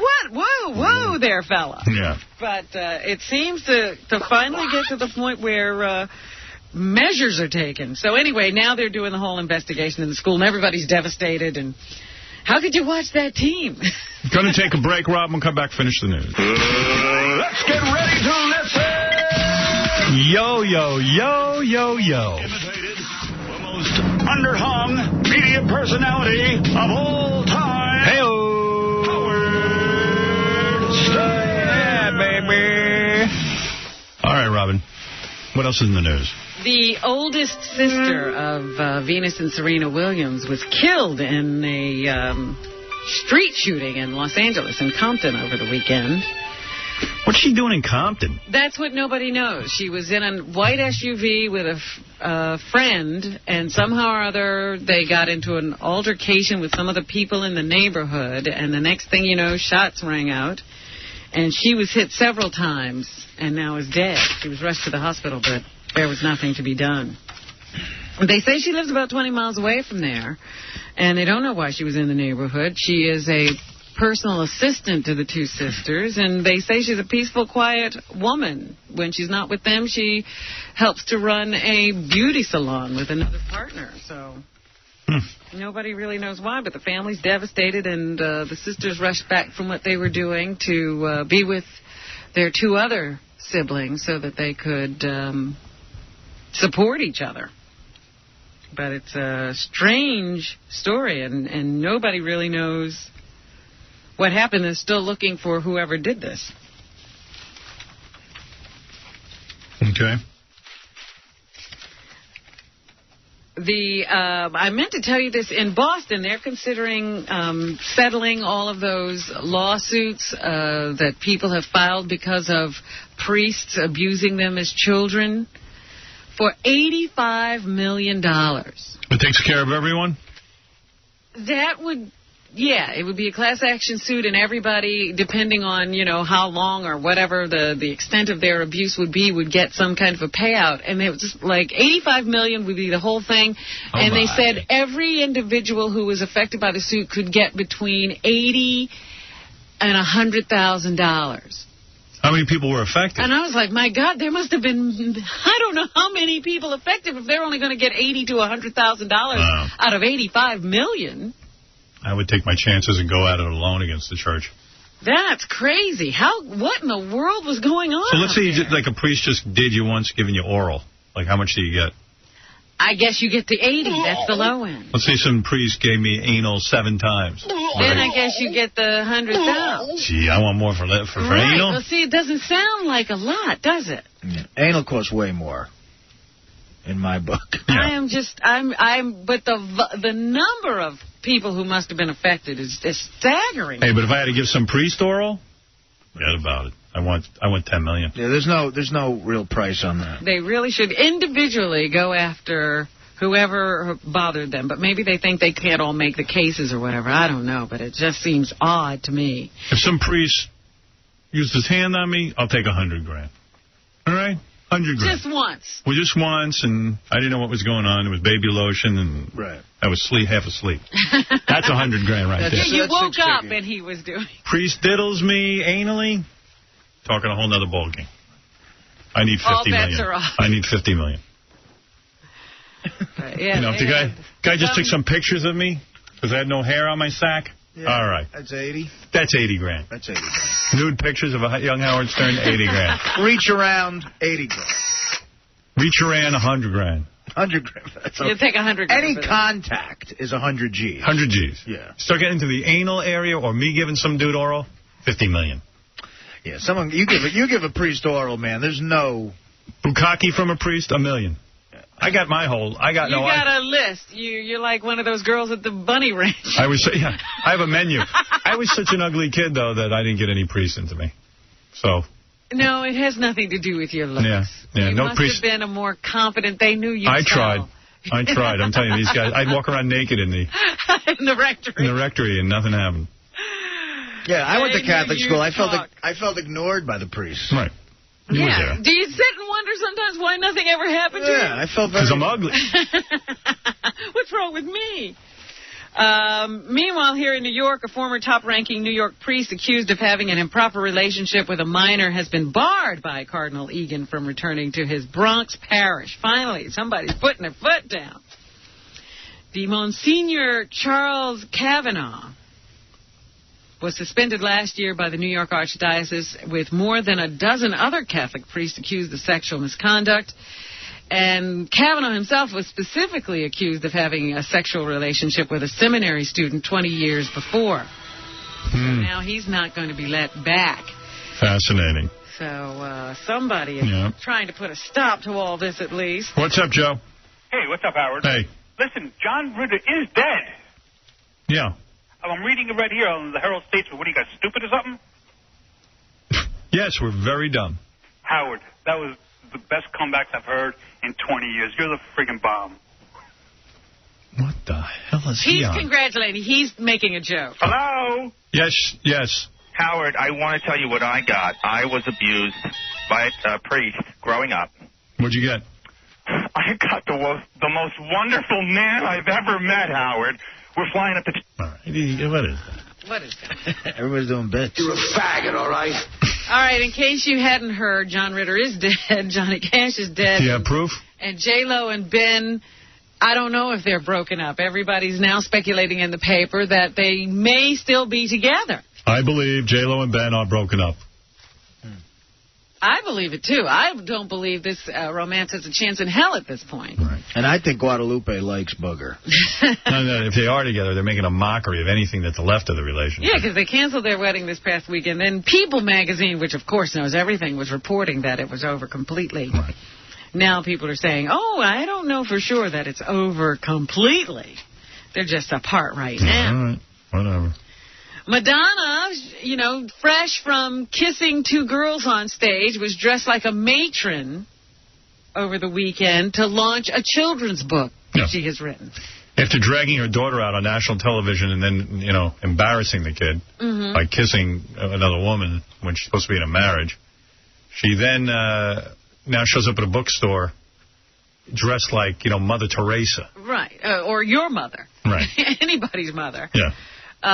She's an actress no matter what she's doing. She's always being something. She's in character. So now her character is Mommy, and she wears a very subdued frock, wears glasses, and sits and reads to children.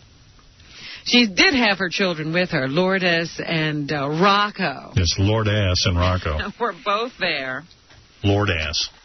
And she says she did disclose that she would like to have a third child. She and her husband are working on it now. She's visiting a doctor to make sure she should and is in proper shape to have a baby. Who does that? Just go have a kid. I say the doctor should tell her, no, you should absolutely under no circumstances. Yes, you're a mentally ill woman. You shouldn't have any more kids. In fact, we want to take the other two away from you.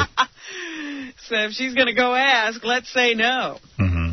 But anyway, I just think that's interesting. She has an idea that we don't see her when she's on stage with Britney, kissing her, tonguing her, and then see her acting like somebody else when she's got her kids around and she's trying to sell books. So there's Madonna. She can't decide what she wants to be anymore.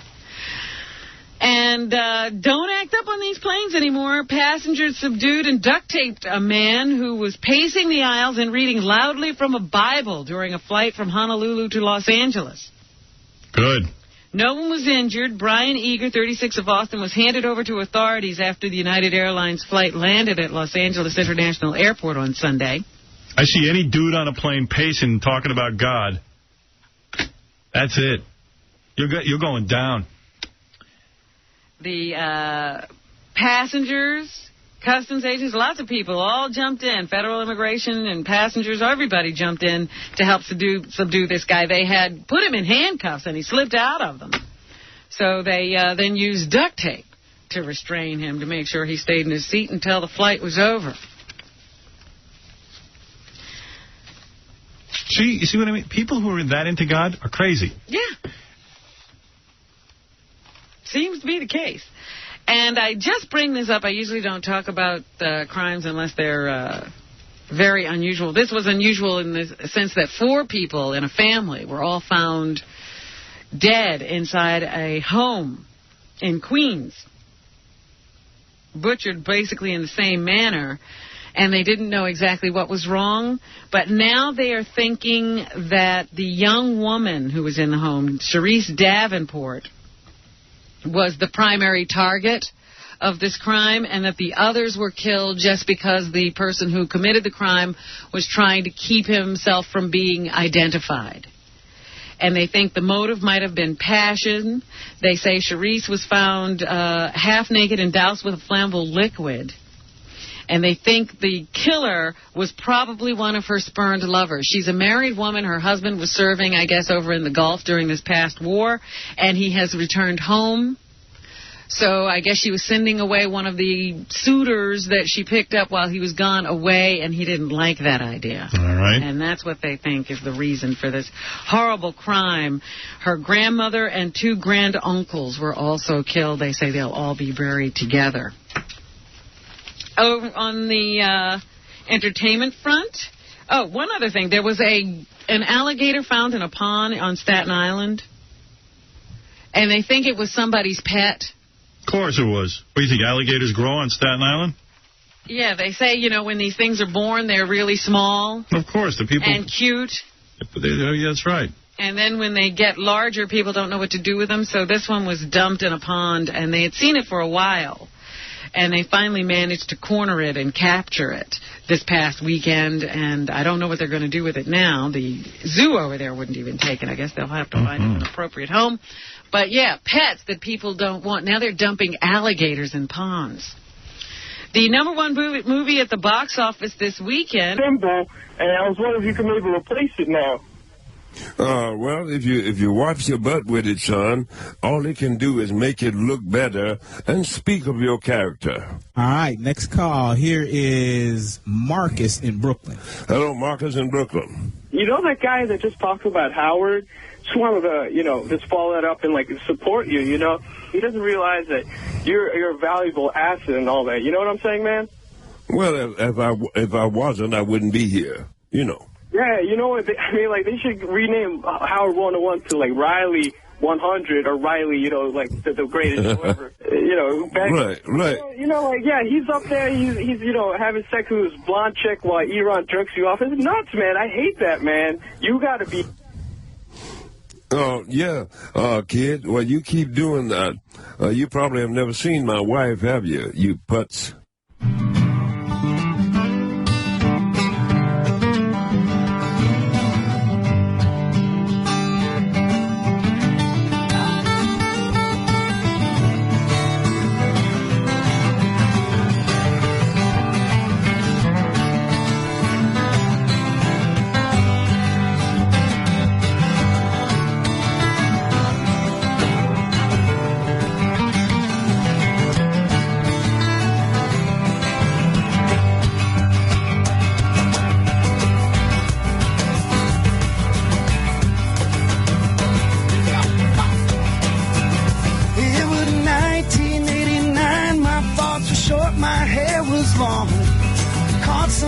Between a boy and man. She was 17 and she was far from in between. It was summertime in northern Michigan. Splashing through the sandbar, talking by the campfire. It's the simple things in life, like when and where. We didn't have no internet, but man, I never will forget the way the moonlight shined on her hair. And we were trying different things, and we were smoking funny things, making love out by the lake to our favorite song.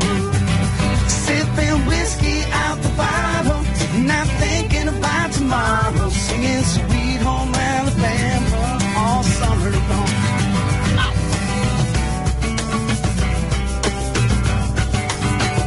Singing Sweet Home Alabama all summer long. Catching walleye from the dock, watching the waves roll off the rocks. She'll forever hold a spot inside my soul. We blister in the sun, we couldn't wait for night to come to hit that sandy place of rock and roll. Yeah, we were trying different things, and we were smoking funny things, making love out by the lake to our favorite song. Sipping whiskey out the bottle, not thinking about tomorrow, singing Sweet Home Alabama all summer long.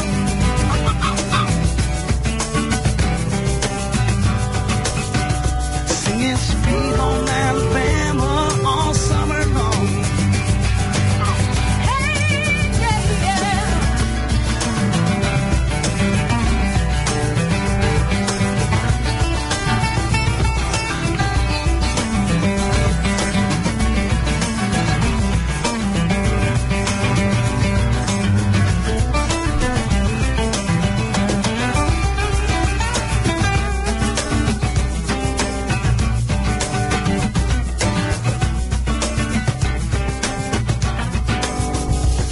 Now nothing seems as strange as when the leaves began to change. How we thought those days would never end. Sometimes I hear that song and I start to sing along. Hey man, I'd like to see that girl again. Yeah, we were trying different things, we were smoking funny things, making love out by the lake to our favorite song. Sipping whiskey out the bottle, not thinking about tomorrow, singing Sweet Home Alabama all summer long. We were trying different things, and we were smoking funny things, making love out by the lake to our favorite song. Sipping whiskey out the bottle, not thinking about tomorrow, singing Sweet Home Alabama all summer long. Singing Sweet Home Alabama all summer long. Singing Sweet Home Alabama all summer long. Singing Sweet Home Alabama all summer long. Singing Sweet Home Alabama all summer long.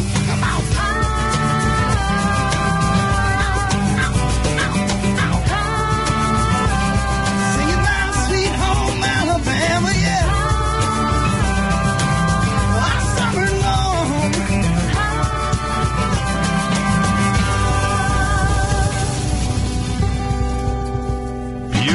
asshole.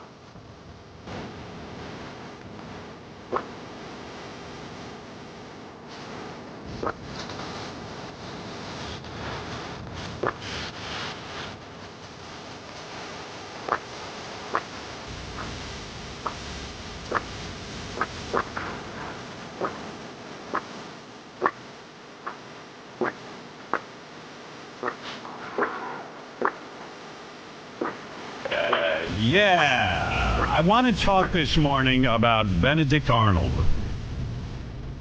And the reason for that is Lisa G is sitting by our radio trying to predict what I'm going to talk about, and there's no way she got that right. You couldn't have pulled that one out, huh? That's right. Good morning, everybody. What's happening? Oh, so much to do. Our friend John Stamos is stopping by. We have so much to talk about, of course, and many things to go over. Good morning, everybody. Okay, Mike, you're on the air first. Mike, go ahead. Hey now, Howard. Hey now, Mike. Hey now. Hello. Hello, this is Riley Martin. Look, man. Look, motherfucker. La Okapa Sinharaku, Anta Misangota, Tularika, Pa Umsaladiwan, Roski Ta Ankapa, Ita. One Zolura in Rakala Tilura.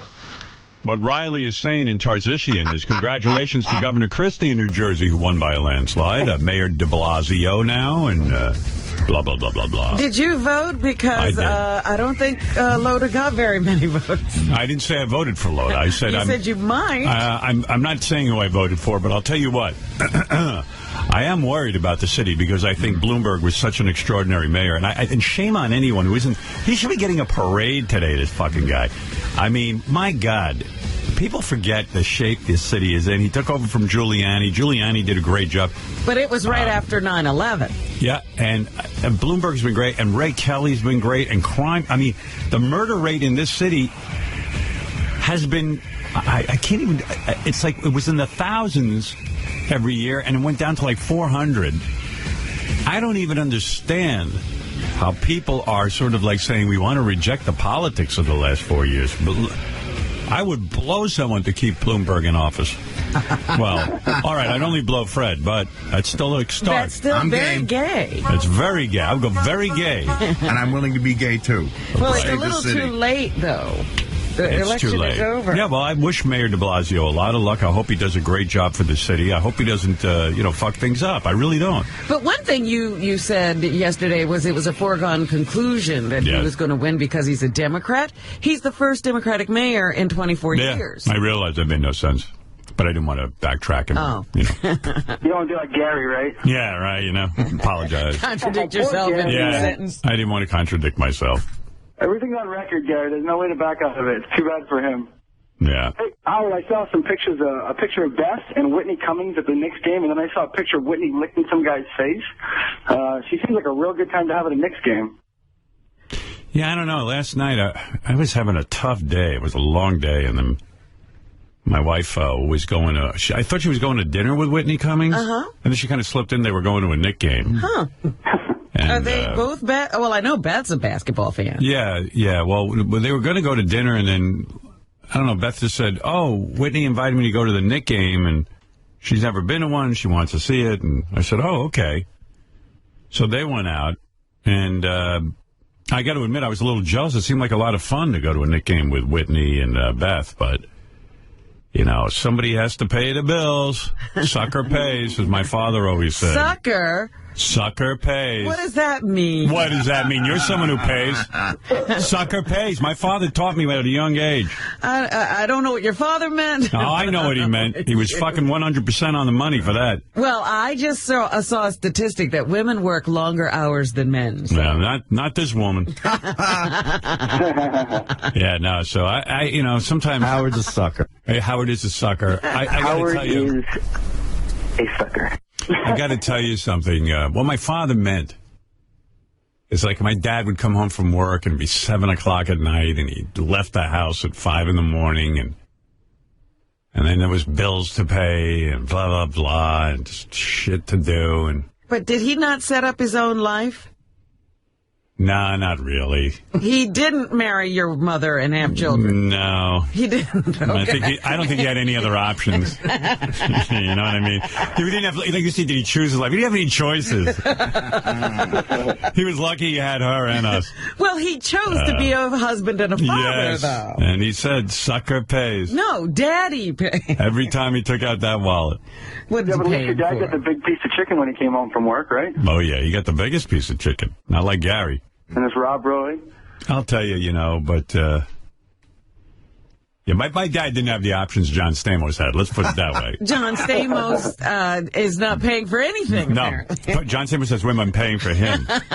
But I tell you, you know, I was tired, and I was busy yesterday in meetings and also on the phone with AGT, trying to figure out if I could really work their schedule this year. I'm having a hard time deciding what to do. And, I mean, I love the show, I love the people, but, you know, the schedule is grueling sometimes. And I trying to figure it out, and I was woozy. And then Beth said, well, I'm off to the game. And I was like, oh, that sounds good. Yeah, but you would be too tired at that point. I could have rallied, maybe. Yeah? But, no, listen, you know, I'm the guy not having fun. I don't have fun. You've been to a Knicks game. I've been to the Knicks game, and you know what? I left early. It was a great game because I was so tired I wanted to go to sleep. You know what I mean? Yeah. I'm not having a lot of fun, honestly. Oh, my. You know. Let's not dwell. I think it's funny when celebrities come on and they think that you're this big party animal. Oh, I'm they such come hang out of your house if they can't keep up with you. Mike, I'm such a fucking misery. I left the psychiatrist's office. I go, why? And he goes, Why what? And you know what he said to me? And it's really interesting. He goes, we're out of time. Yeah, right at the end I went, why? I said, why can't I change? Why? And he goes, well, okay, we're out of time. There's a lot more to talk about. I think he had to get to the Knicks game. Right, he was having fun, too. Yeah, I've had it. He was getting his face licked by Whitney Cummings. What do you mean? She was at the Knicks game licking a guy's face? There were two different pictures on Twitter. One was the one that Beth posted with her and Whitney together, and then there was one Whitney posted of her licking some guy's face. I didn't really recognize the guy at first glance, but whoever it was, she was having a good time last night. Yeah, I don't know. I don't even know what time they got home, because then they went to dinner. I was asleep, and then I woke up. I think I have frequent urination because... And Dr. Sarno talks about that. It's definitely a psychological condition because I'm getting up to pee like every 2 hours. And I was just like, this is fucking bullshit. So then I'm laying there. I woke up around like 10:30 or 11:30. I went looking for Beth. She wasn't home. So I said, I got to get back to sleep. And I laid down and I said, I'm not going to pee again. This is ridiculous. I've already peed twice. Now I have the urge to pee, but I'm not getting out of bed. I'm going back to bed. Now I'm having this is what I do all night. You understand, Robin? You're making mountains out of molehills. Oh, my God. I Robin. understand. Yeah, right, because a normal person would have said, okay, I got to pee again. Yeah, go pee. And then go back to bed. No, I'm fighting. I'm fighting with my urine. It's as if my body is at battle with me. So then I said, that's it. All right, I'm going to go pee. And I go pee. And I stick my head out. I go, honey, you home? No one's home. Everyone's having fun but me. I'm battling my urination. This is what I'm doing. Getting ready for the show today. She's at the Nick game. You're battling I'm battling my urine. Oh. And I said, you know what? Thank God she's not home. If she was home, I'd be battling my urine and like cursing out that I can't yell and scream. Because I yell and scream. I talk to myself. I waited for Beth to go to the game, and I had to make a duty. And I said, you know what? I got about 45 minutes. I got to hold on to this thing until she's out of here, because I can enjoy having a duty at least. You know, because when people are home, it's like, oh, man, I got to rush through this. I don't want to be caught. So she leaves, and I was like, this is my night. I stood up and I went, I'm going to play with this a little bit because gravity's working on this thing and I'm not ready to release it yet. This is my fucking night. This is what I'm being totally honest with you. There's no deep thought. So like then I go, it's time. This is great. Then I get in the toilet and I pull my pants down and I start talking. Do you still use the same toilet or do you use a different toilet? No, the same house one. Is completely open. No, I use the same one. Yeah. And I have horrible toilets in Manhattan, the worst, because the guy, when I remodeled my apartment, put in energy-saving toilets or some water-saving toilets. Yeah, apparently it's mandatory now. Everybody gets them if they change their toilets. I take a dump, and it's like 50 flushes, and it's supposed to save water by not flushing that much? Right. Oh, my God. You can't even get a duty. And this is, by the way, I don't take huge duties. So anyway, then when I do this weird thing, I have to take a dump, and I start talking like I'm in Boardwalk Empire, like I'm Chalky, or I go into this thing like I must tell you, you come to me, you ask me for a favor. I don't know why. I just start doing a monologue. What are you talking to him? No, I'm talking to the wall. What are you talking about? It's just, I just talk before I make my duty. And I realized, God, what if like Beth came home because she forgot something and she hears me in there talking? Yeah, you're having a whole monologue. Like, she'll definitely dump me. You know, I have a monologue before I make a duty, and I don't know why. I don't want to analyze it. I won't even bring it up. Does your psychiatrist know about this? No. I'm too embarrassed. I know you say you're supposed to tell him everything, but God knows I can't unlock those I think you ought to bring that one up. Oh, I'm not. Then you come with me. Because when he goes to put the straitjacket on me and take me to Bellevue, you won't have a partner on the air. I'll have to stop them. Then I go like, hey. I'm like lately I'm Dr. Narcisse from Boardwalk Empire. I love that guy. I'm Dr. Narcisse. But I never call myself Dr. Narcisse. I'm just like, I'm in control. You just talk like Yeah. I'm like, I'm running a mob thing. The Libyan. Yeah, the Libyan. Yeah.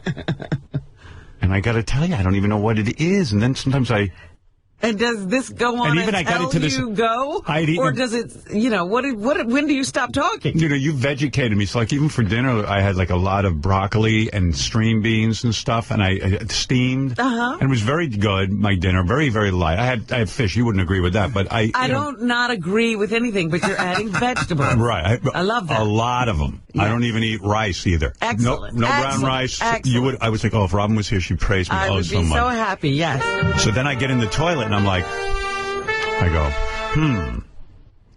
I had a lot of broccoli and string beans. This should be a very good movement. And I start I have conversations about, like, Lisa G in our apartment. And I'm like, I am insane. That's not normal. And this is what goes on. This is my night. Maybe we need cameras in your house. And I absolutely do. And then I put the TV on to drown out my thoughts. I do. I lay down in that bed and I'm like, my God, just put on the TV. I was watching Sons of... yeah, by the way, Beth sent me that picture of her and Whitney. She emailed it to me. But you didn't see the one of Whitney licking anyone's face? No, she didn't send me that. I think Beth's philosophy is don't look like you're having too much fun when you're away from me, because otherwise I'll, You'll get upset. I'll get upset and be like, hey, what are you guys up to? Licking guys' faces and stuff. But I'm sure you don't want her home helping nurse you through your shitting and pissing. No, I was so happy Beth was out having a good time, honestly, because I'm just so miserable during the week when I have to get up early, and you know how many hours I put in on the show. No one should be around me. No one. I'm just fucking miserable. I don't need anyone there when I do my daily ritual, which is to call my accountant and go, can I get the fuck out of this business already? Every day I call Every him. day. Every day. I go, remind me where I'm at financially so that I can get the fuck out of this. Yeah, think about the good you've done, though, Howard. Yeah. I'm doing a lot of good. Kenichi Obina, Howard, America's Got Talent. You've got to resign. Yeah, exactly. Look who I found. The guy who dances with himself on stage. Thank you, Mike. Hey, Howard, I have a serious question. Do you have more respect for Bobo now that because he writes things down like David Allen suggests? I don't know. You know what? Bobo's fine. What do I care? Thank you. I kept thinking about that. You're like, I don't have a respect. I mean, I feel bad for Bobo that he can't remember his question he's going to ask me. He has to write it down. That's, I mean, that's crazy. You wouldn't have to write down your question? No. I think if I was calling a radio show, it just shows you he just wants to be on the air. He doesn't really care about his question. He doesn't care about the question. Yeah, it's not burning a hole in his brain. All right. Thank you, Mike. Thank you, Howard, so much. Have a good day. Robin, You too. Glad you're back. Thanks. Just racking up airtime, that Bobo. Yes, King. Yeah, it's enough's enough, Howard.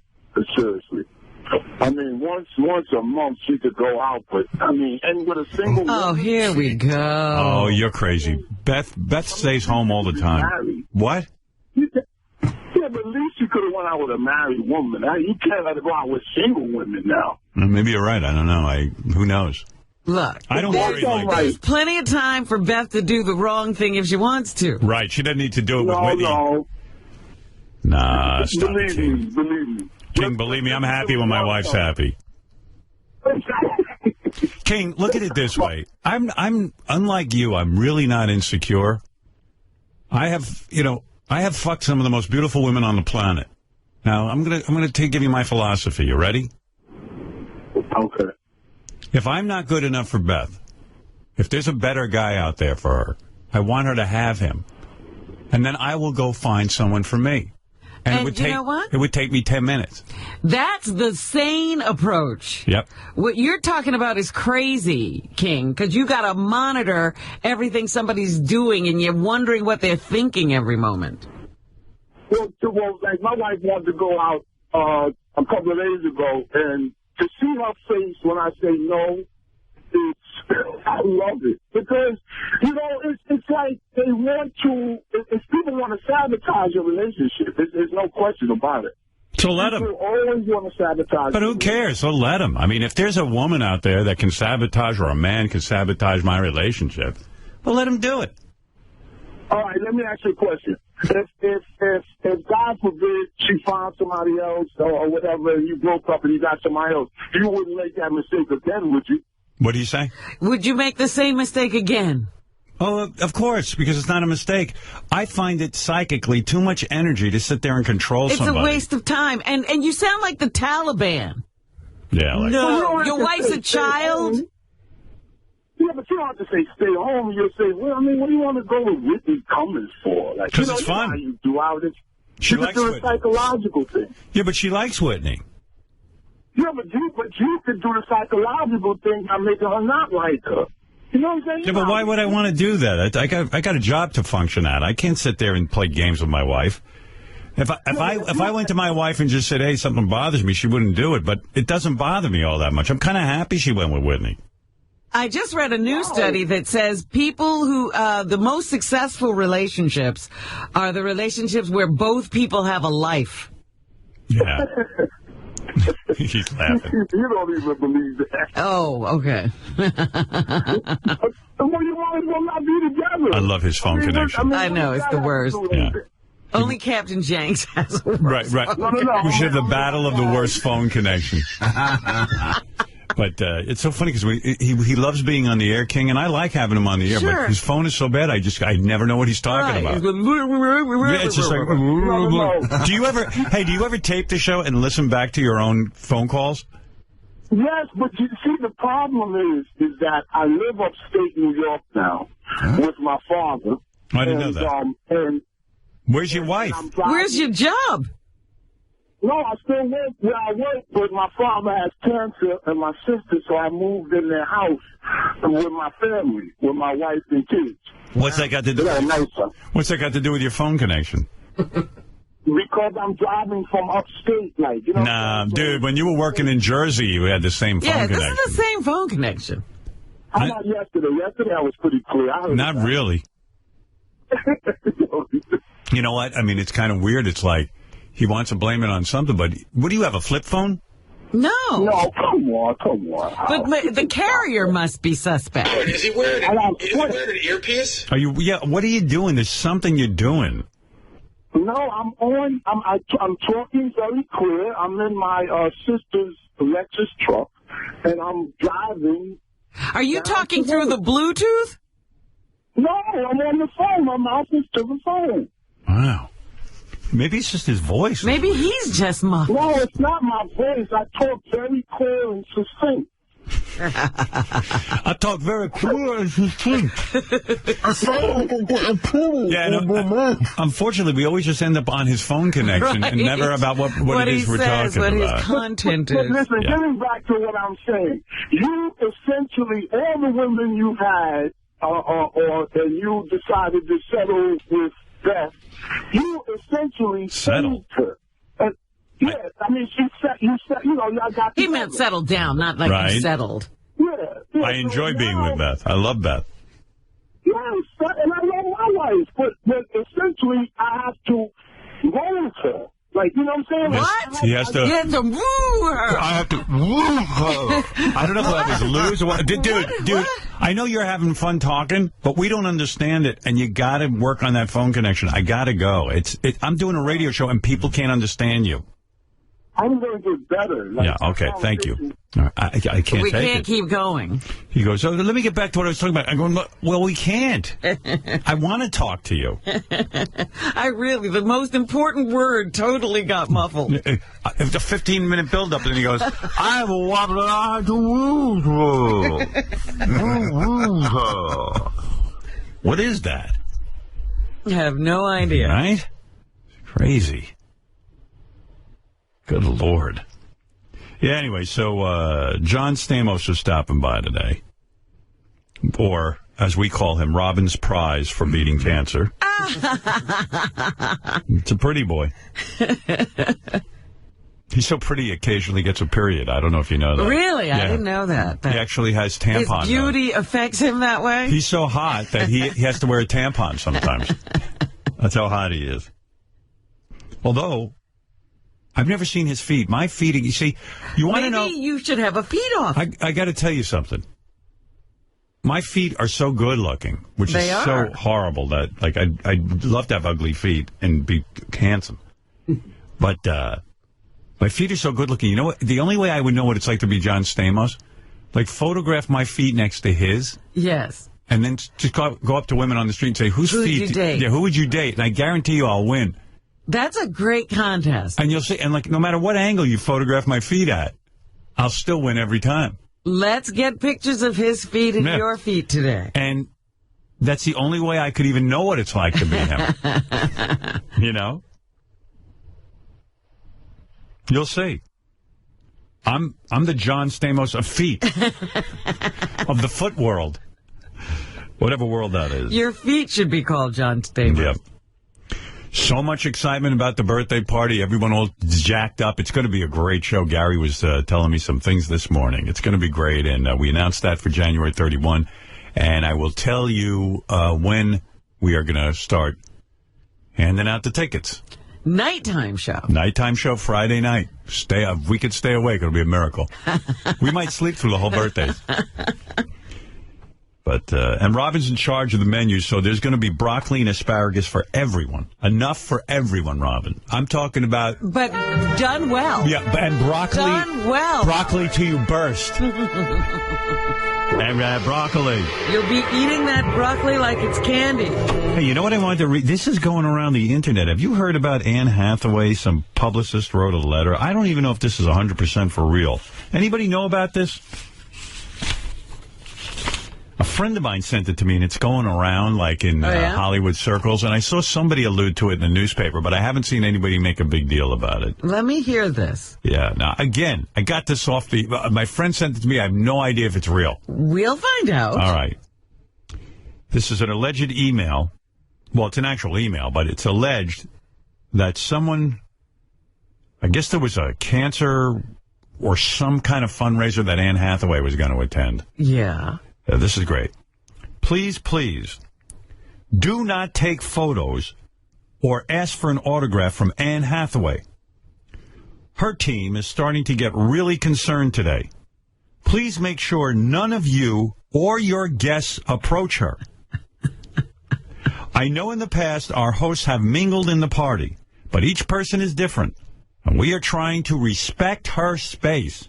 I got to get this. I'm hiring this woman. This is peace and love, without the peace and love. No bloggers, please. No bloggers. No bloggers no bloggers cannot talk to her. Nothing, please. That's why, I mean, that's weird grammar. Yeah. No bloggers cannot talk to her. Nothing, please. Most of our celebs are happy to talk and share why cancer research is important to them, so there will be other opportunities at the event. I will truly need all of your help. If you are sitting next to her in the front row, please make sure no one goes into the lounge. Happy face after that. I got to get that going. I walk into places, people just... They swarm around. Yeah, I want the Anne Hathaway treatment. You know, Princess bloggers, Anne Hathaway. Everybody. Who the fuck is Anne Hathaway? You've spoken to bloggers. Wow. Bloggers is all I get on that. America's Got Talent. They line me up with these bloggers. I'm talking to a kid from his basement. Holy mackerel. Bloggers. I want that. I don't know if that's real or not, but if it is, God bless. I don't know that that's real. They're saying it came from In Touch magazine, and she's denying it, of course. Anne is denying it? Well, Anne didn't write it. It's a woman who works for Anne. I don't know, but my source sent it to me. My source is pretty good. Anne not writing it gives it credible deniability. That's what you're looking for. Yeah, that's what I was just going to say. All right, we got to take a break. We'll be back right after these words. Hit it, Fred. Here's Gangnam Style's singer, Psy, on Fuse TV. Billy Joel Armstrong said that you are the herpes of music.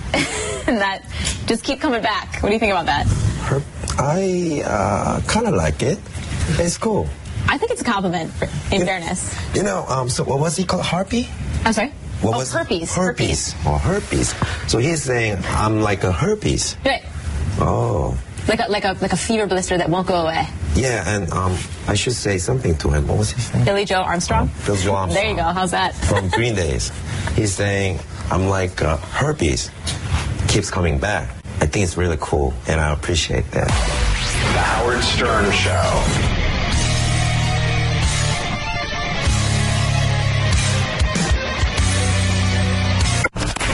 Fox News Washington reporting. But if you do want to strawberry pick in this weather, what should you wear? Plenty of plastic. We were able to pick some of the strawberries today. Despite this rain, I do have to tell you it's worth the drive and worth fighting this rain condition. Fuck me. I can't even fucking talk. All right, well, we definitely apologize for that editing error in that story. Fuck me. I can't even fucking talk. The Howard Stern Show.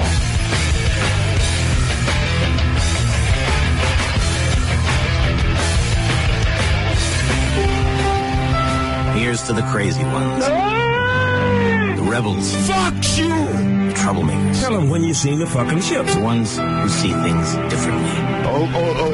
While some may see them as the crazy ones, we see genius. Yeah, country BBG. There's the people who are crazy enough to think they can change the world. One more time with that? Are the ones who do. Maslow Grziewicz? It's worn out its welcome. Yeah, I hate it. I hate Psy, and I hate that song. Well, I'm really, because I used to sing it every day. Yep. I'd always hear myself sing Gangnam Style. Gangnam. At some point during the day. Gangnam Style. And I stopped doing that finally. I hate to see. Anyway, for your listening pleasure, Robin, if you do like the fart mixed in, this is Metallica's One with my fart.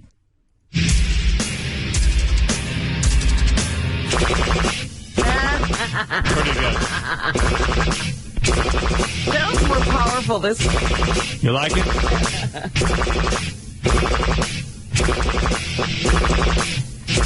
Works with all music. Chicken dance.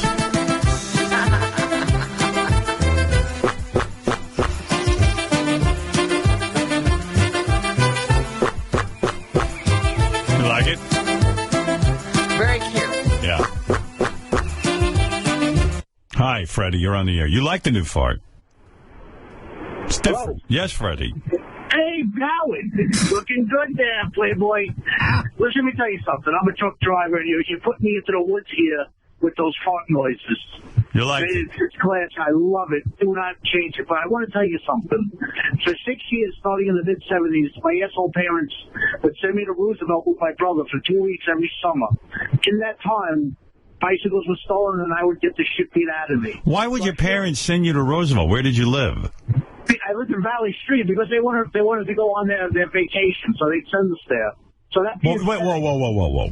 Your parents wanted to go on vacation. You live in Valley Stream, a white neighborhood. Your parents ship you off to Roosevelt to... Who lived in Roosevelt? Oh, I'm sorry. I looked at my great-grandmother, who was like 90-something years old. Black and white TV, no reception. It was horrible. What was the name of her street in Roosevelt? I think it was like a Jefferson or a... Oh, okay. Yeah, that's true. And to this day, I get butterflies in my stomach and a dry mouth every time I hear you talk about Roosevelt. But that being said, Well, you're lucky. You only spent 2 weeks there. Every time I was, oh my God, that's like 5 years in Vietnam. Your parents must have really hated you to send you to Roosevelt on their vacation. Yeah, they wouldn't take you on vacation. You know, you think about it, most people want to relax, go on vacation, and know that their kids are safe. Your parents sent you to like a war zone. Hey, what can I tell you? What year was that? 1975 to probably 81. Oof. Those are the tough Roosevelt years. Those are the tough years. Those are some tough fucking years, dude. I'm battle-scarred. Kids, we're going on vacation. You're going to hell. Just for 2 weeks, though. Don't worry about it. All right, thank you, Freddie. Whoa. That being said, I think we have a kinship. Could you possibly have it in your heart to put me on the list for your birthday? We can't. We are not legally allowed yet to put anyone on the list. Oh, you fuck! I hope you get caught on your beautiful feet. Thank you, Freddie. Freddie, once we make the announcement, please feel free to call back. He hung up on me.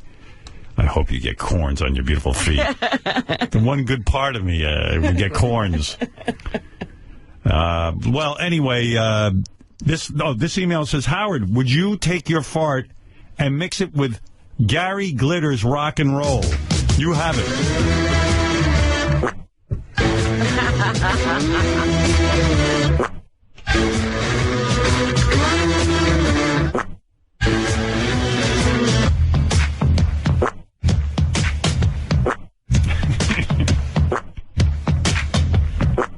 That's my favorite, by the way. In case you cared.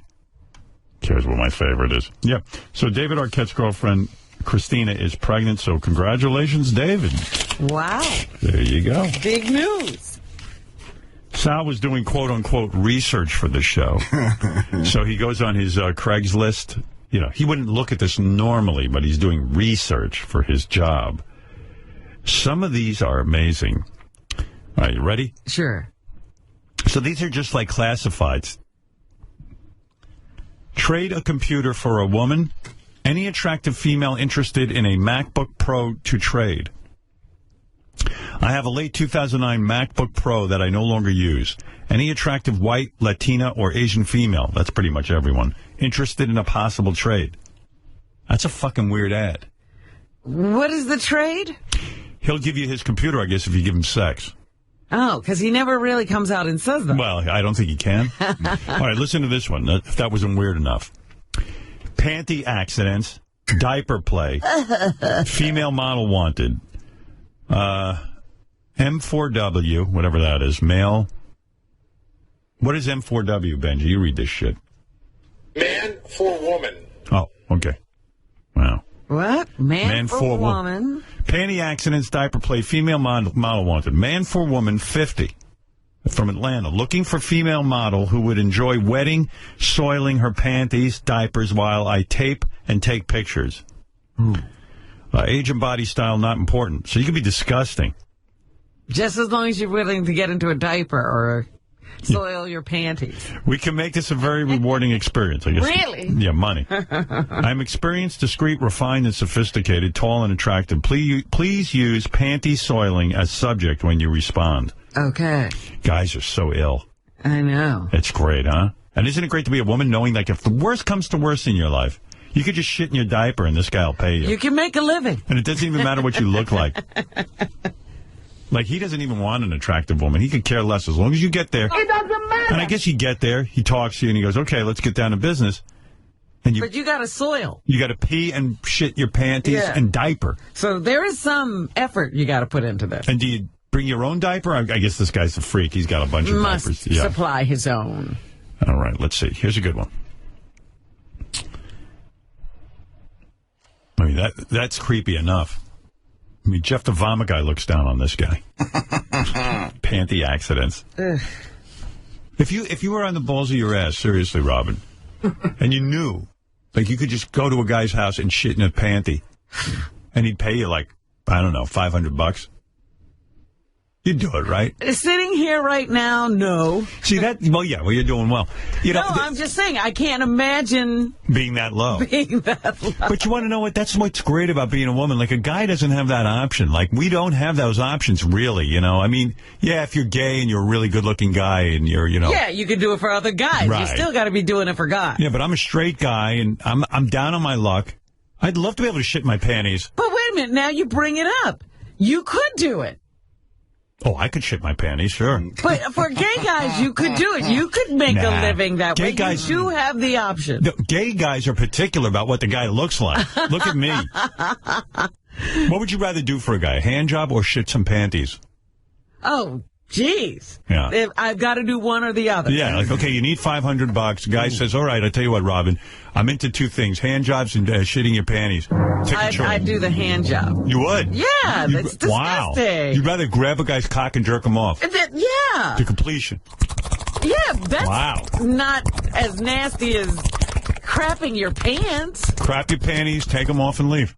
But you got to clean up. I mean, it's a mess. Let the guy clean up. It's at his house. You stink. You crapped your pants. You're a slut. That's what I've learned today. I dribbled just a bit. Are you ready for another one? Yes. Any chubby guys want to meet this manly ass eater at video store? I am going. See, you could make a living. I'm going to the video store on blah, blah, blah at 4 p.m. today. I would like to meet up with some chubby or just plain fat guys for some fun. The fatter, the better. See, gay guys have preferences. I love licking big bodies all over and sticking my tongue in many hidden places. Sound good to you? Meet me there. Yeah, but this guy's not willing to pay. Do not worry about recognizing me, as I will definitely be looking for you. Trust me, it'll be worth the ride. First of all, what I've learned, are there any video stores left anywhere in America? Well, the adult ones, yeah. Oh. I'll meet you at the video store. Yeah, it's not a Blockbuster. Fucking creepy. You know what I mean? Like, there shouldn't even be a video store. Yeah, but they all are, you know, they've got big writing on the front of them, like nobody who wants to go in can read. XXX. Let's see. Hi, sweetie. Daddy's home. Remember how... Oh, listen to this one. Hi, sweetie. Daddy's home. Remember how excited those 4 words made you? Admit it. You wanted more than a hug from Daddy. And we're pretty sure he wanted more, too. Wow. Oh. What a fucking sicko. Oh. This one was signed by John Hine. If you want to act out that fantasy with an older married man, message me. Put "Hug Me, Daddy" in the subject line so I know you're real. And put your age in the... Because that'll prove that you're real. That's verification for you. That'll prove that that's not the police. The police can't write that? Yeah. No. They're not legally allowed.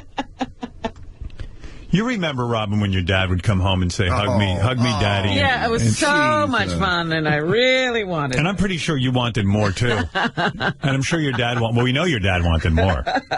Wow. Can you imagine looking at your daughter and wanting more? Fuck. You should just die. Looking for a grandpa type? I know this is too kinky for most of you, but I'm sure there's at least one woman, 18 or older, in San Antonio with the fantasy of being with an older 63-year-old man sitting in his lap and learning a few things from him. Secret things you can tell Mommy about. Oh, you can't tell Mommy about. Oh. There's a lot of that. Like, that was like your life. For a couple of months. It didn't last long. Your dad wanted you to do secret things. Oh, there's your dad. There were things you weren't supposed to tell. One of many great nights with my young, sweet Robin. So here, you all find out why I have ham hands, why she likes eye colonics, and why she likes it bent over. Do you think as a... and don't answer this too fast. You know how, like, they talk to, like, child molesters and you find that they were molested as children, or, like, you find that someone has a kinky thing with a diaper because something happened to them with a diaper. Do you think as a result of your father doing what he did to you, that you have some sort of kinky, weird thing that you're into? No. Oh, that was bad. That went nowhere. See, I got a feeling like maybe if I fuck you, I could see what that is. You know everything I'm into. Yeah, well, you're pretty conservative, actually. Would you like it ass play? Not really. I told you those were surprises. You didn't even know you liked it. I didn't know I liked it. I certainly haven't indulged in it of my own accord where I asked for it.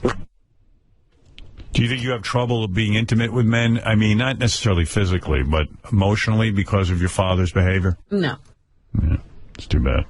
I mean, it's too bad for the show. Not for you personally.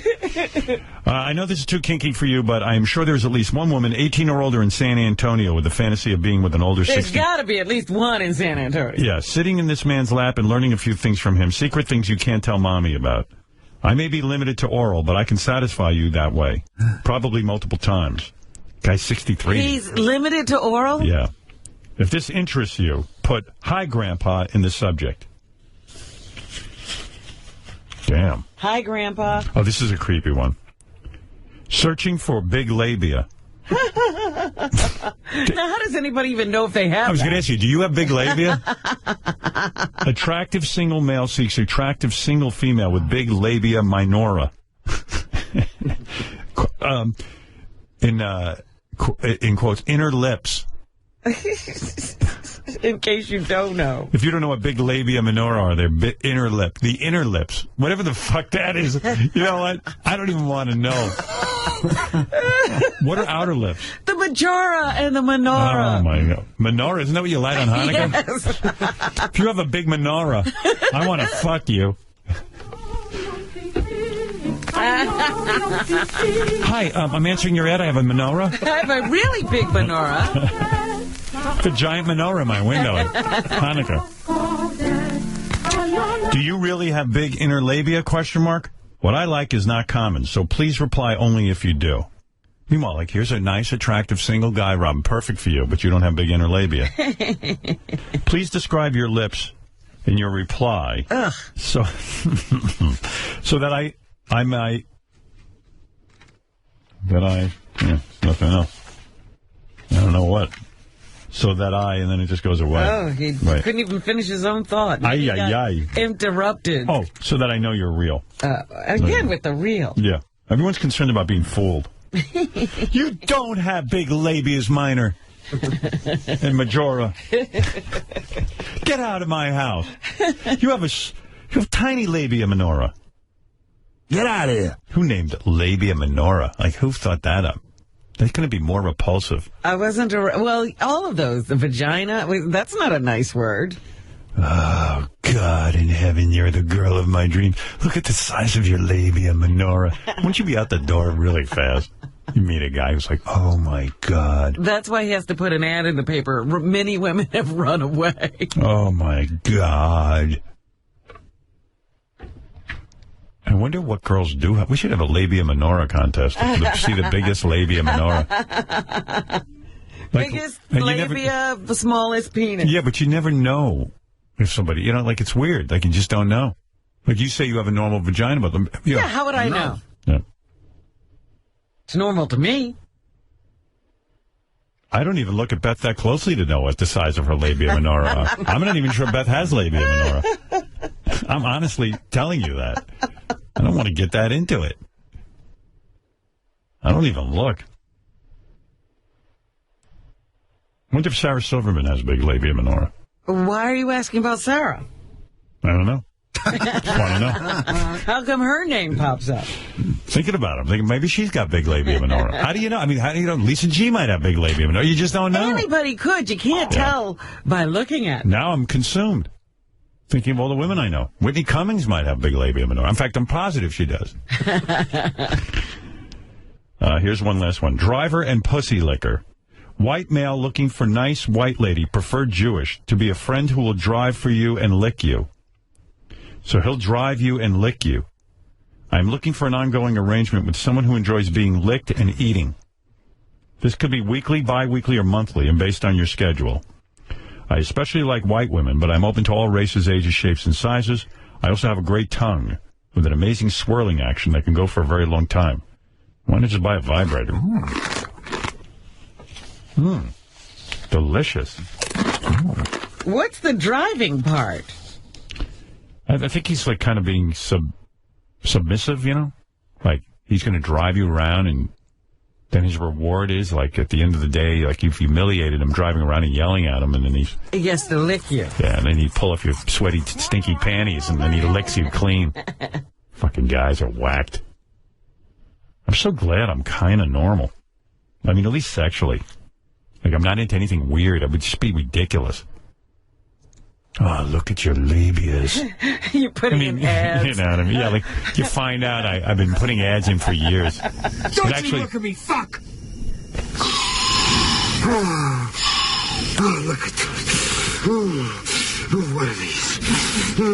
Labias. Don't say please, fuckhead! Oh, baby. Oh, baby wants to pinch them. Oh, what's the matter? Give them back. What's the matter? Just a little red, that's all. Let me feel them. Oh, come here. Imagine that was your scene. Her labia are just too tiny for me. I just want a big labia minora.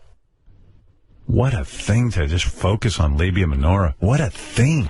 What a curse. How do you get that damaged?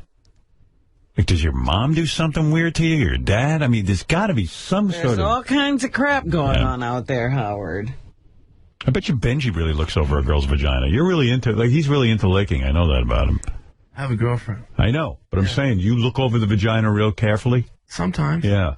I can see that. You're a freak. I love looking at my girlfriend. Yeah. No, but you love looking at her vagina? No, her whole face and body. No, I did. Never mind. Never Why mind. did you go there? Just asking you about something else. No, I don't fucking get it. freak. You're right. You're right. Everyone's condescending to you. It's true. It's too easy. I'm not going there with you. And now, we head into the vortex with Benji. Benji, what worries you most about the conflict with North Korea? First, is North Korea even technically a Korea? What designates it to have rights to be a Korea? Is Kim Jong even technically real? How do we know he's not really Chinese? This has been a production of The Vortex with Benji.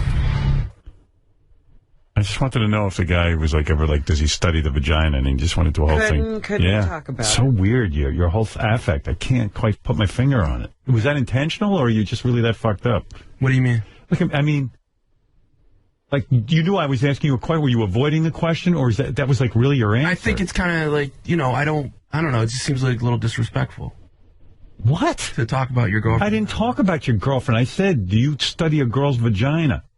No, because fuck you. When did you become a man? I've seen you do a lot of weird shit in your life. I've seen you do weird shit. Yeah, so what are you talking about? You don't talk about chicks' vaginas? No. Do you? Yeah, I'm talking about it now. Labia majora. All right. What the fuck? Fucking guy. God, Fred. I feel for you. Yeah, I'm there. I saw what you were going for. I thought you were being rough on Benji yesterday, but now I don't. Did you? No. Yeah, I did. I was kind of going to say something to you, and then I went, now I'm right with you. Yeah. Fucking guy, sometimes it's really hard to talk to Benji. It's crazy. Benji getting slammed in the email. Benji's got rules. Yeah. And you have to follow his rules to the letter. If you don't, you pay. Here's some mail about Ben. Benji got a lot of mail because he was on the air. He got a lot of airtime. What? Fred has no rules. You have no rules, Fred? That wasn't. Here we go. I'm not. Well, you're giving me Benji. shit for having rules. You have no rules? That's my statement, Benji. I'm not engaging you. Well, you're again being a little prick. Oh, so we immediately is that the thing? We immediately go to an insult. Yeah, just like you immediately insulted me. How? You're like you're kind of Benji has little rules. That's just a statement. That's Was just that a an statement insult? too. Fred is a prick is a statement. Oh, okay. Prick is like way stronger than Benji has rules. Exactly. See, I go. Yeah, you just escalated like 50 times. Okay. Absolutely. All right, prick is very Yeah. like you did a very personal strong. attack. Yeah, he goes for personal. And that's okay. Benji has limited access. What is my to limited strategies. access? He's saying you have to go right to prick. You have to go right to prick. You have a limited you vocabulary. have to go to fucking asshole. You have to go to prick. You have to go to bitch. It's like what my mom says. If you're very limited on how you engage with people. I'm limited. You're a little bitch. Okay, very good.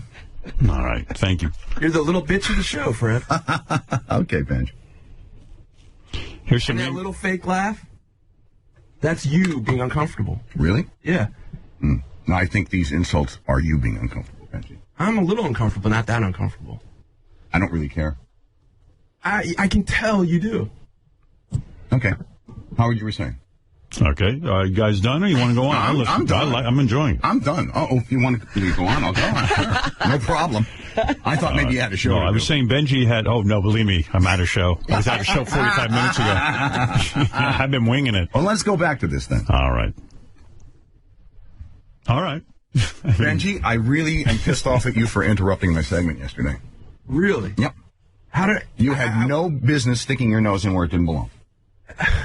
Fred, you were talking about me. Howard was talking. No, correction. Howard was talking to me. I don't give a fuck. I really don't. Howard looked at me for a response. No, Howard was talking to me. Now I was you're talking to interrupting my him. segment, Fred. I don't really. You're interrupting my segment. Oh, is it his segment, Howard? Yeah, he didn't get a segment. You want a segment? That's different. I'll give you a segment. I would like a segment. Okay. But this is not your segment. This is not your segment. Fred, I wasn't. Howard controls the mics. Howard controls the mics. He looked at me. He looked at me for a response. No, not your segment. If yesterday was a Fred segment, this was not. And This was. I just looked at you. Yes. And you turned my mic up. And then I addressed Fred. Right. So I asked him to respond. Your segment was done. I don't give a fuck, Fred. I really don't. Your segment was done. So are you saying you don't give a fuck to me, or are you saying you don't give a fuck to Howard? I don't give a fuck. I really don't. It's not that big of a deal. What is? I forgot what we're talking about. I don't even know what we're talking about. What's the deal? Anytime we go in that corner, things get crazy. Well, anyway, Benji got a lot of email, if you guys want to hear it. I'd like to defend Benji. I think he's an asset to the show and was disgusted by Robin's attack. And now Fred has to go without explaining himself. Doesn't seem fair, no matter what you all say. This one says, fuck Benji. What an untalented piece of garbage. He's neither funny nor interesting. Why is he there? Please, I'm begging you, no more Benji. He does nothing but bring the show down. He's an asshole and is doing everything in his power to keep this whole thing with Robin going. Benji's a dick and keep his mic off. He sucks dick. So this accuses him of being gay as well. Yeah. Fred, what's that little yeah? Would that be bad to be gay? No, I was just saying, yeah. You are so homophobic. I remember how homophobic you were years ago. You're a homophobe. Man, you're all over the place. He is grasping right now. You're not a homophobe, He's like Fred? a drowning man right now. You're not a homophobe? Well, here's one in your favor, Benji. Fred had a problem with Jackie, and now Benji. Is there a pattern? This one says, someday Benji will get punched in the face and knocked the fuck out. This child needs to be humbled. Oh, my. This one is for Benji. I've always been a big fan of Fred, but the way he took a shot at Benji today was a total dickhead move. Horrible. Fred, if you don't like Benji, just keep your mouth shut. You're a bully. You took a shot at Benji and then mocked him and wouldn't let him speak when he tried to respond. Everyone on the show treats Benji like a piece of shit. It's very easy to bully Benji. When everyone else in the room treats him the same way, you guys all jump on. You guys, especially Fred, are all a bunch of pussies. Stop ganging up and bullying Benji. I'm sure you all think... Well, there you go. Someone coming to Benji's defense. See that? There you go. But here's a guy... Benji wrote. But here's something else. I'm sure he did. That's why I put it in there. Benji offers the listeners nothing. Zilch, zero. He's lazy, he's not funny, and will never get another job once Howard leaves. He can't even compare it to Fred's talents, not by a long shot. So there is a whole Fred-Benji controversy going on right now. You know, we talked about this on the wrap-up show a little bit yesterday. Oh, yeah. Thanks for the kind comments on the wrap-up show, by the way, Benj. What did he say? No, it was just, I heard that he'd said some things. Well, he just said that he thinks people here are condescending to him. But people say to me all the time, like, do you hate Benji? And I'm like, I don't hate Benji. I love Benji, but I get so frustrated with him. And Benji, all I could say to you is this blew up into a whole thing, and Howard asked a fairly simple question. Like, if you would have asked me about my wife's labia, I would have said, I don't stare at it, but it looks pretty normal, and that's what I know. But I was even asking him about his girlfriend's labia. About that. He was asking in general. I just go, do you look at like a chick's labia? Like, do you look that close? Like, I just looked over at him, and And they realized he that took it to a place within 2 seconds, that it Benji wasn't went going. like, "You're being disrespectful," and I'm like, Benji, "What? That's part of being disrespectful. Get How? the fuck out of I here!" didn't say you were being disrespectful. You said it was disrespectful. I would find it disrespectful for myself to do that. But if Howard's doing it, then you're saying he's disrespectful. No, he's not. Well, if you're being disrespectful, why am I not being disrespectful? Because I don't feel I'm in a relationship, and I don't feel... I am too. I'm married. Right, and I'm sure there's certain things in your past you wouldn't talk about. That's not what we're talking about now. But you didn't even say that.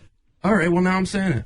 But that's not what Howard asked you. He didn't ask you anything about your past. He just asked you a fairly simple question. Yeah, like, that, like do you study a woman's, do you just, like, even in porn, do you look at a woman's labias, major and minor? And if you don't... But I mean, I don't want to talk anymore. Right. But if you don't want to piss off your girlfriend, just say no. No, it's not pissing off. It's being... It's just like, it's you know, how about this new Benji, how respectful he is? Really? Yeah, come on, Benji. Yeah, Howard. What happened, dude? Benji's real respectful. He calls people names. Ooh. Was that up to the level prick? But did you just think Howard was being condescending to you? Because that's what you say about all of us. Howard, when they disagree that's with you. his go-to strategy. I can't respond. Is Howard being condescending now? A little bit, but not that much. Okay, who cares? That's here, Benji. Here's some theme music for you for your segment when I have one for you.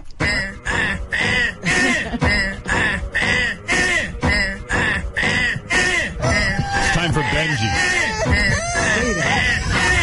All Benji's weird noises. I think those are disrespectful.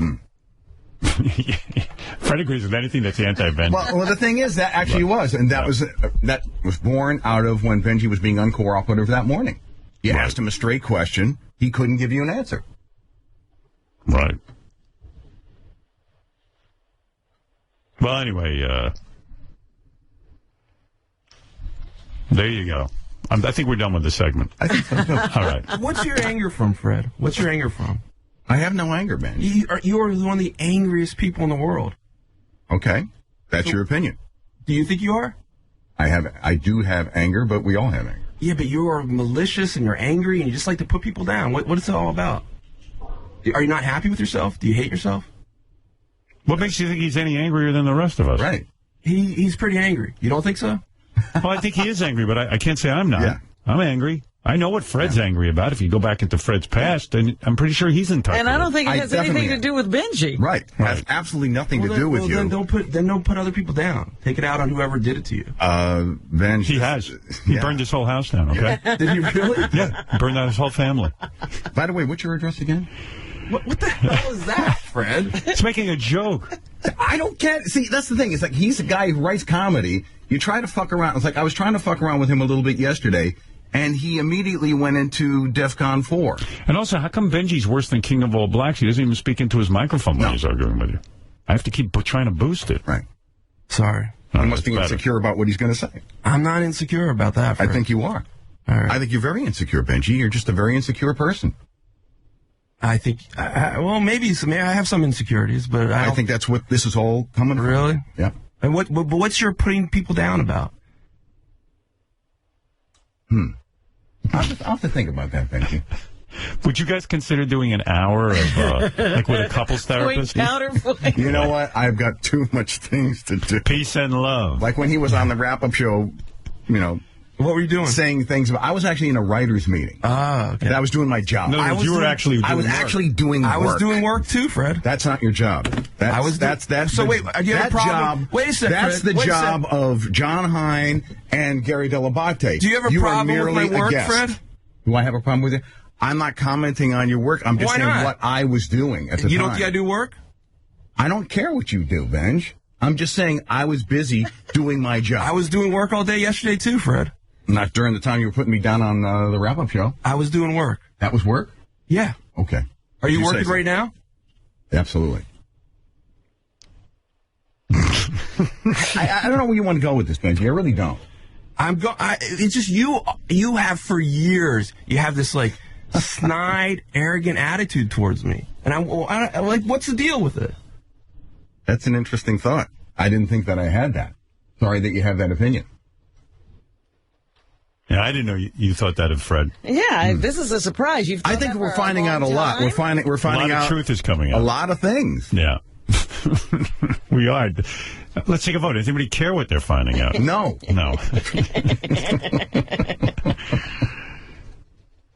No, because I feel bad for Benji, because I think Benji's really taking this thing very hard. Yeah, I don't even know what this thing is. I don't know either. Right. And I'm not even comfortable with it, because it's like, here's the deal. What he thinks I am...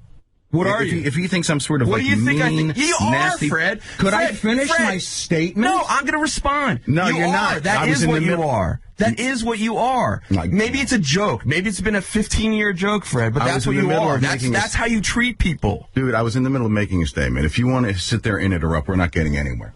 All right, maybe we've had enough of this. I think I have. Okay. Thank you, Fred. Thank you, Benji. I don't think 3 days of this has cleared it up at all. I think it's gotten worse. I think so, too. Do you want to make one closing statement, Benji? Please. So we know what you're saying? Oh, no, there's nothing to close. Oh. Because I wasn't sure why you're upset, and I'm not sure why I don't even know where Fred's upset. I don't know what's happening. I'm upset, right now. but quite honestly, I'm upset because he's upset. Right. I think he's taking all this stuff way too hard. I really do. You know what? And what stuff are we even talking about? I don't even know. I don't even know what we're talking about. Mean stuff about me. I say mean stuff about everybody. That's right. I say jokes about everybody. No, it's not. What makes you so special? Well, I'm the one. What makes you? Are there different rules for Benji? If I'm goofing on Gary, are there different rules for Gary as opposed to you? Are there different rules for King of All Blacks when I goof on him when he calls in? Are there different rules when Eric the Midget calls in and I'm goofing on him? Eric are you saying that those people are like, it's okay to goof on them, but not on you? No. I think you're special? I think Are you a special person? He won't let me answer, Fred. I'm asking a question because you haven't answered. You said you were done with your Well, he asked me a question. Fred is taking your time. He asked me a question, and I was going to answer and it. you're not answering it.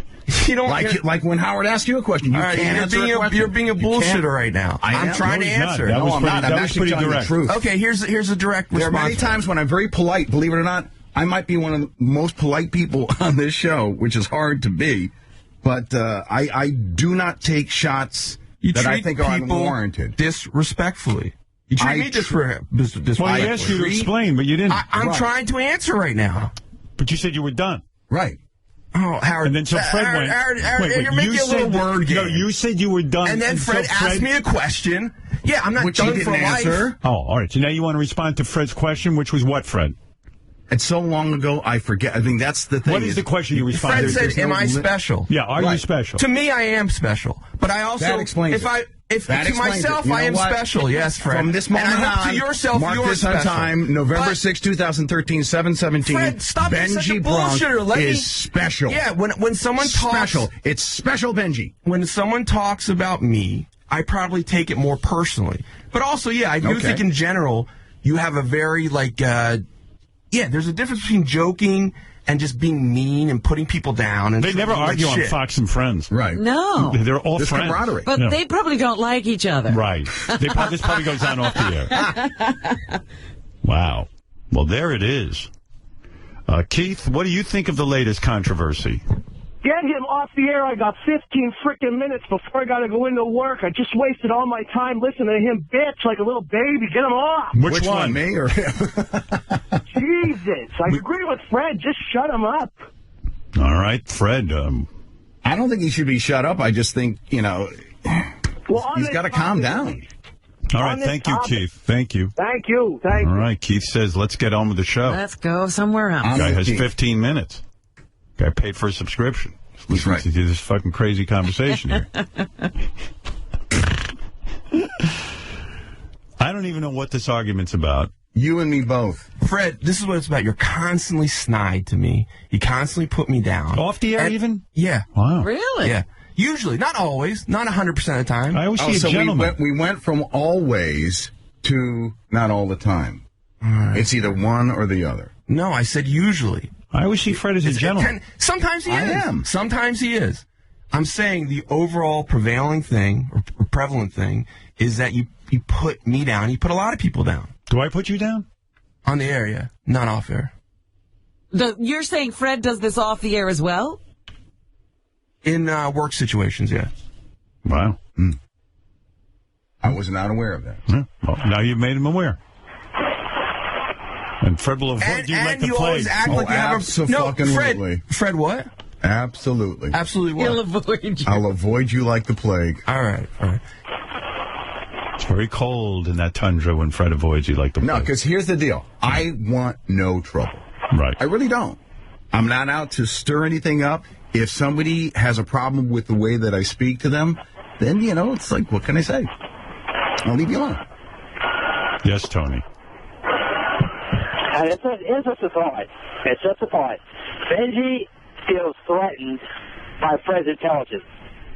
Are you threatened by Fred's intelligence? I think I admire like his abilities and stuff, but no, I don't think I'm threatened. I love intelligence. All right. Well, he says he loves Fred's intelligence. But he doesn't. Yes. Yes. So, Benji, how many years have you been with us? Since '98. So, Fred, how long is that? Whatever. How come this is all, like, I feel like this is all new stuff? Yeah. I think it's a new area we're getting. I think so. I mean, I talked to you a lot off the air, and I've never heard you convey to me that you felt uncomfortable with Fred or anybody else here. So I'm wondering why this is all surfacing now. I don't know. Because we ran out of other shit to do. What I think. All right, listen, whatever. Guys, I hope everybody's okay. If you need any help with this, I'll help you with it. I'm okay. Right. Benji, are you okay? Yeah. All right. Fair enough. All right, Robin, I have to take a break. Okay. Well, I'm glad I'm not in there. Well, you're going to be forced to come in here. Come in here. Bitch. Come on in. All right, Benji, Fred, thank you for that. You got it, my friend. All right. I apologize to the listeners who only had 15 minutes. I apologize, too. Right. And we will be back right after these words. Here's Medicated Pete on the set of his movie. You love me, don't you? What? Yes, Paula. I love you. I've never... Keep looking at her and say the lines faster. Don't act it. Yes, Paula, I love you. I've never been more certain of anything in my life. I've never been more certain of anything in my life. Do you understand me? Do you understand me? Yes, of course. I love you, Paula, more than I ever thought it possible to love anyone in the world. I do love you. I love you, Paula, more than I knew possible. I can love anyone in the world. Do you believe me? The Howard Stern Show. Here's Ronnie the limo driver, trying to read while auditioning for a cartoon. Hey, yo, what the freak show? Hey, yo, with the freak show of a chin. Hey, yo, with the freak show of a chin. You got down your lips and you douchebag car. There's no way you could be not. Hey, yo, with the freak. Hey, yo, with the freak show of a chin. You got the. Hey, yo, with the freak show of a chin. Your lips. Hey, yo, that freak show of... Hey, yo, with that freak show of a chin. You got... Leave the reading to the professionals. This is The Howard Stern Show.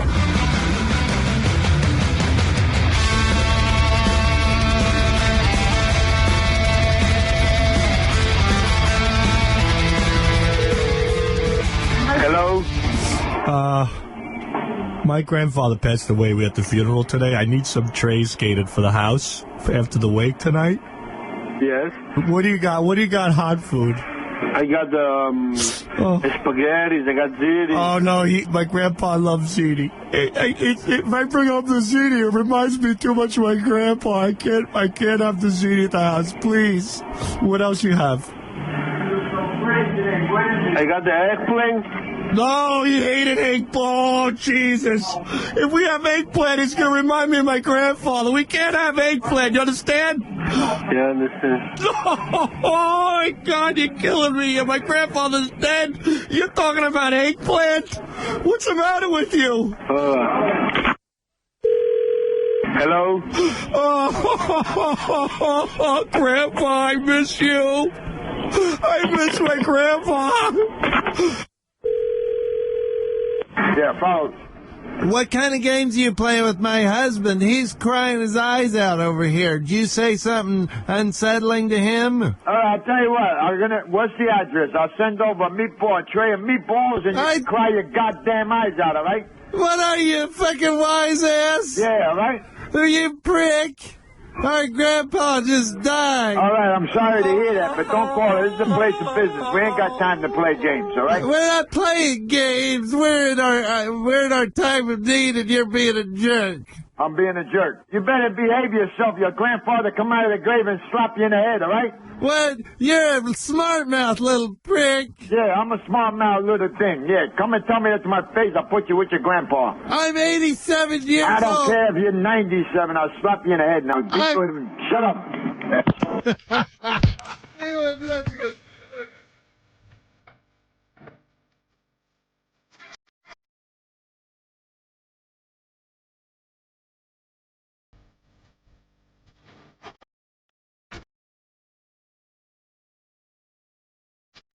Yeah, baby. Coming at you on a Wednesday morning. Good morning, everybody. Tonight on Howard 101, Dr. Harvey Fish. And that's 5 o'clock, 7 p.m., dealing straight. Big announcement yesterday. I'm having a big birthday party. Look at me. Whee! Because your sex takes me to paradise. Wait, who's this chick he's singing about? Nobody's sex ever took me to paradise. I like it. Don't get me wrong, but... Then you didn't go to paradise? No. I've been locked out of heaven, though, many times. Well, I've how never did been. you say that? I know I have. Well, if it doesn't make you feel like you're going to heaven, how are you locked out of paradise? I'm locked out of heaven. I'm having a birthday party, as I said. Whee! Hosted by my good friend Jimmy Kimmel. And it's going to be one hell of a broadcast. Gary says every day, more and more people signing up. We're going to start, we're going to have it in a beautiful venue with tickets and everything, the whole deal. It's going to be something. It's going to happen Friday night, January 31. And it's going to be such a good show. We're going to repeat it every day for a year, 24 hours a day. So we don't have to work after that. That's my birthday present. No, but anyway, Friday night, January 31, 2014. It's going to be here in New York City. There's going to be a lot of great surprises, a lot of VIPs, a lot of honoring of me. VIPs? VIPs, with extra emphasis on the P. Tickets will be available to win starting shortly. Just keep checking howardstern.com. It's going to pop up on there. SiriusXM.com and Twitter for more information. Yeah. Because sometimes I feel like I've been locked out of heaven for too long. For too long. Yeah, coming at you.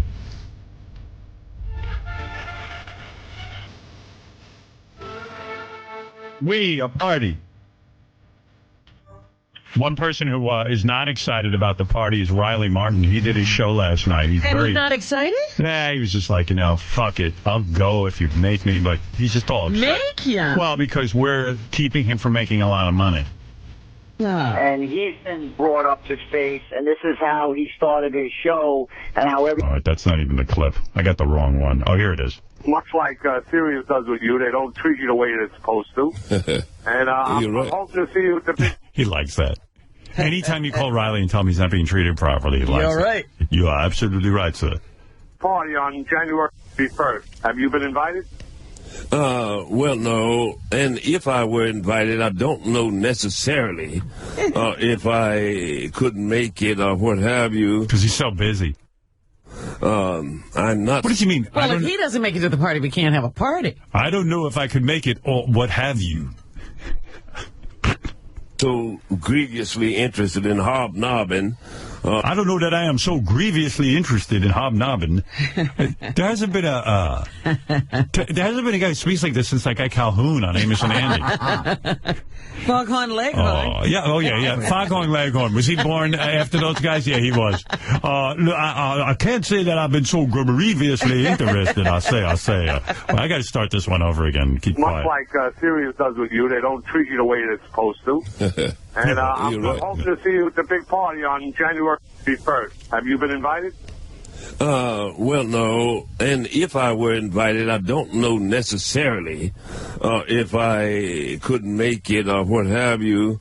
I'm not so grievously interested in hobnobbing with the people who don't pay me right and wants me to kiss their toes and stuff. I don't do that. The fans will be there too, Riley. You got to do it for the fans. We love to see you. Well, I could be, I could be persuaded. Put it like that. How much money would that take? But it's not the high point of my yearly, druthers, so to speak. My yearly druthers. If he had half a brain, it would be amazing. Like he would say to himself, "Hey, wait a second. Howard actually put me on the radio. I have absolutely nothing going on, no experience. No one else is putting me on the radio. The one thing I'd want to do in life is show up and celebrate Howard's birthday, because Howard's been like the nicest person on the planet to me. Nobody's ever recognized me like this. He chose me out of all the fans to give me a show. They even give me a little money, even though... And set up the broadcast in his house. Yeah. So he didn't even have to come into a studio. But he doesn't even want to. That's why I love him. That's why he's good. I so grievously have been injustified that therefore... I am not interested in hobnobbing. Well, kiss the toes of... What a wild scene. We're not doing enough of that guy. He's the greatest. You want to hear Sour Shoes doing an impression of Gary clearing his throat? Sure. Okay. Hello? Can I just say something? Sure. I just got a call from nine other guests who want to come on for the birthday show. It's going to be a 9-hour show. And here's the deal. Channel 9 even called, and they want to broadcast the show. I just want to wrap up with what Fred's getting angry about. You remember in 1982 when Fred's roommates used to play that album over and over again? I thought you were going to clear your throat. It was Toto 4. It was a big Yeah, you can't direct this. No, it's like once he's wound up. He's like Tan Mom. I said that! Yeah, good boy. All right. There it is. Wrong song, by the way, Sour Shoes. What do you mean? See, he was doing a callback to a song that my roommates in Washington, D.C. used to play, or one of them, over and over again. It was Rosanna by Toto. Tommy, go ahead. You're on the air. Hey, now, Howard. Hey, can I go to the birthday show? We're not giving away tickets yet. Oh, okay. Have you talked about the book that Johnny Carson's lawyer wrote, Bombastic Bushkin? Said what a prick Johnny Carson was? Yeah, it's really weird. Bombastic Bushkin. It's so strange around here. When I leave our little compound, which we have this beautiful compound we work in here at Sirius, Howard 100 and Howard 101 are located in a nice little corner of the building. But when I leave, I have to walk through the lobby, and that's where you don't know who you're going to run into. So I'm walking out, and it's almost like a parade. Like you walk out, and there's just like thousands of people in the lobby schmoozing, hanging out. There's guests. There's all kinds of things going on. And some days I'm in the mood for it, but most days I'm not. Because I'm really beat. I just want to get out, and I have a million things to do. And it's like, so I'm walking out, and all of a sudden this kind of slick guy walks by me. He's got, like the cat, nice white teeth and everything, and a tan. Hello, Howard. And I'm like, oh, hey, man, okay, all right. I try to go, okay, man, peace and love. Yeah. He goes, I forget how it all went down. Maybe Ronnie remembers, but the guy goes, I'm Johnny Carson's lawyer or something. I go, isn't Johnny dead? Yeah, Johnny doesn't need a lawyer. Can you still say you're Johnny Carson's lawyer? But I don't know what, he didn't even say lawyer, but whatever. But somehow I remember he was Bombastic Bushkin because I knew Bombastic Bushkin had written a book. And I had mixed feelings about it. I was like, I hate Johnny and I know Johnny's a prick. I can tell he's a prick. And I admire him saying he's a prick, but I also kind of feel bad for Johnny that he's not here to defend himself. A guy he trusted, a guy who was a trusted associate. And okay, they had a falling out. It was enough. Johnny didn't want to work with him anymore. It was after many years. Johnny had his reasons. And this guy was trusted. He was kind of in a position that was confidential. Sure. And now the guy's just making money off of Johnny's bones, Johnny's corpse. And believe me, if anyone wants to piss on Johnny's corpse, it's me. I don't like how he treated people. I don't like how he treated comedians. I still can't believe comedians sit there and say all this nice shit about Johnny. Johnny would put comedians' tit through the ringer. Yeah, but only the comedians that made it from the show say nice things about it. Yeah. All the millions that never got to sit down, you never hear from. Oh, yeah. But John, if you're really good, I will let you sit down on the couch. And if you're okay, I'll give you a nod or a wink. There was a whole thing. I only got a nod and a wink from Johnny. Well, why is it every shitty, boring fucking actress gets to sit on the couch? And singer. Exactly. Yeah, why don't you make them play and then, audition for you, Johnny, on stage, and then you decide? Because he banged him after the show. See, that's what America's Got Talent is. At least we say to you, okay, get up on the stage, and if we hate you, we'll tell you to go home. We'll hit a big red X on your fucking head. Right. That's what Johnny was essentially doing. It's funny when I... if you do all right, I'll let you sit on the couch next to the floor over here. But it was only to his peers. He was a comedian. Johnny should have made the comedians sit on the floor. That's what he should have done. Or under the desk and blow him while, you didn't do that well, so just sit under the desk and blow me while, Johnny was like a little king, and from what I've read, and not only from Bombastic Bushkin, is that Johnny was just a prick and hated women. I mean, his first wife, they had kids and everything. He was just total dick. I think he gave her $13,000 or something crazy like that. Yeah. That was it. And, he just, he married a lot of women. He hit women. Whatever I read about the guy, it was pretty shitty stuff. But I still always think it's weird when somebody in your inner circle or trusted person comes back after death and starts giving you their point of view about you.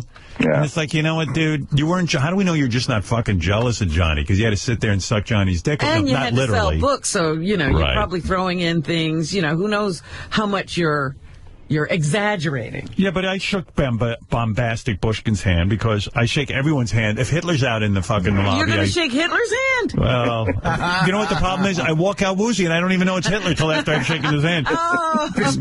But Bombastic Bushkin, he seemed okay. He seemed like a nice guy. I mean, but I just questioned that. When you write a book about someone after they die and, you were sort of...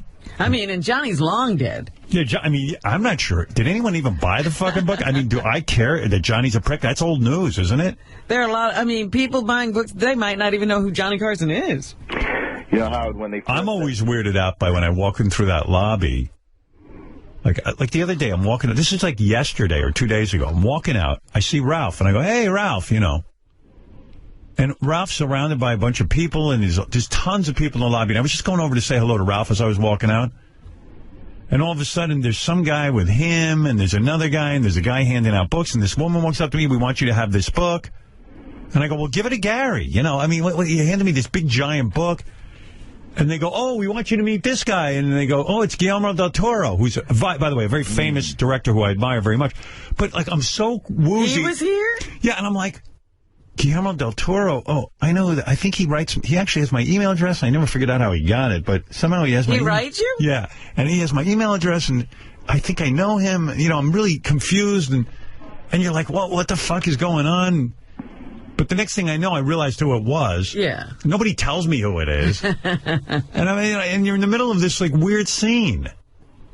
But anyway, he was a pretty cool guy. I like Guillermo. I love Pacific Rim. That movie. Yeah, well, I love, I think he did Hellboy. Pan's Labyrinth. Labyrinth and Hellboy.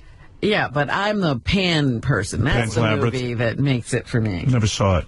Oh, amazing. I'll get it. But you don't want to read the subtitles. Oh, no, I won't read that. Well, you know what? This guy's pretty cool. He put out a coffee table book that basically is all his he draws all this little art and stuff.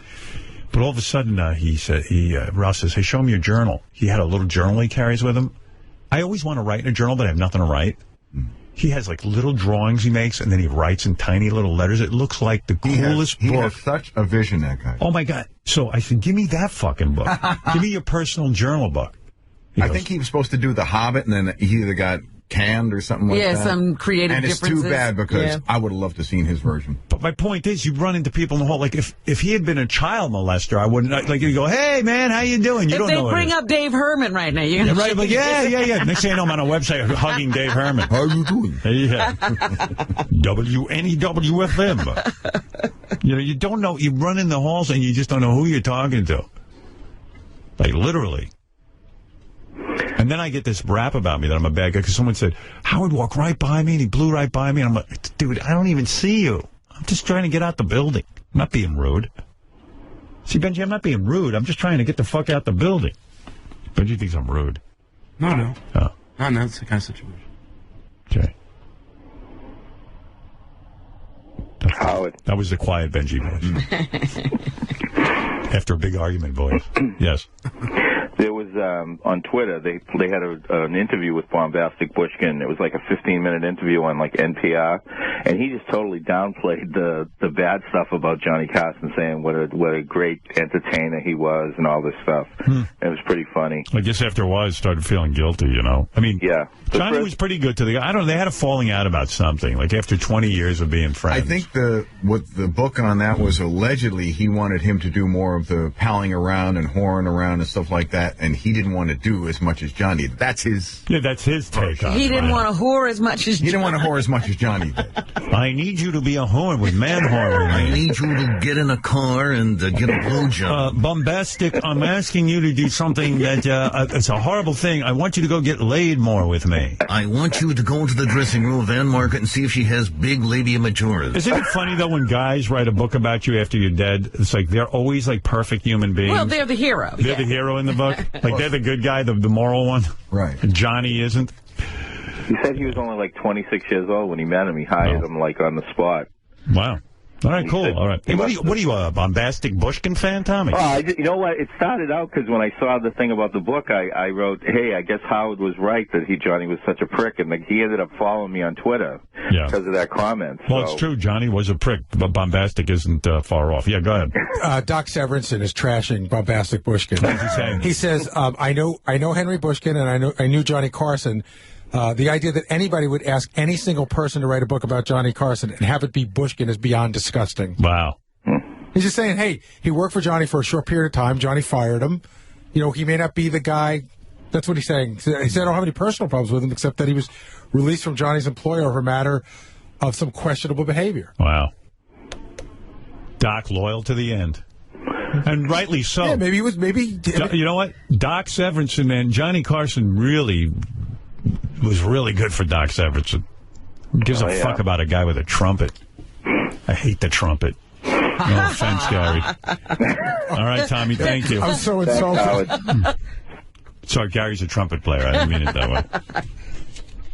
The worst trumpet player in the world. I hope you play at the birthday show.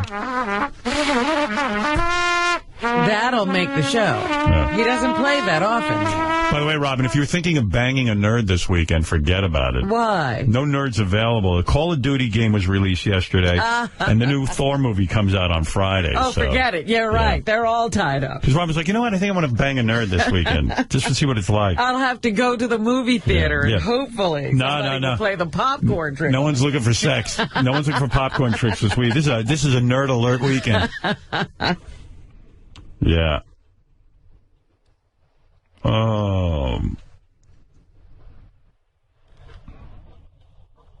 I'm still reeling over that story you did yesterday in the news about India launching a probe to Mars. I'm like, in India, like Robin's been to India. I've read about India. I don't even want to read about India. I'm afraid I'll catch a disease. It's like the most horrible place. All you have to do is see that, what was that stupid movie? Yeah. I know, that dog something. Yeah, Slumdog Millionaire. Yeah, Slumdog Millionaire. Yeah, that's disgusting. That is exactly what it's Robin flew all the way to India. How long was that flight? Oh, God, it takes days, practically. Took her days to get to India. She got there. You walked out. She smelled the air and said, I'm leaving. Like the air had smells. That's what's so weird, too. You know. Well, you don't even have to get into the country before the begging starts. They greet you at the airport. As soon as you walk out of the airport, there are thousands of beggars. What's weird is they're going there to find something. The air on Mars is slightly less breathable than the air in India, and they're sending probes up there. Go find the place where you get some good resources. Well, they said they were going to study methane. Yeah, methane. Why are you going to do that? Methane is shit. That's Mr. Methane. I want to study methane. Yeah. I mean, compared to India, Mars looks like a resort, I guess. They're like, hey, there's no people up there. Nobody's shitting in the ocean and the sea or whatever that thing is. Right. You actually have breathing room. There's not a billion people. Unbelievable. Charlie Sheen. One of those TMZ guys was just running around. He runs into Charlie Sheen. I guess what's going on with Charlie Sheen now, he's going around talking about what a horrible parent his ex-wife is. Not Denise Richards, but the other one. The Brett Mueller, I think her name is. Whatever her name is. Brooke Mueller.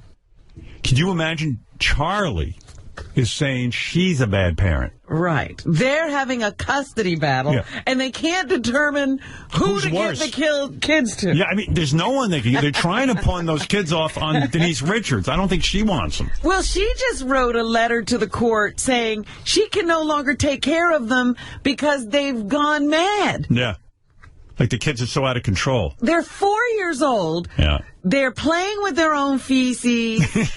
They go into zombie-like states. Charlie Sheen's making so much money. Why doesn't he just send them to military school or something? I don't think the military could use You don't think the military wants them? Can you imagine? The military doesn't want them.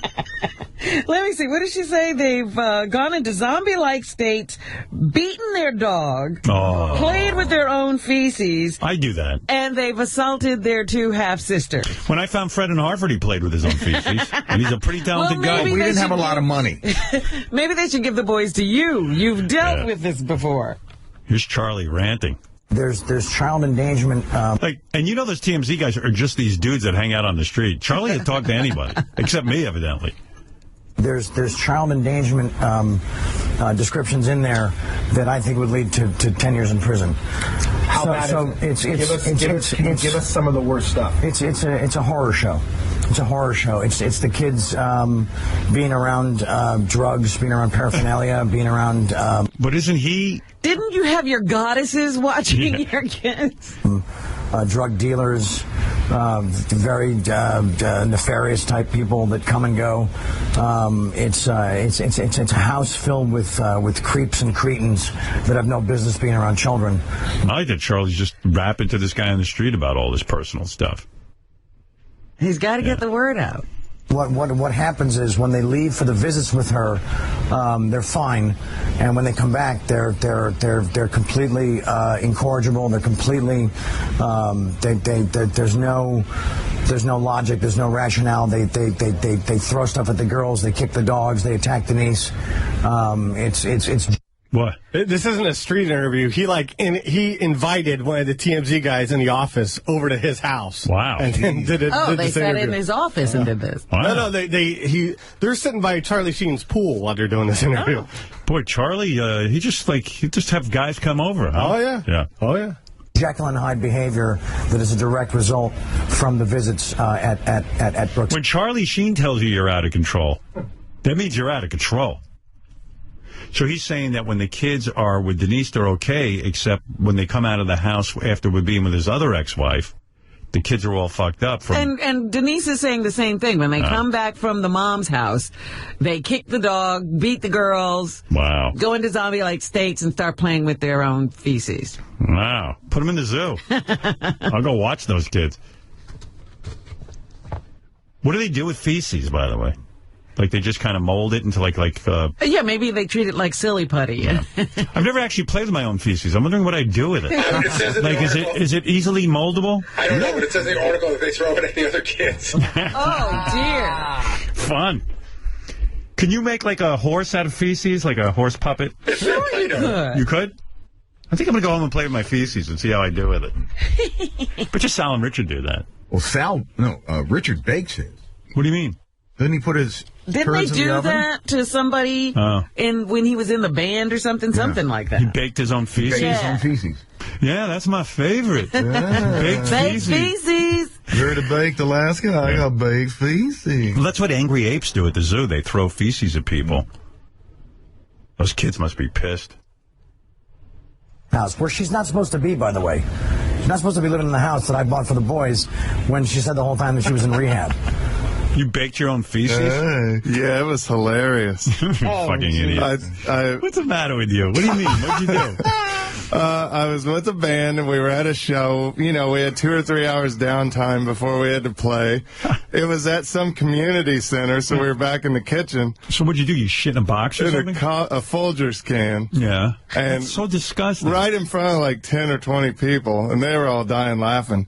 So it was a big turd. Shit, of course. I shit, yeah. In the Folgers can. I squatted over it. Shit. Wow, why would you do that?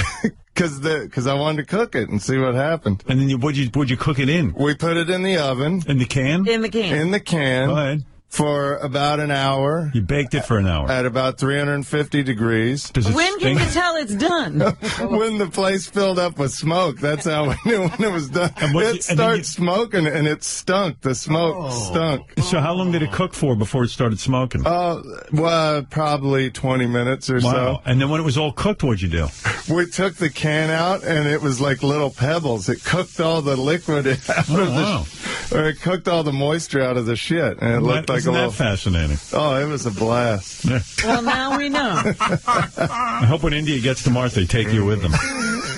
All right, there you go. Thank you. We could do that on the show sometime if you want. No, that's okay. I'm done. Okay. I'm so thoroughly disgusted, I don't even want to look at you. And that weird smile you have on your face while you tell the story. Like, isn't this great? This is the greatest thing. Oh, it's a great memory of mine. It's a highlight of my life. Sal and I were going to do it on the show. We was going to put diarrhea in a blender. And it's as I said, that all of their reports in their finest moment are an absolute work of fiction.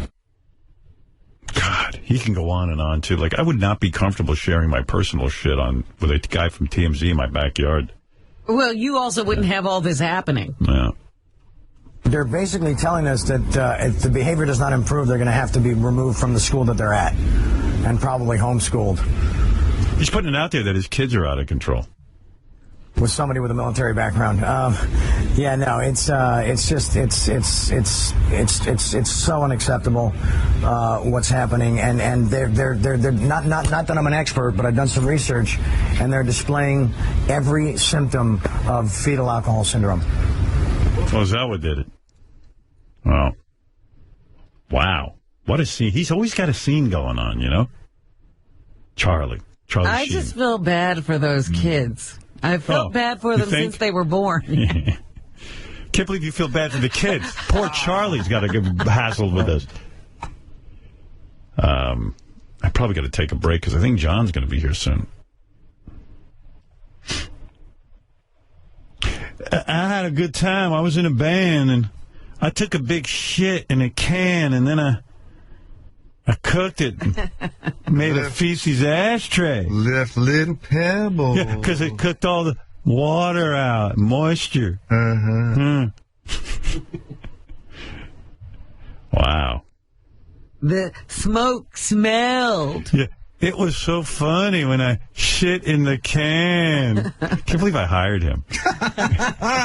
Like, you know, I talked to Jimmy and stuff, and like, he's got this whole writing crew, and I don't know, they have meetings, and this guy's shitting in a can and taking off Halloween. Dressing up for 4 hours. Sometimes I feel all alone. Benji and Fred are fighting. One of my writers is shitting in cans. I'm not fighting anymore. Really? No. Did you two make up in the break or anything? No, I'm just not fighting. Oh. Was it uncomfortable in the break? Of course. Yeah. Benji, were you uncomfortable? Seriously? I felt sad. Yeah. Wow. You're really in touch with your emotions.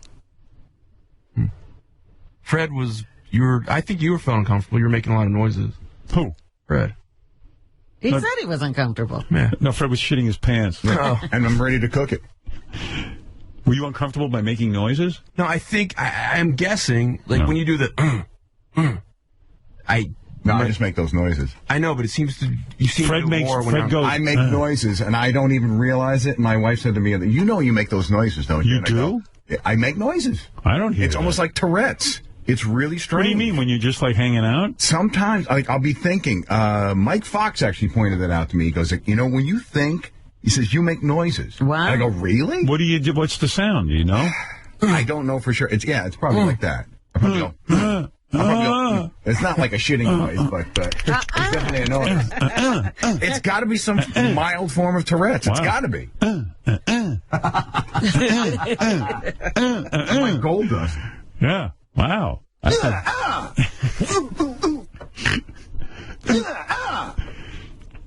All right, we got to take a break. We'll be back. We got to take a break, and then John Stamos stopping by, and we got a lot more show, and I got a lot more stuff to play for you, including the mayor of Toronto had a press conference about his crack. Yeah, he finally came out and admitted it. Yeah, he said drinking was the cause of his crack. Well, it wasn't a great admission. Yeah, they were pulling it out of him. Well, he basically says, when he was, like, ridiculously drunk, I forget the term he used for it. Yeah. But, apparently he gets that way a lot. And one of those times he smoked crack. Yeah, I don't think this is any better. And no one's ever ashamed either. No one resigns there. Everyone just stays in office. Well, anyway, we'll get into that after John. All right, first these words. ABC News Minneapolis with a story on the Boy Scouts. And Jay, we reached out to the Northern Star Council to see if any other groups were cutting ties with Scout packs. Right now, we're told just 4 of over 1,100 partners indicated that they will not be re-registering.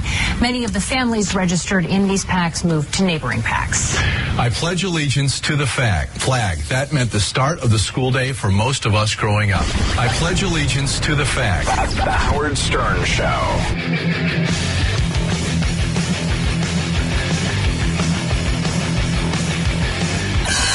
Hi, this is Mike Tyson, and you're listening to The Howard Stern Show.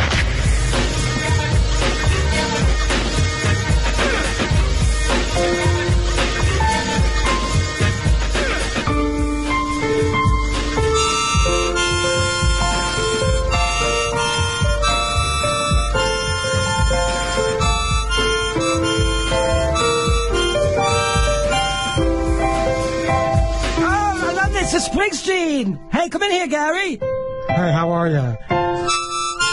I've seen him probably about 9 times in my life. Each one better than the next. So I'm twice in the Meadowlands, once in Philadelphia, a few times in New Jersey, once at Shea Stadium. That was amazing. You did? I've seen him plenty of times, and I gotta tell you, what a performer. And it's good to see you and Mary here. Oh, this is great being here. And performing Bruce Springsteen with you. I always wanted to do this, dog. Okay, Gary, you go. You take the first line. Wow, it's pretty good there. The screen door slams. Mary's just waiting. Sometimes we go to practice early in the morning with Lucas and Jackson. Like at this Rox's across the porch as the radio plays. Let me sing this part. It's Roy Orbison singing for the lonely. And it's you and I want you only. Genie! Say something funny, Gary. Don't turn me on again. I just can't face this let alone. Isolated by a language no one else can speak. Awaits a mystery called now. You said she can talk. Yeah, but it's some kind of language of her own. She talks to me.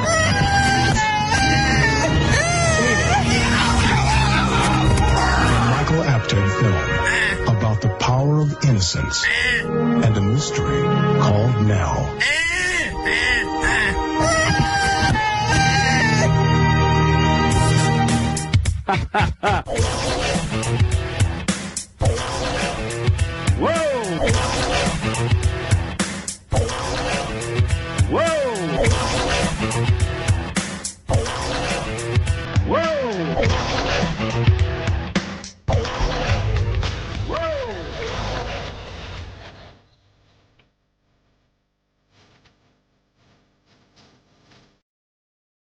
Yeah, well, here's the handsomest man in the world, John Stamos. Here he is. Let's take a look. Let's see if he's still handsome. Scary. Oh, he looks like Baba Booey. Yeah. Look. All right, Robin, get ready. I'm Slide ready. off your chair. So handsome. He's so hot. He had to touch himself up. Wow. What is So he wearing handsome. dark glasses for? Making me so wet. Robin already came. Wow. Come on, John. Don't fuck around. Don't shake Benji's hand. Nobody cares. See, because he's so good looking, he has to be nice to everyone. Yeah, absolutely. Is that true? Because you're so good looking, you have to be nice to everyone? I don't even know. Would you lose weight? No, I'm in shape. No, you lost weight. You look good. No, I don't. Yeah, you do. Fuck off. You work. I don't. Hi, Robin. Hey, Hi there. How are you? He can look good because he doesn't work. I sit around all day. Right, I get one thing done a day. Pilates. Pilates I heard you do Pilates. Yeah. That's a girl's exercise, isn't it? Yeah. Yeah. It's all women, yeah. And they try to put me in the stupidest positions, like I'm having a pap. I'm like this, right? You know, and all the women in the thing are looking at me. I swear they make up exercises just to make me look stupid. Like today we're going to do the platypus, John. Why do you do Pilates? Like, why don't you lift weights like a real man like myself? I'm benching 95 now. Yeah. I lift weights, but I like a long, lean. You know, you like a wear certain these look. Suits. You know, you gotta look. You like to look. I mean, I lift weights a little bit. In Pilates, you're lifting. You're lifting your own weight. Yeah. Do you look at me like I'm just a beast? Like, do you look, sometimes when I'm talking to you, I think you're like, oh God, look at him, he's so wretched. Like, you know what I mean? When you're as good looking as you are, and you look in the mirror, you see this great image on the. Like, do you ever look at me and go, oh, poor Howard? No. Aren't you nice? I don't think like that. Do you see other good-looking people? Do you notice? Or he notices. It mean to you? I've been with him. Yeah, he's very judgmental. Does he judge himself against it? No. I don't think. I mean, I think I have a bone to pick with you. And I also think that you have become more. I mean, just people knowing. You know what I mean? Like, I'm more handsome now. I think so. I'm at that distinguished age. Huh. Hey, and you're very aware of your weight. You know, you keep your weight down. And sometimes I lost you get 22. Too skinny. I'm not too skinny now. Now I look like a rock star now. Yeah, with the John Barbados. Speaking of rock stars, why are we don't have a beef? We kind of do, I think. What are you beefing about? Did you just have your 50th birthday party? Yes. And did you just send us clips of your 50th birthday party and pictures and everything of your 50th birthday party? And like every celebrity is there? Yeah, it was a Monday night and you were working. And like you don't even invite me? It was a Monday night. How fucked up are you? It was a Monday night. You were working. A Monday night where? New York or L.A.? L.A. So you wouldn't invite me even if, just give me the opportunity to say no? Here's what went through my mind. But dude, you stay at my house. We've gone on vacation together. Friends. I understand. And I here's what was going through my mind. You didn't even tell him you were having a party. It was like if I send an invitation, he's going to say, "Oh, he just wants a present from me. You know I can't be there. It's a Monday." So that went through my mind. Is that really what went through your mind? A little bit, and it was a stupid invitation. You're right. I should have called you. Because the party was like all heavy hitters: Brad Gray, Don Rickles. Who else was there?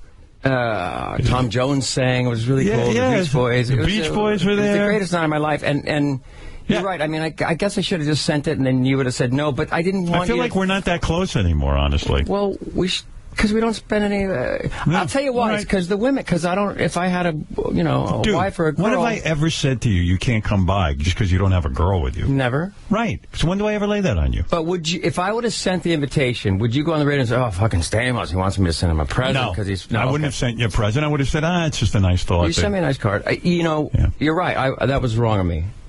But listen to this. Here's some clips. By the way, how do you have this all recorded? You had a whole video crew there? Yeah, a little video. Really? I didn't invite any of my friends from New York. I knew you were working that Monday. Who else didn't you invite that you should have? Just you. Just me, yeah. Exactly. Robin.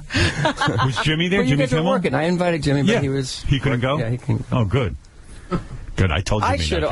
I mean, of course I should have. And I thought about it. I mean, it's cool. I get what you're saying, but man, that was weird. I was like, wow, you were at my wedding, the whole thing. I know. I've invited you to every good thing I've ever done. Did you check the schedule to make sure we were working? Yeah, and I didn't invite John, and Gary, and who are my friends. Of course you don't.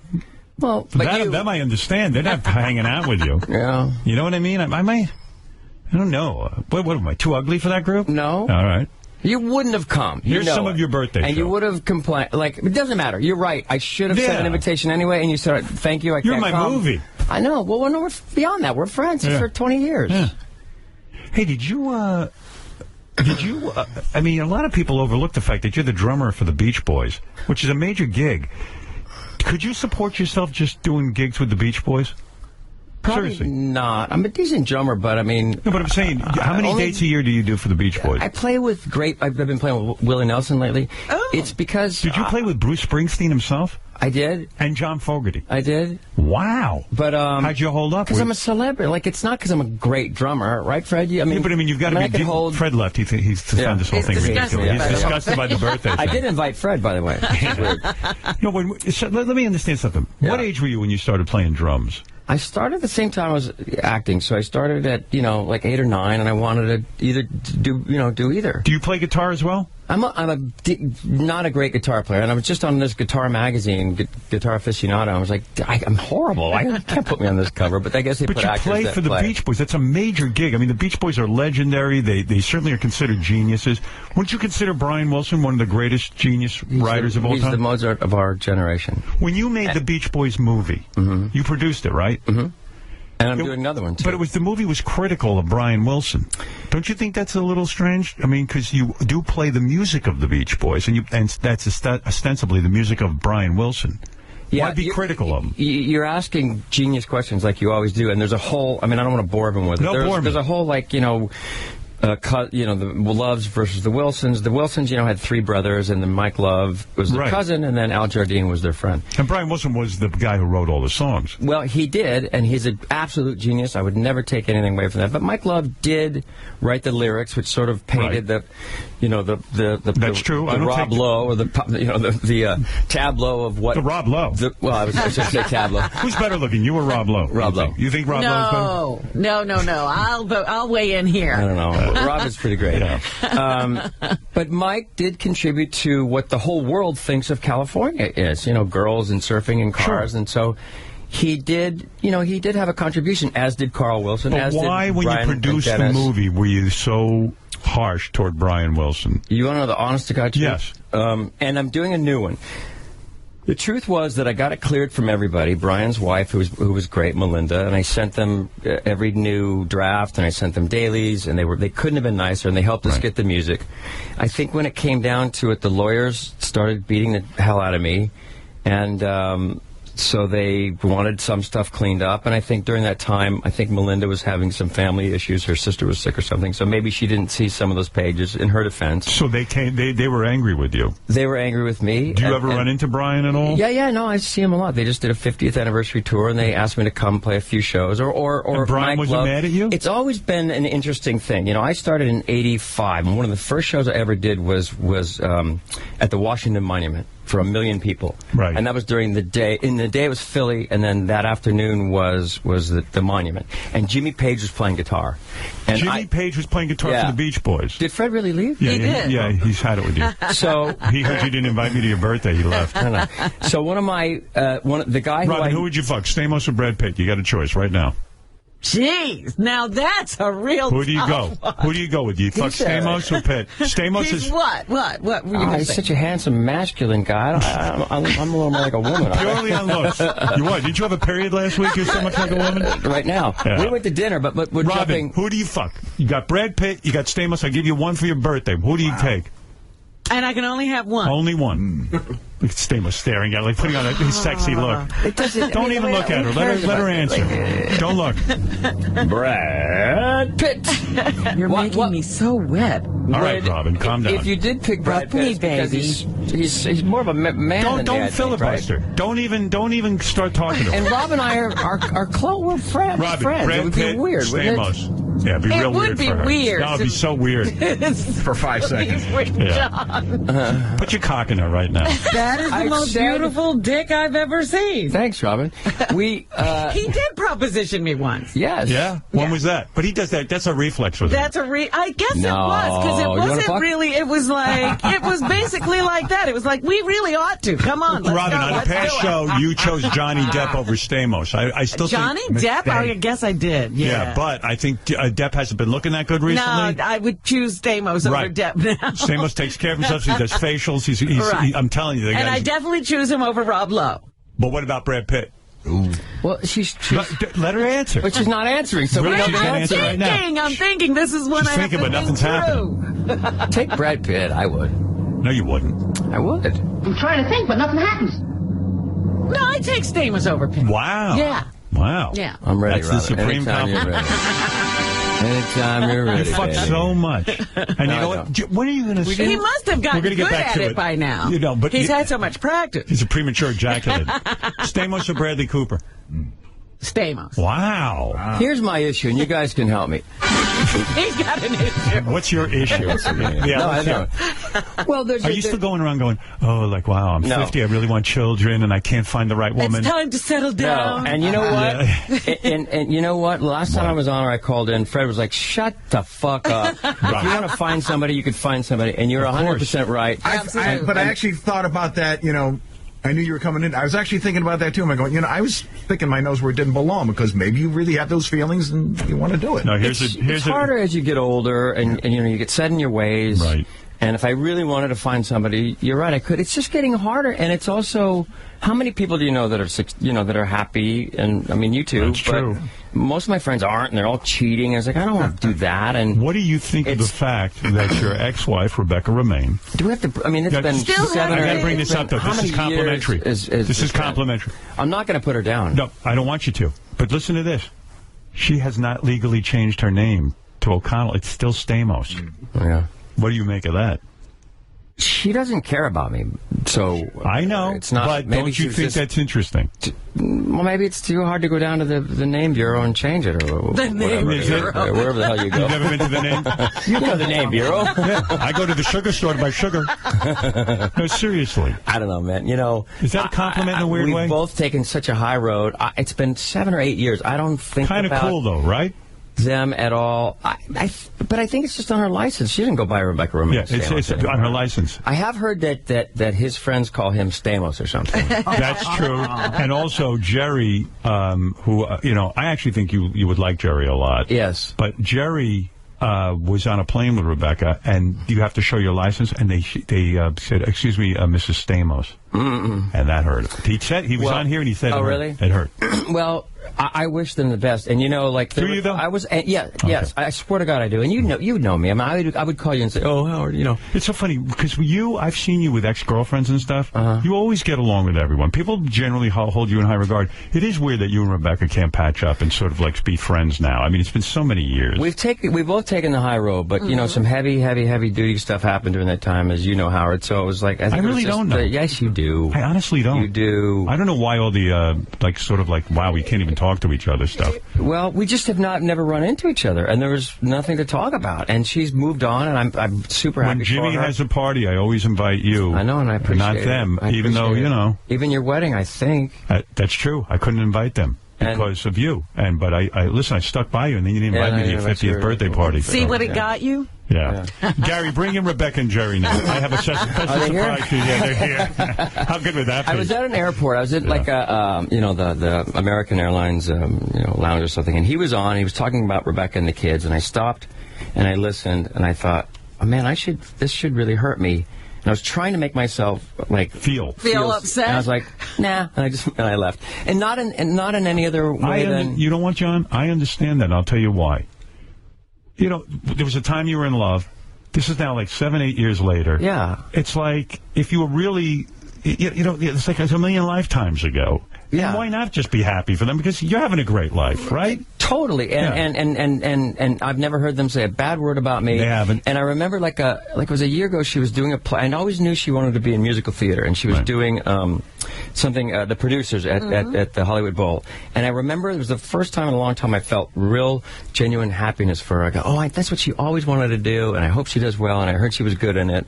And so, I guess it just comes from, It is weird for me, as a guy who hung around so much with you guys, that, it is still sort of weird.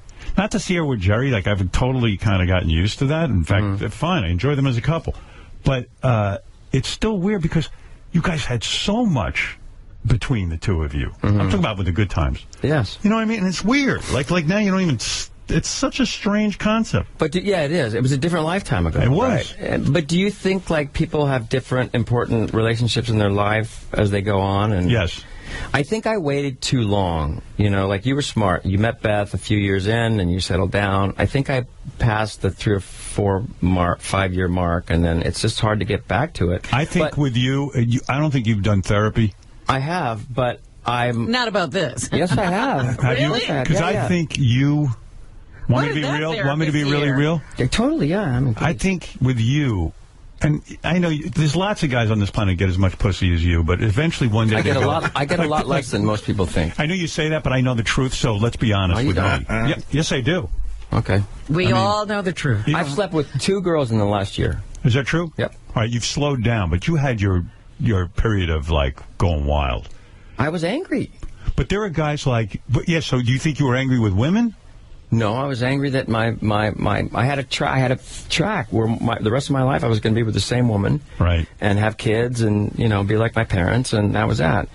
I just did a show on it didn't go for NBC, but about a divorce lawyer, and I'm so fascinated about it because how does it work? I mean, our parents have to be the last generation that this marriage thing is working. Till death do us part is like bringing assisted suicide in. I didn't realize you were that angry. I thought you were kind of happy just to be single again and go out and have fun and party. No, I was angry. You were? I didn't realize more than that. Heartbroken. I was angry. You know what? I think because you're so, and I'm not making a joke, I think because you're so good looking, people think you don't have problems. I literally thought you were happy to be single again. No, it's Can the Music for Women. I thought you were happy because you could go out, be a free man, hit on chicks, and have fun. Did you think that he wanted to hit on chicks and do all that stuff while he was married? I don't know. I mean, did you ever get that vibe that he was missing that? No, and I also, I think I did it right. I mean, I met her in my 30s, and we got married when I was 35, and I think we got divorced, in my early 40s. So I think I did everything right, and I had plenty of, dating before. I was always a relationship guy. But when you say you were angry, you were angry because the dream didn't work out. Yes. And so you went out and acted out sexually, you think? Probably for a little while, but not very long. And then I got into a 4 or 5 year relationship with, with Leah. Yeah. And I thought that was going to work, and it didn't. So, and now here I also think you're one of those guys that questions everything too much. You won't take the leap. Yeah, you won't take the leap of faith. Like you're like, she's perfect, but this one little thing or that little thing. Yeah. If you want to be in a relationship, you got to be able to even. But do I want to be in the wrong relationship? No. And at 50, it's getting harder and harder, and these younger girls are throwing themselves at you, and I don't want to be that guy. Right. And at the same time, you don't want to be with some old bag. Well, no, but I mean, you don't want to take on someone else's kids and all that, right? I would. I would if it was the right situation. I really would. But I think you're too far He just gone. never dates anybody with kids. Yes, I do. Yes, I do. Would you date a 50-year-old? No. Maybe. No, you wouldn't. Well, I don't know. You know why I thought? Robin, how old are you? You know who I told? Remember we were at Jimmy's house? Who I told you I thought would be good for you? Who? Who? No. Sandra Bullock. Oh yeah. Remember? I don't think she's interested. Look, you know what? I don't think she was either, because I said it to her. I said, "Why don't you go out with John?" And she was like, "Well, I got Louie and blah, blah, blah." But see, don't you think like a sophisticated, smart girl like her would look at me and go, like, "Do I really want to get involved with a guy like him?" Yes, I think that's what she was saying. Unless they know me. Unless we've sat down and had dinner, or they know my reputation, or how you guys know me. Women do not trust you. I would say, and I don't blame them. Because your reputation is that you're going to fuck them. But it's bullshit. And part of my reputation is from, and I'm not complaining. I thank you, but is from you and Jimmy, and you build this guy up, and I have to be very careful not to fall into that character that people think that I could be, because it's going to ruin my life. I can't live for what people. I have so many people going. Image. Yeah, people are so living vicariously through me. And but John, you do fuck a lot. You honestly do. I don't as much as you would think, but I do know. Well, who was the last person that you know that I had sex with?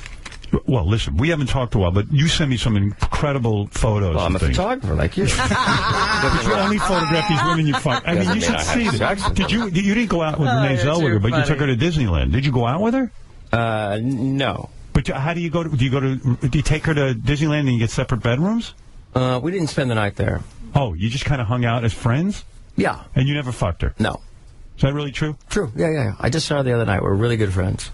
I mean, I think we tried to say, whoa, this could be interesting, and then I think it was my fault. I was, an asshole. I sort of got afraid of, maybe I do need more therapy, because when Renee Zellweger, who's fantastic and smart and beautiful and can light a room up like nobody, that's probably who I should be with. Probably. But it's hard. I mean, it's difficult, you go like, okay, is the next one, is that it? And you're always looking past to the next one. Not only that, you sincerely, bad, you're so, and I'm saying this, you're so handsome that you always know there's going to be a new adventure around the corner. He knows there's a next one, yeah. In a way, if you could be ugly like me, you'd say, hey, I could really appreciate one person.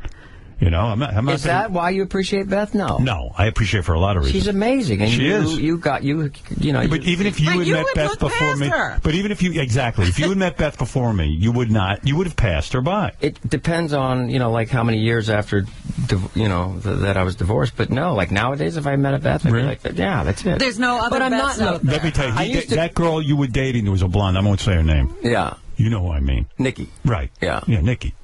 She's fantastic. How is she not perfect? She's perfect. I mean, I look at her like, oh my God, a nice girl too. I'm not going to lie to you. I look back and go like, boy, I fucked that up. I fucked that up. I fucked that one up. So why do you keep doing that? It's you. You're saying it's you. If you went in therapy, I'm telling you, your attitude would change. You would start to appreciate one person. And I invited him to the birthday party too. You know what did he go? Yeah. Then he's not a therapist. Well, we'll talk about it after. Then he's not for you. He doesn't leave his house. What? And, yeah.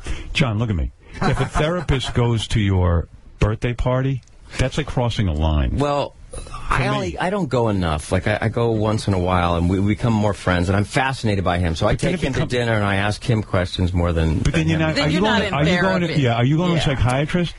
Yeah. He's a psychiatrist? Yeah. Or a psychologist? Psychiatrist, who gives the medication. No, really? Yeah. And he came to your birthday party.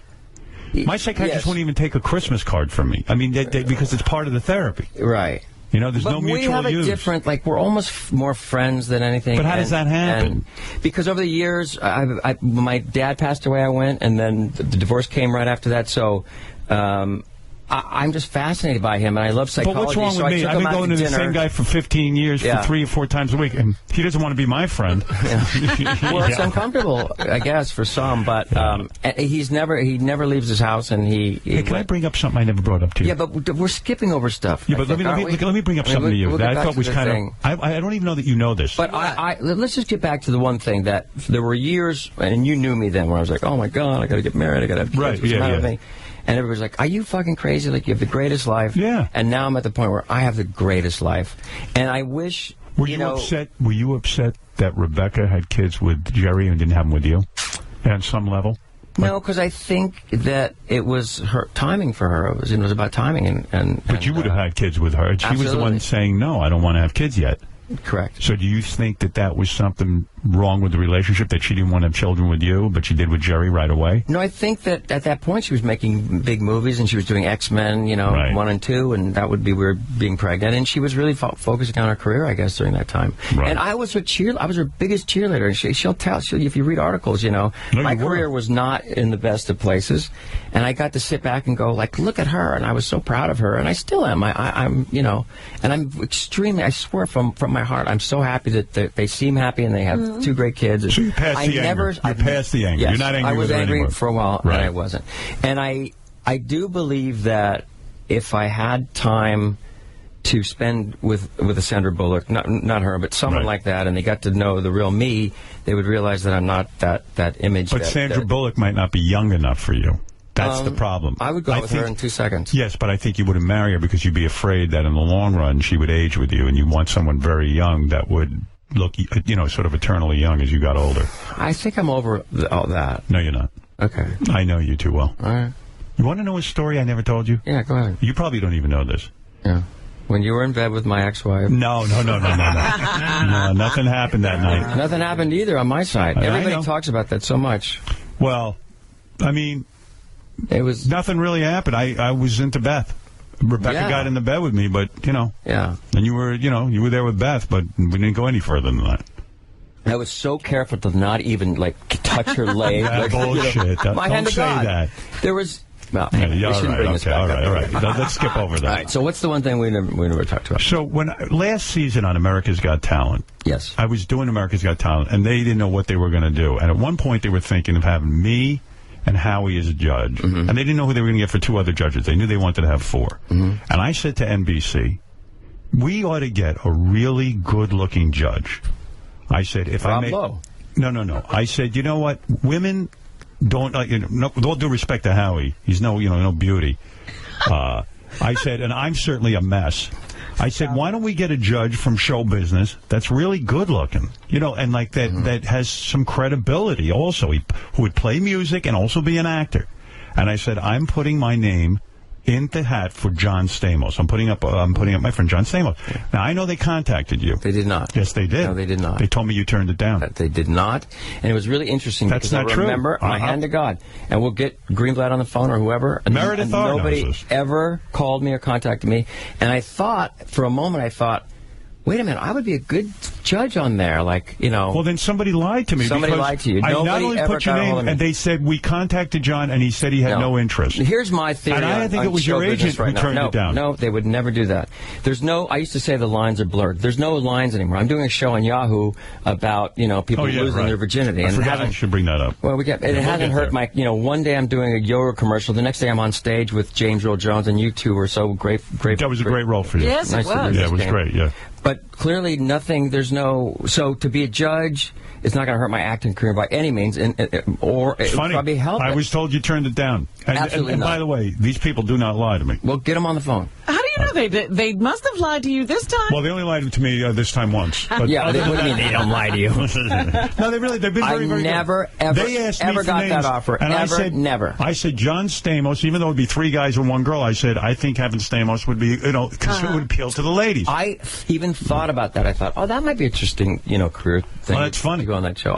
They never got a hold of me. Ever, never. Well, maybe because we already had 2 guys, they didn't want a 3rd guy. But they liked my idea about a good-looking dude. I was even going to call you. I remember thinking, hey, if you need a judge, I think that would be good. I'm not great at, I'm not so articulate at that's funny. About people's I thought you turned it down. I was like, wow, look at Stamos. Never. Turning it down. No, could have had some fun.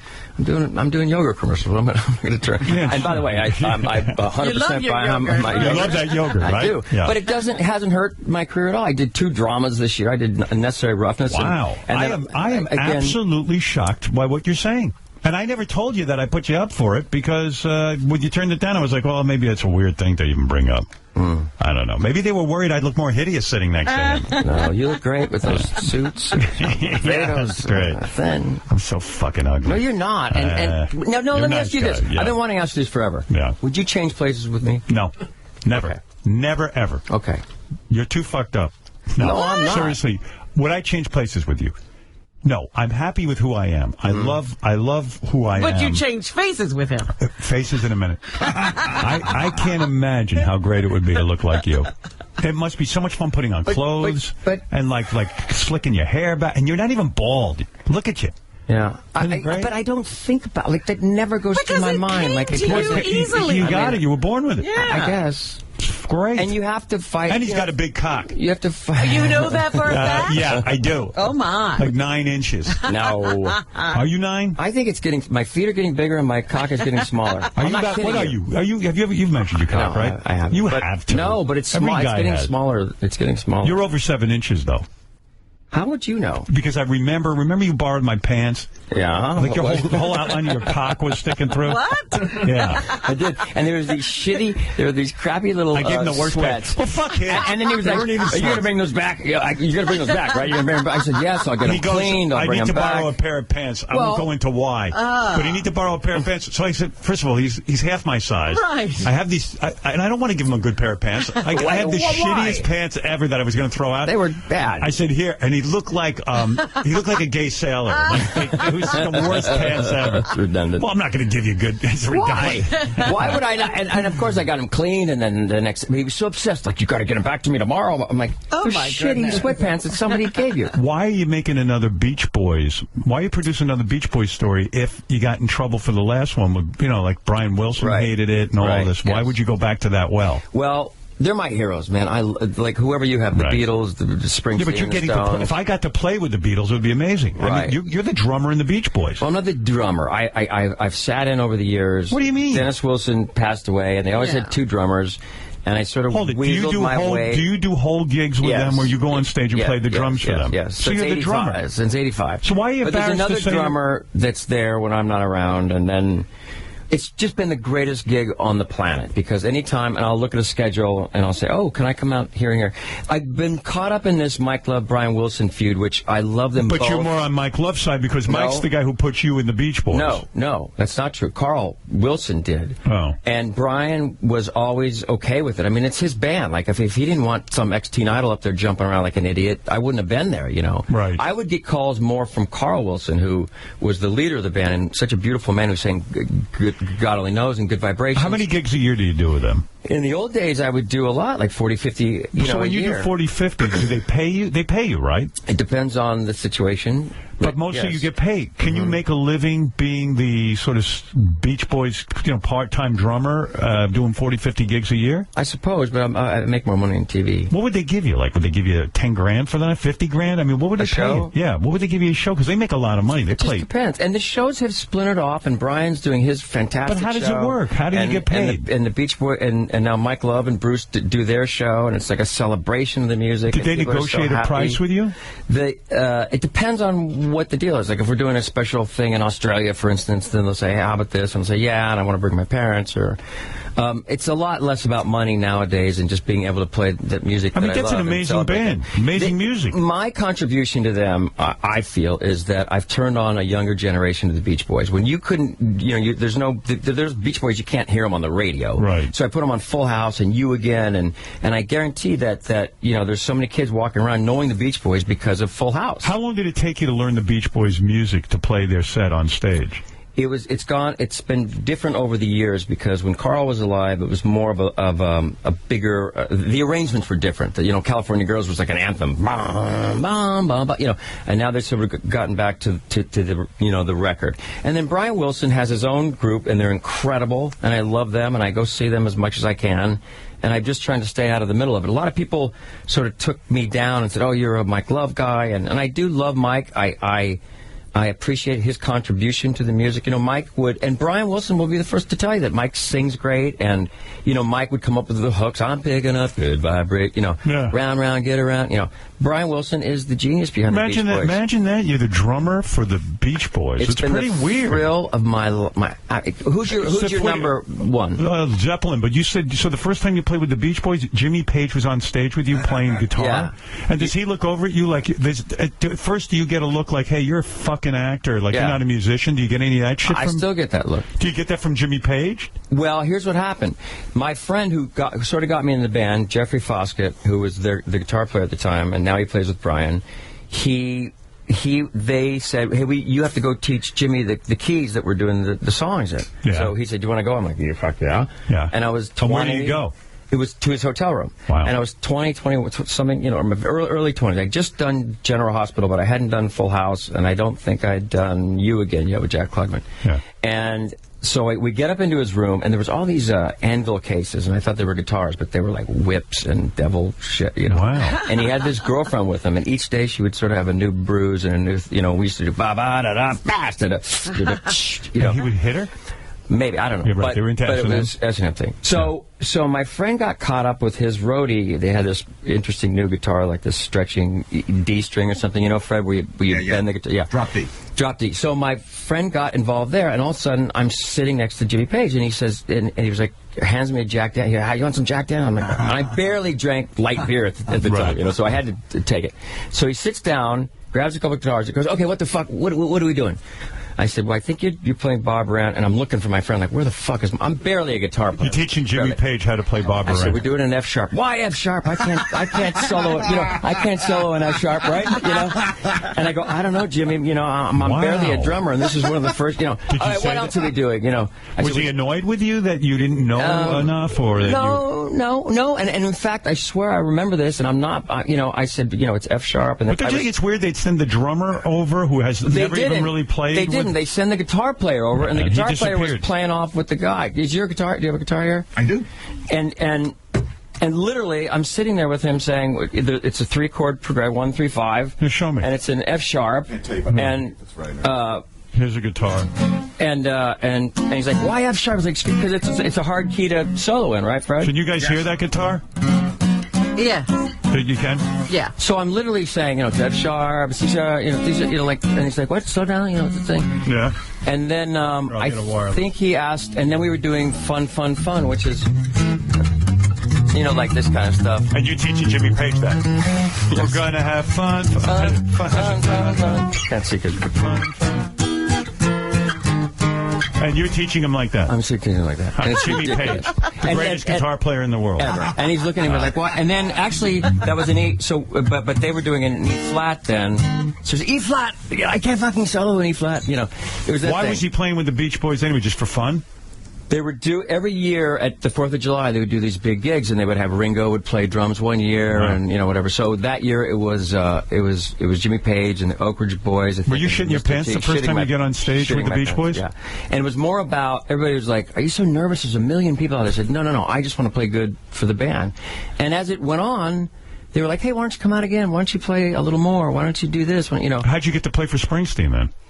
I was John Fogerty was a friend of a friend's, and he... Creedence Clearwater Revival, John Fogerty, yeah. And now this was 15, 20 years ago, and it was his 50th birthday. No, so before that, his daughter got hit by a car and asked, and she was okay, and asked my friend, am I babbling too much? No. I'm fascinated. Usually I'm terrible on the show. You can't believe the fun you're having. I've had You've had the greatest life, right? It just gets better, yeah. I mean...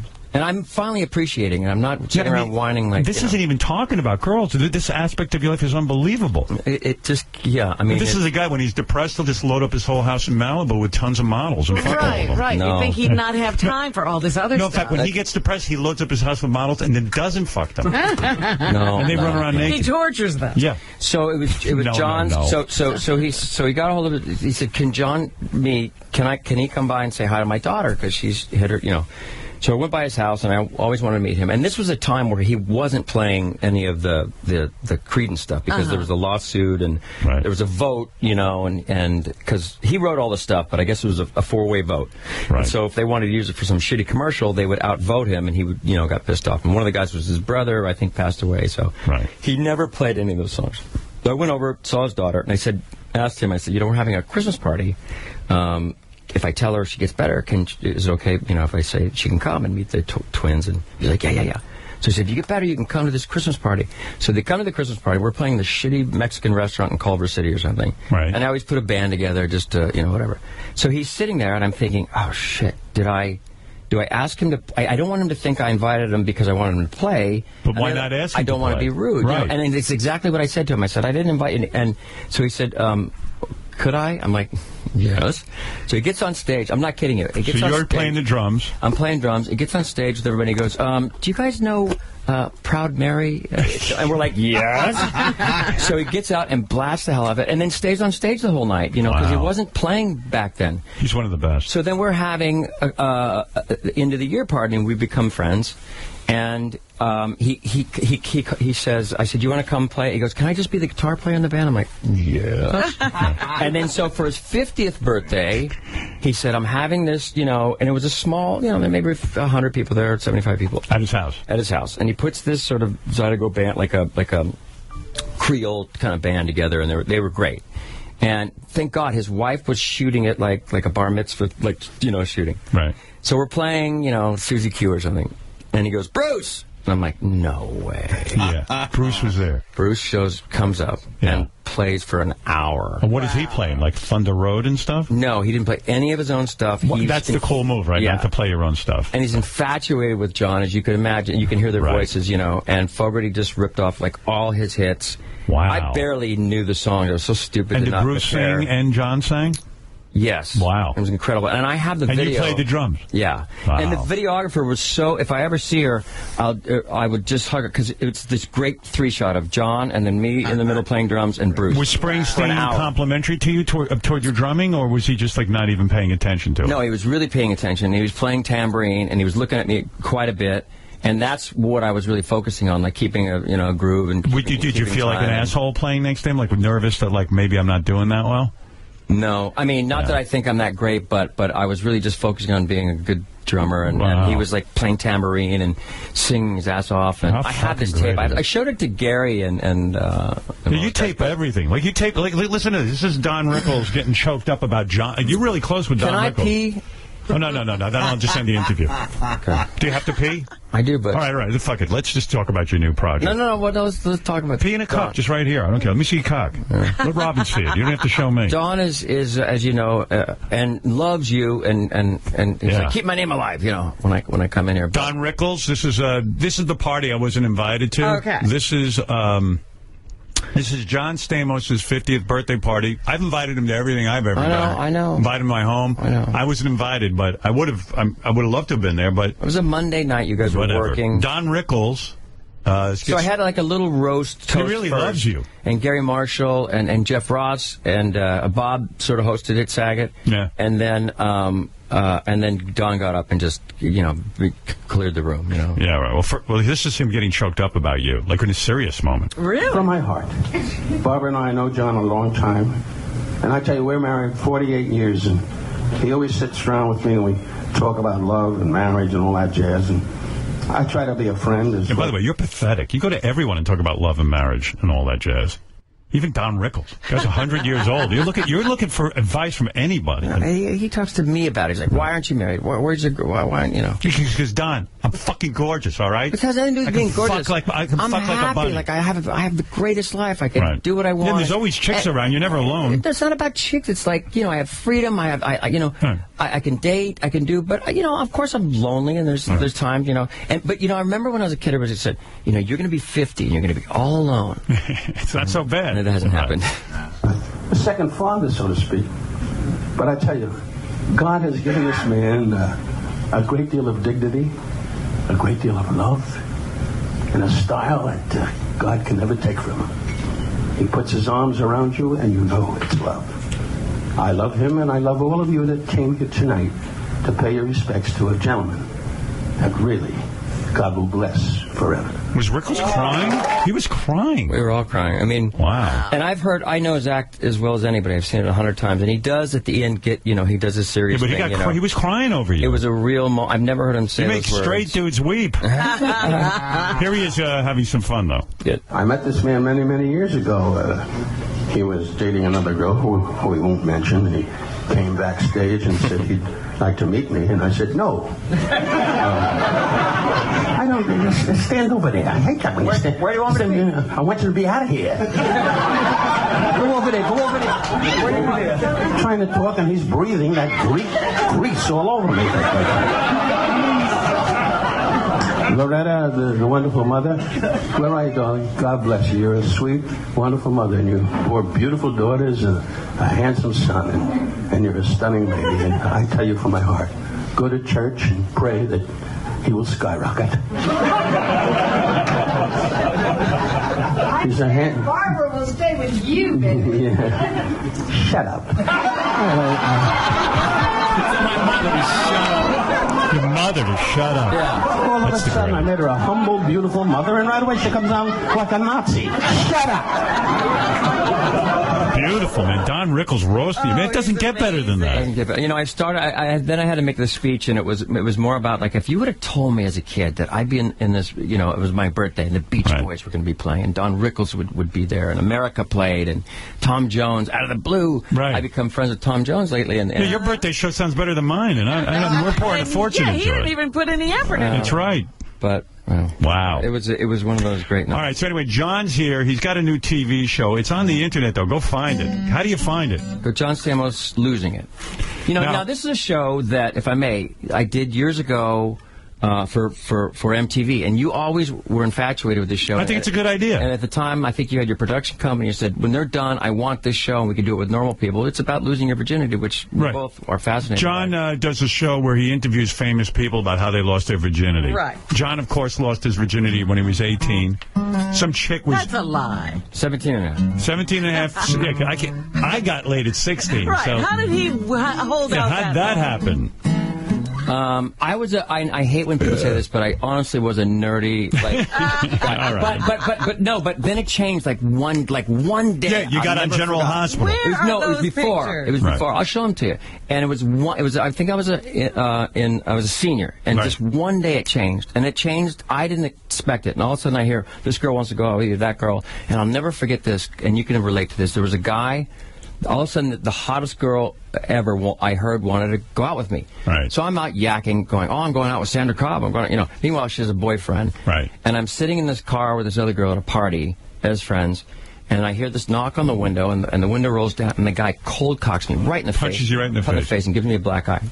And I was so embarrassed. And I remember his name was Ron Kent. Yeah. And for so many years after I made it, I was like, I'm going to beat his ass. I'm going to get these security guys. And now if I ever saw him, I'd say thank you, because I remember part of me wanting to be successful, and I know you maybe went through this, was to show this guy, Why did he punch you? Because you were so good looking and he was jealous? No, I was around bragging that I was going to... Oh, you're going to fuck his girlfriend? Yeah, and I did, but... No teachers ever made themselves available to you? You were with his girl, huh? Did a teacher ever make herself available to you? It's hard to believe, huh? See all these hot teachers now? now? Can you imagine him in school today? I was a dorky guy. I swear to God, I know people hate to say that, but it did change at one moment. All of a sudden, these girls came around. I didn't know what to do with it. And you get in General Hospital. I was 17 and a half when I lost my virginity. And I just talked to the girl. She's so sweet, but she's, was afraid to call in. And then... 6 months later... Didn't she reach between your legs pretending to look for her keys? I was rubbing your dick? I was driving in. She dropped her keys to her house. Your lap. And she found something else other than the keys. Super. It's so great. Good. Do you ever fuck Jennifer Lawrence? Because I heard she wants to fuck you. No. You didn't act on that? No. What am I going to do? What do you mean? What did she say? Yeah, she was on TV and she said, I have this massive crush on John Stamos.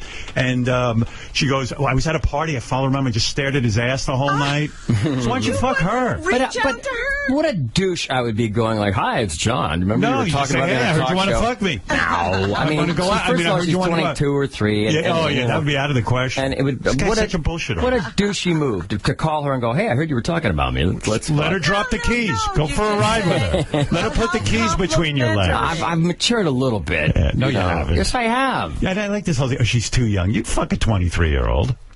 And you do. No. You have. Well, who hasn't? Well, I'm saying, so why are you acting like, she's 23? Because That's a good age for you. Okay, say you were single. And I would not fuck her, because I don't go younger than my daughters. Right. I got a whole But okay, say she was 27 or 8, and some movie star said, I want to have sex with Howard Stern. Would you call her if you were single? Would you call her? I wouldn't call her, but if I saw her around somewhere, I'd definitely hook up. Right. Well, listen. But if it was made so public, wouldn't you just drop a note and say that was very complimentary? Yeah, right. Yeah, I'd get her email and go, hey, by the way, I know you were kidding around, but thank you for saying that. That made my ego feel good. You're such a beautiful woman. And I always say thank you. And then she goes, you got my email address. Hey, we should get together sometime. Yeah, I'm going to a party. Come on over. Start a little dialogue. Well, I went. It was only a month or two before the Oscars. I dropped my keys between my legs. It was a couple months before the Oscars, so I thought, well, I'll see her at the Oscars because I was going. And by the way, let me just preface this. He's probably fucked her already, and he's being a gentleman. Yeah. No. How close am I? I've never even met her. And I thought, I bet you put your keys up your ass and she stuck her hand up there. How did you learn about sex? Like, did your parents talk to you about it? My father never talked to me. He tried once. Right? My mother put him up to it. It was a disaster. I'd already gotten laid. Yeah. So it was like, fuck. So what about you? You learn from your friends, or did your dad sit you down? He learned from watching The Family Dog. I mean, there's no porn, no internet or anything. So, again, I was a late bloomer. All of us wanted to lose it. And once I did, the next night I brought all my friends over to this girl's house. I said, hey, remember what you did to me? Could you do my friends? She was like, get the fuck out. Yeah, by the way, you're incredibly generous that way. Like, he doesn't think of women the way I do. If I fuck a woman, I don't want anybody. I want to keep her. He gets laid for the first time. He says, hey, to his friends, come on over and you can fuck her too. No. Like, he's got a whole different attitude about that. That was disrespectful. Yeah, it was disrespectful. Disrespectful, but you did it. Look at what you were trying to do for your friends. It wasn't disrespectful to your friends. I've always found this fascinating, this area of losing your virginity. Is it about, loss of innocence? Well, isn't it? It is fascinating. We don't have to promote it, the show is fascinating. Yeah. How do I find this show? It's on. If you do John Stamos, Losing It with John Stamos. If I just put Losing It, John Stamos, like Google that. And I did it with the great Morgan Spurlock. Do you know him? Yeah. Right, who did Super Size Me. And I thought, I had the idea I did it on MTV 15 years ago. We couldn't get guests. Right. And so it just went away. And I was like, but now on the internet, you can do it whenever you feel like it. Right. And I also thought, I saw Jerry Seinfeld's driving. Comedians in cars with coffee. So I thought, why don't I just go talk to my friends, And good idea. Make it like Who do you got on the show? Saget. Saget. Has he lost his virginity? Yes. No. Jeff Ross lost his virginity? Can you believe it? Who the fuck did he find? On Christmas Eve. And he was, I love that guy. He's so funny. I saw him last night, and he said sick. Brilliant guy. We have some good people. Casey Wilson. Like the women have been really interesting, and obviously the way I have to interview. I'm listening to you because you're such an incredible interviewer, and I've never really been in that position. So now you interview people about it, and it's a good show. About it, yeah. It's 5 minutes, and we do recreations in the middle with puppets or animation. Really? Of the fucking. Of the fucking, yeah. Oh, that's great. That's hysterical. Love that. We can't do, we don't, it's not lascivious. It's about, what you were feeling and did you learn, did you not? My parents gave me a book. If you fuck Jennifer Lawrence, will there be a puppet show for that? Yeah. Because I'd like to see that. Yeah. You and Jennifer Lawrence. She's hot, man. I know. You could get her. I can't. Why? She was doing a joke on Conan. Come on, and Conan, up. By the way, I saw Conan. Goes, you owe me. I go, what? He goes, that Jennifer Lawrence thing. Yeah. But fuck her. I would never. Let's go. I would never. Let's go fuck Jennifer Lawrence. You and I? Yeah, come on, let's go. It was so flattering. But what am I going to do? Call her? Imagine me to be like, take your ugly friend out of here and I'll fuck you. Do it for all of us and come in and tell us what it's like. By the way, when you came in your whole thing about 5-10 years ago, when all of a sudden women were like, well, he's hot, he's sexy, is your power, your thing. Who's the hottest chick you ever banged? Wait, you're changing the subject. Yeah, I want to know. How did you feel when women all of a sudden wanted to have sex I with felt you? great. And does it still? Who's the hottest girl How hard you've is ever it had sex with? to stay monogamous now? Now? Yeah. Easy as pie. Right. I'm in love with my wife. I feel like my head's screwed on straight. I don't want to fuck up a good thing. Right. The thought of having to go through and start over again with a relationship and the whole thing. I tell you, I'm in a good zone that way. You are. And you're lucky because she's the best. The other day I was even thinking, I could probably fuck so-and-so. And I went, oh, my God, what a headache. And then I realized, really? I'm lucky. Well, I mean, I love Beth, but the fucking part wouldn't be a headache. Nah, it's just afterwards. So, you know what? You could jerk off. Yeah. And then have your whole day free. Yeah. I do that more than have sex. Do you? My hand do you jerk off every day? Close to. Wow. Because what do you think about? What do you jerk off to? Memories? You? No, come on. What do you jerk off to? Have you ever jerked off to Rebecca? When I was married to her. No, I mean after. Because sometimes you go back to hey, that was hot when I fucked Rebecca. Think he might go back? No. I do. I go through a catalog of women I fucked. When you're in a relationship, I remember doing that. I was trying to dig up any old waitress I happened to have sex with. You're digging into your memory bank. Yeah, right. But I always knew that, and I don't want to talk about her. Right. But I knew that I was in love with her because while I was having sex with her, or if she was out of town and I did masturbate, I thought of her. You did? Yeah. She is hot. She is. Let's jerk off together now. You want to? Come on. Geez. It's not gay, is it? No, not if Let me see your ass. You jerk off every day, huh? A good amount. Wow. I mean, you ever use porn? You porn? Sometimes. Where do you go to jerk off to? I go to YouPorn. My backyard. No, really. Where do you know? What porn site do you like? I don't know. You know exactly what you do. It's easier. I mean, it's obvious. It's. Wow. That's what my psychiatrist said to me. He goes, how much sex do you think you really need? Right. My libido has definitely gone way down. Yeah, but it turned it around for me. It's like, this mad rush for the women and the pussy and blah, blah, blah, blah. Yeah. It's like, how much do you really need? Right. You know what I'm saying? No, I agree with you. And mine's tapered way down. You have a lot more going on, like your career, you have kids, your wife. I have a lot of free time. Did you jerk off to Jennifer Lawrence ever? Did you ever say, hey, she wants me? Would you ever, look at her pictures and jerk off to her? No, I didn't. No? But I will now. Yeah, it's a good idea, right? Yeah. I would. I mean, more than anything, again, I'm very aware of, what people might think of who I am, right. This image that they You're think. a good dude, man. Don't worry about it. Nobody's thinking about that. I think if I spend time with someone, they get it. But I do go on dates. You want to date Sandra Bullock? I'll arrange that. I do go on dates, and I do, but I don't actually have sex very often. Really? It's very, very rare. I sort of. And I have to be. By the way, I have to be in a relationship. Don't believe it. Believe it. Don't miss losing it with John Stamos in one year. Sure. Don't miss losing it. Yeah. Just to listen. There's a new TV show you should watch because it's fun. Don't miss losing it with John Stamos on Yahoo. The show is also available. Don't play guitar. The show is also available via Yahoo's new mobile app. Search Yahoo Screen in the App Store. But if you're having trouble finding, just put. This is the way you do it. You ready? John Stamos losing it. Yes. And that'll bring you to the show. Have you not seen them? Yeah, I sent them to you. I liked it very much, actually. I told you I thought it was a great idea. Yeah, there's something there. And I like the reenactment. I like the whole idea of that. You look great. You're doing well, right? Thank you. Yeah. Everything's good. Are you doing that show again? What it's show? A lot of work for you, right? At AGT, I'm trying to decide now. I don't know. I'm 50-50. I love doing it, but it's a lot of hours. Do you remember when you were there in L.A., who came to support you? You did. One friend. Yeah. Me. Yep. You were there. Thank you. Very nice. And I apologize about the birthday thing. I knew I should have. It's all right. I fucked that up. It's all right. It started off as like a 50 people dinner, and then 50-person dinner, and the grew. No, but there's no excuse. I'm not fun. I get it. Don't worry about it. I'm trying to make excuses, but I just fucked up. Man, well, guess what? Jimmy and I are going away on vacation. We didn't invite you. I know. That's right. We went to dinner the other night. Well, you're out. All about it. All you of us don't ever invite me to You're not invited. You're not going. You're not going. You know who wants to hang out, and we can't call her, but Ashley Olsen is your biggest fan. I saw her last night. You always tell me that. But we should invite her to your house. I mean, you don't need me, but... I think it'd be weird if she showed up to my house without you. Yeah. You know what I mean? Sort of, yeah. So have her out with you. You bring her out. Okay. All right. Well, why should I have you out there? You didn't invite me to your party. Some friend Stop you hanging are. around with him. We should stop hanging around with him. Yeah. We had a nice dinner, didn't we, Robin? We had this vegan food, which is fantastic.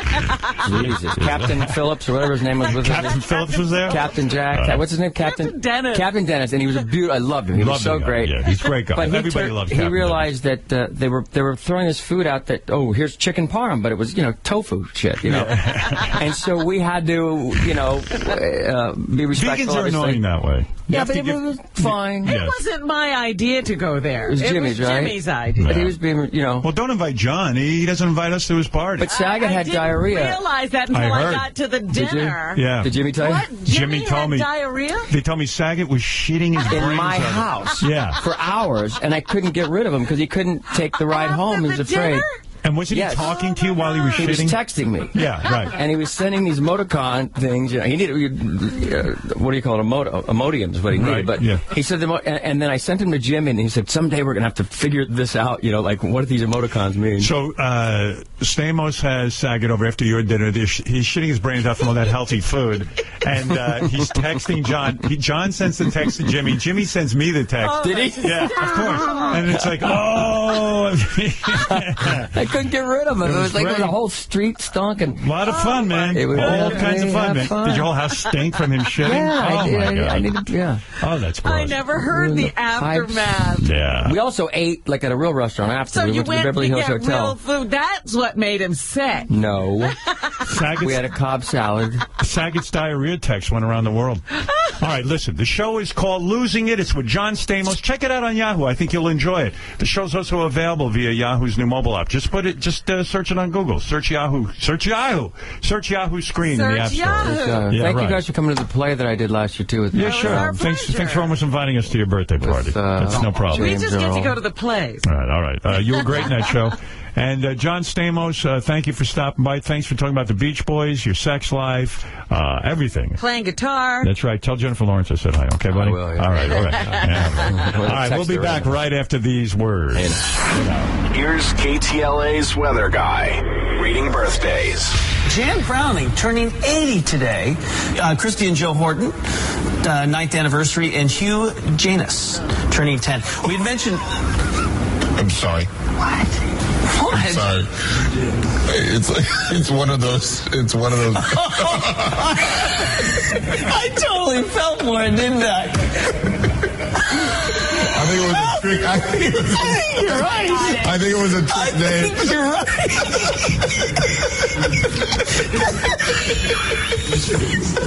I think you're right. I think it's one of those.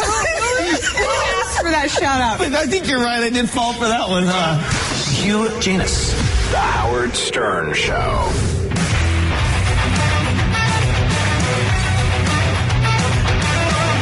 You back to me? Yeah.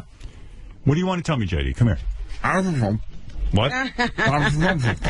What are you reminding me of? You can do it to me on the air. I don't care. I was going to remind you about the Rob Ford stuff. What'd you say? I was just going to remind you. The mayor of Toronto. Yes. Second column, JD1. You want to go out with Stamos? Huh? You want to go out with him? Well, Wingman, I mean. Sure. Oh, why not? I almost did once with him and Ralph. But, nothing happened. So. All right. Well, that's the story of your life. Cool. I got it. I'm on top of it. Okay. Thanks, my man. What are you going to do with him?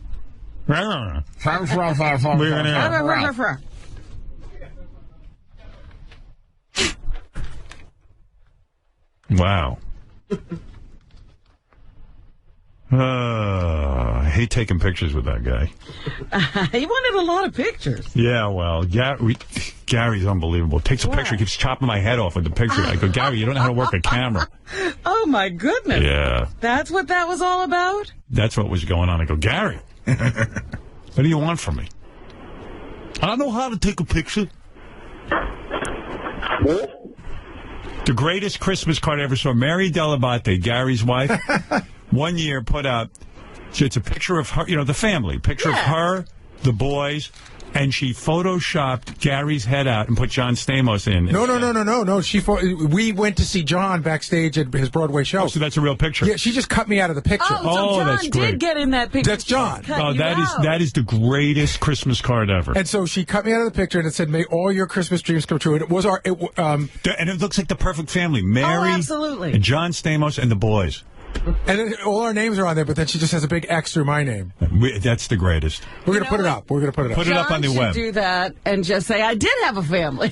You want to see the funniest Christmas card ever? Go to howardstern.com right now. Put it up on howardstern.com. Take 2 seconds. It ranks right up there with your Brad and Angelina Christmas card that year. I thought that was great. I forget what I do. You and Beth dressed up like Brad. Well, you were like Brad Pitt and Angelina, and you had all these kids around you. Oh, yeah, that was a good one. And Beth, I think, was pregnant or something. Yeah, one of the listeners made that for us. It was great. Saw it on the internet. I said, I got to use this. Balls, go ahead. Hey, now. Hey, now. I just want to tell you, Howard, Stamos had a wealth of great stories. That story with faggot shitting in the bathroom is going to crack me up all day. That's the truth. Because I got the Nobody sent me the text. Well, everyone was probably bitching about you. Because of you, they ended up at some vegan place. Jimmy suggested that. Yeah. In fact, that was Jimmy's second vegan meal of the week. Is that right? Yeah, because he had been with Woody Harrelson the night before. Wow. And Woody opened this new vegan restaurant, so he had eaten vegan on Thursday, and he ate vegan on Friday. Is that what was happening? He didn't have to, but he just suggested it, so I said, okay. All right, ballsy. Hey, real quick, Howard, I just want to let you know, I'll do anything to get those birthday tickets, anything, so just keep me in mind for the list. All right. I'm sorry we can't give them out yet, because, Balls, I would put you on the list. Thanks, brother. Thank you. Can't do it yet. Want to do it fair and square. A lot of guys calling you brother lately. That's our thing, brother. You know what's really funny? I have a friend. He happens to be a black guy. And I saw him the other day. I ran into him, and I go, oh, thanks, brother. And he looked at me, and he goes, yeah, brother. Oh. And I realized I call everyone brother, and I think he saw it as like a racial slur or something. Right. A lot of times white guys just get into the brother thing with black people. Do they? Yeah. And I went, I think he took it the wrong way. I was like, oh, fuck. So many hang-ups with this whole black-white thing. I don't know. I call everyone brother. Do you? I never knew that. And I really like this guy. I always go, hey, bro, what's happening, brother? I always do. I didn't know that. I see my friend Pat every day. I go, my brother. So I saw my friend, it was B.B. Winan. I see my friend and I go, hey, good to see you. I go, something like, I'll see you later, brother. He goes, oh yeah, brother. I was like, oh, fuck. I must have made a racial faux pas. I've had it. But I meant it sincerely. He's a good dude, and I'm always like, hey, brother. But I'm not going to call him brother. You use that oh, my God. Well, because you're a woman. I don't call you brother. Well, I see you with guys. I've never heard you Fred, say that. don't I always say, hey, brother? Yeah. He does? Yeah. All the time. That. Does he say it to you, Benji? Not Benji. No, I do. I'll go, hey, brother. I mean, I don't know. I mean, that's a common phrase that I use. A lot of people do. I know some people do. I just had never heard. But there were people calling on the phones lately, and everybody was brother, brother, brother, brother, brother. Yeah, well, you know what? That's a macho, manly thing. The only thing that really ruins it is when they put their dick in my ass. It's not so macho. That's not so brotherly. Hey. Your sister. Yeah. But I use that a lot. I don't know why. It's not like I really actually think of anyone as my brother. In fact, you don't want a brother. But don't call black people brother if you're a white guy. I think. Because I don't think my friend liked it. Again, a lot of times it's like, oh, because I'm black, you're calling me brother. Yeah, wow. That's so nice. I call everybody You don't do that brother. with everybody. You're just doing it with me. Yeah, that's why from now on I'm only going to be friends with white people. Because it's just easier. That's it. Oh, that's the way to go. I'm dropping all my black friends. Well, see ya. Well, you're Asian. Since when were you black? I happen to be black. Don't say that. Don't say that, brother. Robin, it's time for news. I wish I could see Robin's big round cheese. She makes me masturbate 50 times a day. All day long, all day long, I'm jerking out. All day long, I'm jerking out, baby. Yeah. All day. Little Mikey. Sexy. He loves you. Loves you. I don't even know what he's saying. Horrible song parody. Frenzy. How about Stamos jerking off every day? That's a lie. He says almost every day. Yeah. The days he's not jerking off, he's actually having sex. Yeah. Yeah, I think he has to. Yeah. I love how he tries to downplay his sex life. Oh, He's please. So funny. I love when I see him on other talk shows and he goes, you know, really, it's just, I don't know what it is. It's just very hard for me to find that special person. Right. And I'm like, oh, shut up.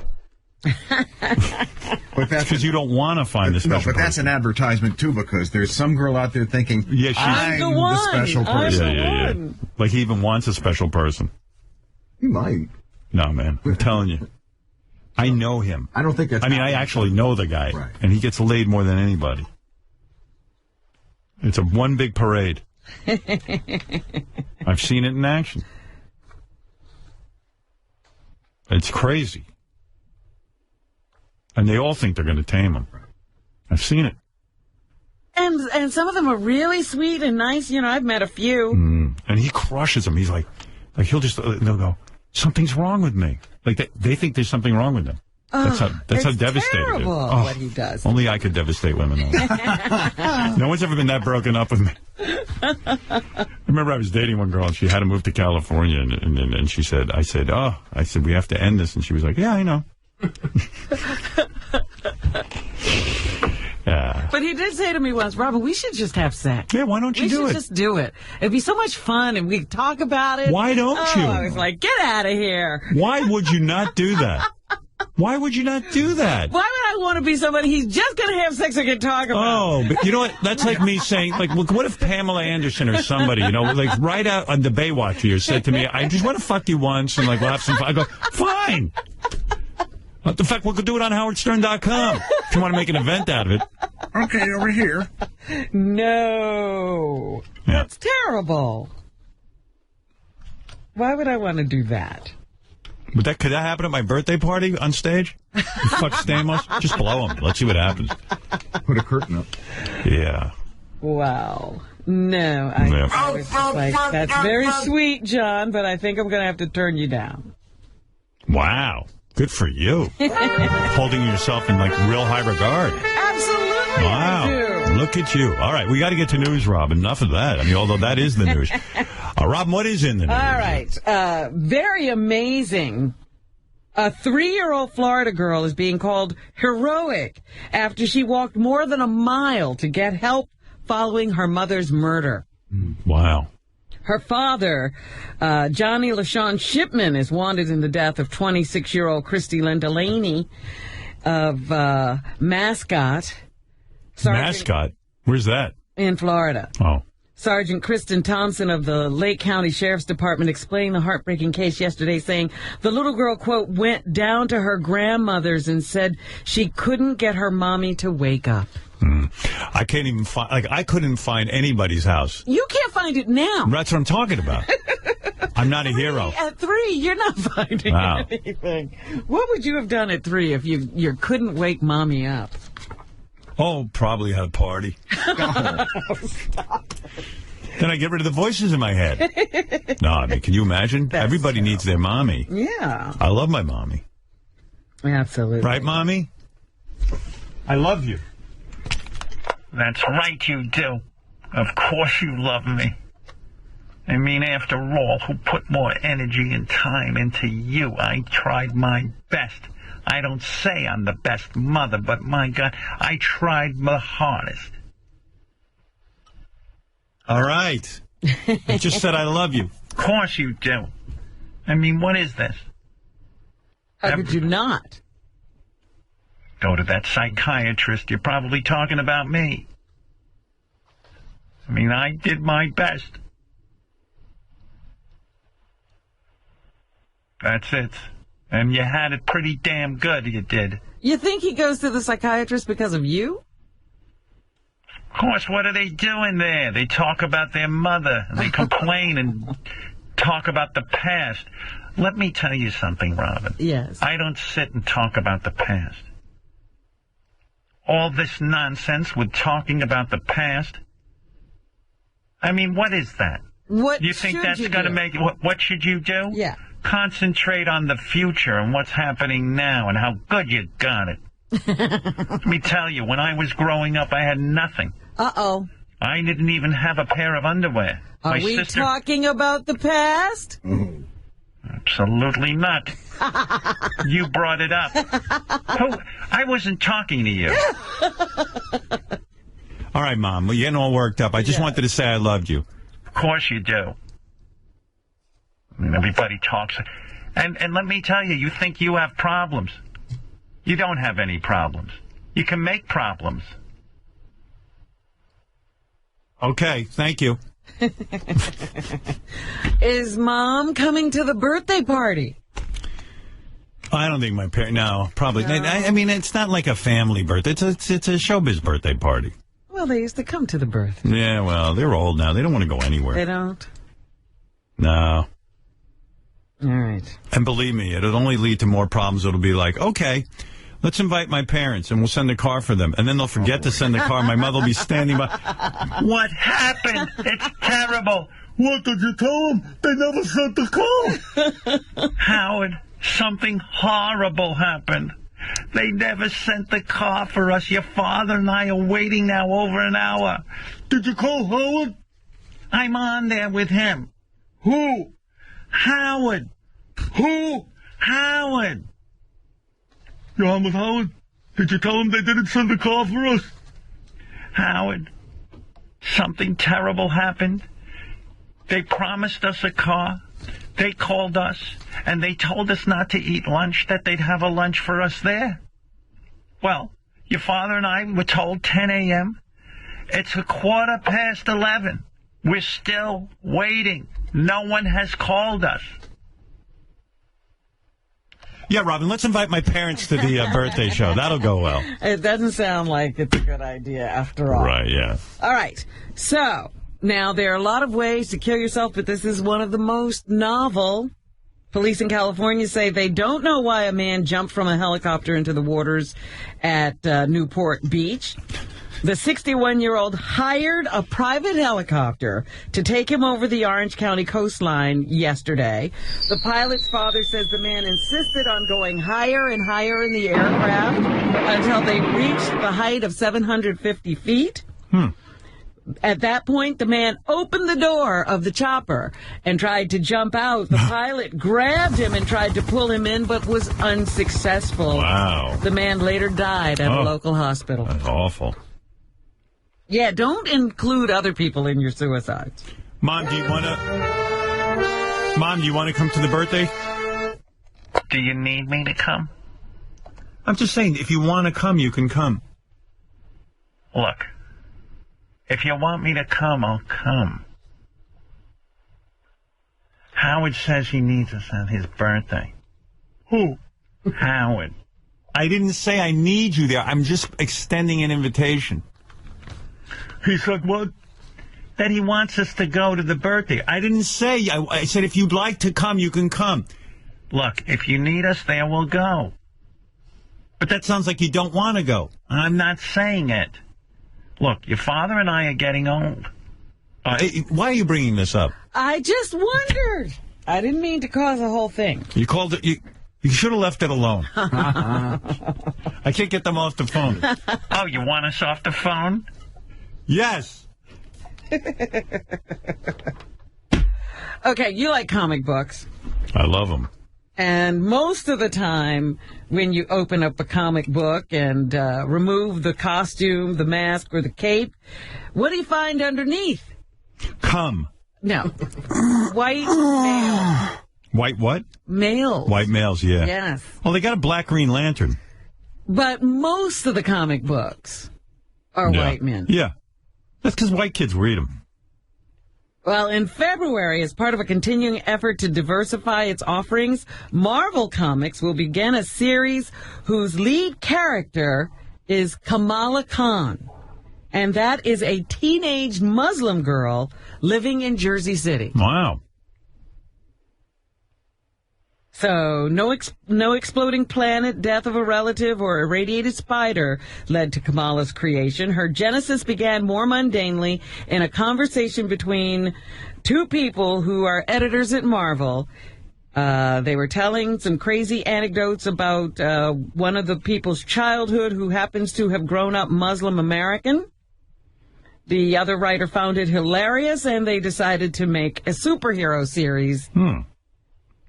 Because of it. Sunni or Shiite? We don't know. That matters to me, whether or not I'll read it.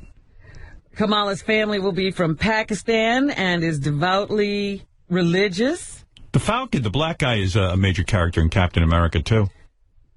Well, once again, you're pointing out one... No, two. Or two characters. Big article in the paper today about how black people... Now you got to be a black person in daytime television.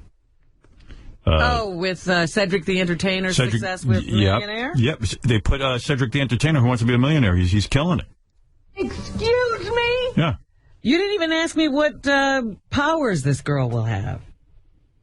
I don't know. I mean, I don't know if I'm going to be reading that one. Maybe you'd like it if you knew. All right, what's her power? She's going to have the ability to change shape. Okay, that's pretty good. And she'll take on a code name, Miss Marvel. Oh, that's it? Yeah. No, I'm definitely not reading that. I mean, you know. If she's Pakistani, she's probably a Sunni, right? Right, guys? Yeah. Is that right? Mostly Sunnis in Pakistan?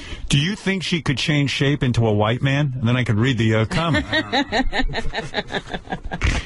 Then I might be interested. Well, just thought I'd let you know. Now, let me ask you if you think this warrants dismissal. An Oregon middle school football coach will not be returning to the sidelines after planning a team victory party at Hooters restaurant. Yeah, he's got to go. He's not exercising good judgment. Yeah, the kids are like 13 years old, high school football team. Yeah, middle school. And he takes them to Hooters for their celebration. Even after it was pointed out to him that it was not a good idea, he refused to change the location. So he was adamant. These kids are going to Hooters. Where is this? In Corbett, Oregon. What a douche. You mean he was like he was paid by the high school, too? Like he's a high school coach? I think it's a voluntary position. That's probably it. Probably didn't care. Howard? You know, yeah. The guy, the athletic director told him, please go somewhere else. And he's like, no, they need to go to Hooters. Yeah, the kids deserve it. They won. If they lose, they'll go somewhere else. He was online explaining why it's the right place for them to be and how there's nothing weird about it. In junior high, they had a wet T-shirt contest for the girls in my school. Coach thought it would be a good idea. Apparently, the event is still scheduled to happen this weekend, but will be held without the school support. Boys, you're going to Hooters? And after that, we're having a wet T-shirt contest with the cheerleaders. That's what happens when you're a winner. Now, let's go. Would you buy a self-driving car? Oh, yes. Absolutely. I'm praying for that. Really? Do. I'll fire Ronnie. Do. No, of course I would. I hate driving. Americans are becoming more trusting of technology. A new poll from carinsurance.com has found that 1 in 5 respondents would be willing to trade in their car for one that drives itself with the help of a computer. Well, it would be great, too, especially if it would cut off, most people die in car accidents. That's the way it happens. So now you have these cars that even if people are drunk, you don't have to get, the car can drive itself. Right. The factor that seems to be convincing consumers about the idea is the cost of insurance. I hate driving. The numbers shot up when respondents were asked whether they would consider a self-driving car if it meant their monthly car insurance costs would drop significantly. You know why I hate driving? Because of other drivers. I'm telling you, they can't drive. They're the ones that can't drive. Right. I can drive. 90% said they would at least give the idea consideration if it meant less money out of their pocket for insurance. 34% said they were very likely to buy a self-driving car under those circumstances. Only 10% ruled out the idea entirely. By the way, Robin, I don't know how many people heard it earlier, but I took my fart from yesterday, and I put it to the song One. Yes. And I want to play it for you again in case you missed it.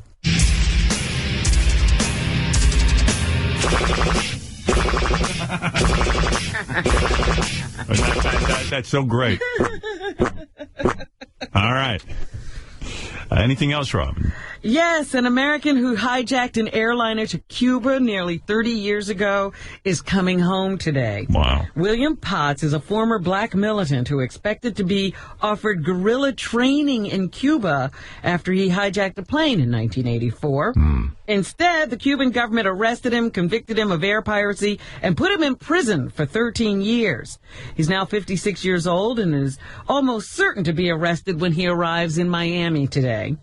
He's told the British paper The Guardian he hopes the long prison term he served in Cuba will keep him from spending years behind bars in the U.S. Yes, Dan, you're on the air in Chicago. Howard. Hi. Yeah, received the North Shore Animal League calendar in the mail. Thank you for ordering that, by the way. Yeah, my girlfriend looked at it and she goes, wow, Howard. Look at Howard. And she was wondering, how much plastic surgery did you have to get that fucking look? You're amazing.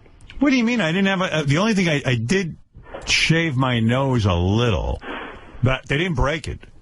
But first of all, let's say that's all the plastic surgery, right? That's the only thing I've ever had. But the North Shore Animal League calendar, I'm looking down. You can't even see my face. So if your girlfriend thinks I'm hot, well, it's because you can't see my mug. Oh, come on. You had the wig, you had surgery on your nose. Oh, here we go with that guy. There's no question you I had the wig. On your neck. I don't have a wig. You wear the goddamn scarf all the time. I didn't have surgery on my neck. If I did, I would look a lot better. And then you had a chin implant. There's no I didn't. In my mind that you had a fucking chin implant. I never had a chin implant. Oh, bullshit. I would tell you. You're being such a douche. But thank you for the compliment, thinking that I did have plastic surgery. That's the same guy, I think, who tweets me all the time. He's always going, you wear a wig and you have the chin implant. And I go, thank you. Thank you for thinking I'm good looking enough to get that. In a weird way, it's a compliment. Absolutely, because he's saying you're good looking. Yeah. Chin implant. God. I don't know how anybody I've ever seen actually get one, they look like shit. Their chins slide all over the place. It's easily identifiable. Didn't Boober have that? Boober had it, yeah. I think I need a chin implant. So weird. Like, that would even insult me. I have such a bad self-image. That's actually a compliment to me. That's the weird thing. What else is in the news, Rob? Well, I wanted to talk about the ending of the marathon. The oldest runner in the marathon ran the race and then died after taking a fall during the race. The woman was like 86 years old. 86 years old. This was her 25th consecutive New York marathon. She said, I want to die running the marathon, and she did. Basically, she tripped around mile 20 or something and hit her head. And wouldn't stop. Just got up and kept running at the end of the race. She went to the medical tent. They wanted to take her to the hospital. She refused. She went and had her annual visit with Al Roker. And he said, what happened to you? Because, she looked, I guess, banged up. And she said, I wasn't watching where I was walking. And, it looks worse than it is. But she said she was fine. And then she went back to her hotel and lapsed into a coma and was later declared dead at Bellevue Hospital. That's what they say about these. If you bang your head, you go to the emergency room, and I'll tell you why. Because you usually feel okay, and then at night, what happens is your brain swells up and explodes. So, well, she was also on a blood-thinning medication, which, it doesn't help with the clotting process. So it was a double thing, banging her head and then having that anti-blood clotting medication in her system. Yeah, she probably didn't care. She's probably like, you know what? I'm old. If I'm going to go, I'm going to go. That's it. Goodbye. Well, she just said, if I die running, I'll die happy. So she did. God. The only reason to run is so you look halfway hot. If you're 86, what do you care at that point? She enjoyed it. God. They said she Can you imagine? She was a very religious woman. I think they said she was Lutheran, and she would hum hymns to herself and think nice thoughts. I got to tell you, I've been running for years. There's been one day I enjoyed it. There's a million other things I'd rather be doing than running. The only reason I do it is to keep my weight under control. And that's it. Well, maybe when you quit all of this, running will be your joy. Yeah, sure. And we mentioned this earlier, but Denise Richards, she's the former wife of Charlie Sheen, and this letter she submitted in the custody dispute between Brooke Mueller and Charlie Sheen over their 4-year-old twins has come to light. Denise has been taking care of the kids since neither of the parents were capable of it. And she now has said to the court that she can't any longer because of the chaotic nature of the kids, their behavior. She says that after contact with their mother, which has increased, they come home and they go into zombie-like states. They beat the dog, play with their feces, and assault their sisters. So, wow. She says, I can't keep up with these kids anymore. I gotta get them out of my house. We should adopt those kids and raise them in the studio. I would love that. That'd be fun. Not take them home with us. And you know how people have, like the store cat? We have studio kids. Yeah, Charlie Sheen's kids live in our studio. Put them up on the bar. Wow, what a mess. But yeah, what kind of a mess are we creating there? And the courts are demanding, they're the ones that say they need to spend more and more time with their mom without checking to make sure mom is okay. There you go, Robin. It's crazy. The mayor of Toronto has finally confessed to smoking crack. Yeah, he's pretty funny, that guy. Rob Ford is his name. And he made the admission yesterday following months of denials and rumors that he was videotaped smoking crack. You want to play some of the tape you have? Yeah. You probably have a longer version. I've got tons. Okay. All right. If I can find it. I forgot where. Hey, by the way, Stamos has been hanging out with JD for 10 minutes. No idea what they're talking about, but we're going to get an update on that. Yeah. There's some sort of bonding going on. Some weird way. All right, here it is. Oh, that's not it. Hey, guys, where's the... Rob Ford stuff. I got it. Toronto Mayor, it's called. That's why I was having trouble. Okay. You asked me a question back in May, and you can repeat that question. The question we asked you back in May? Yeah. Can you said the video didn't... You asked me a couple of questions, and what were those questions? Do you smoke crack cocaine? Exactly. Yes, I have smoked crack cocaine. When, but sir? No, do I? Am I an addict? No. When have you I tried it? Probably in one of my drunken stupors. Probably. This doesn't sound like much of an apology, Yeah, does it? so the mayor has drunken stupors. He sounds like just an angry dude. Approximately about a year ago. I answered your question. You asked the question properly. I'll answer it. How many yes, times? I've made mistakes. All I can do now is apologize and move on. I don't know what else. So I wasn't lying. You didn't ask the correct questions. No, I'm not an addict. And I wasn't lying. Whoa. No, I do not do drugs. I made mistakes in the past, and all I can do is apologize. But it is what it is, and I can't change the past. He's pissed off at them. They didn't ask the right question. Well, that's why he denied it all those times. Yeah, the only reason he was even coming clean is because they hounded the shit out of him. Yeah. I saw a guy on Fox News says, I've learned one thing about this. In Toronto, their cameras are way louder than ours in America. I wish I knew the guy's name. I give him credit. Right. Listen to that. With today's... What camera are they using? Announcement. I know I embarrassed everyone in this city, and I will be forever sorry. There is only one person to blame for this, and that is myself. I know that admitting my mistake was the right thing to do. This guy's the whitest white guy I've ever seen. He's big and he's fat. He kind of looks like Rush Limbaugh, except like way red in the face.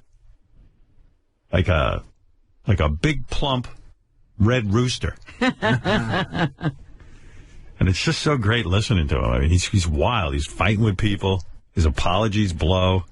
In 2010, I made a commitment to Toronto voters. I have delivered on that commitment, and I will continue to deliver on that commitment. In other words, read between the lines. I ain't quitting my job. Right. No matter how fucked up I am, I'm going to make you suffer with me in office. And I'll probably run for re-election. And saving taxpayers' money. But they have a choice. We live in a democracy. And on October 27th of 2014, see, I want the people of this great city to decide.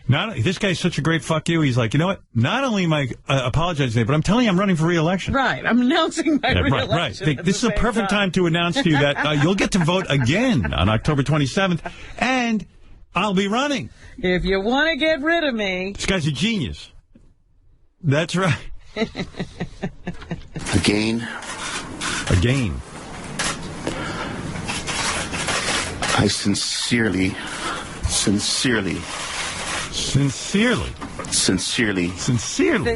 apologize. Yeah. What, for smoking crack? Or for the drinking? God bless the people of Toronto. God bless you. They're all laughing. Thank you very much. Why won't you Mr. Mayor? Will you address the homophobia and racism in the video? I like how they still call him Mr. Mayor. I sincerely apologize for getting caught. That's what he's apologizing for. Well, what about the homophobia and racism in the video? What's all that? What are you talking about? I don't know. I got to now check out the video. What's it say? That was what she just yelled. I'm just. What about the homophobia? And the racism. Oh, wow. I didn't even know about that. This guy sounds like a real party. I heard he called the black guy brother. Could have been. That could be misunderstood. Yeah.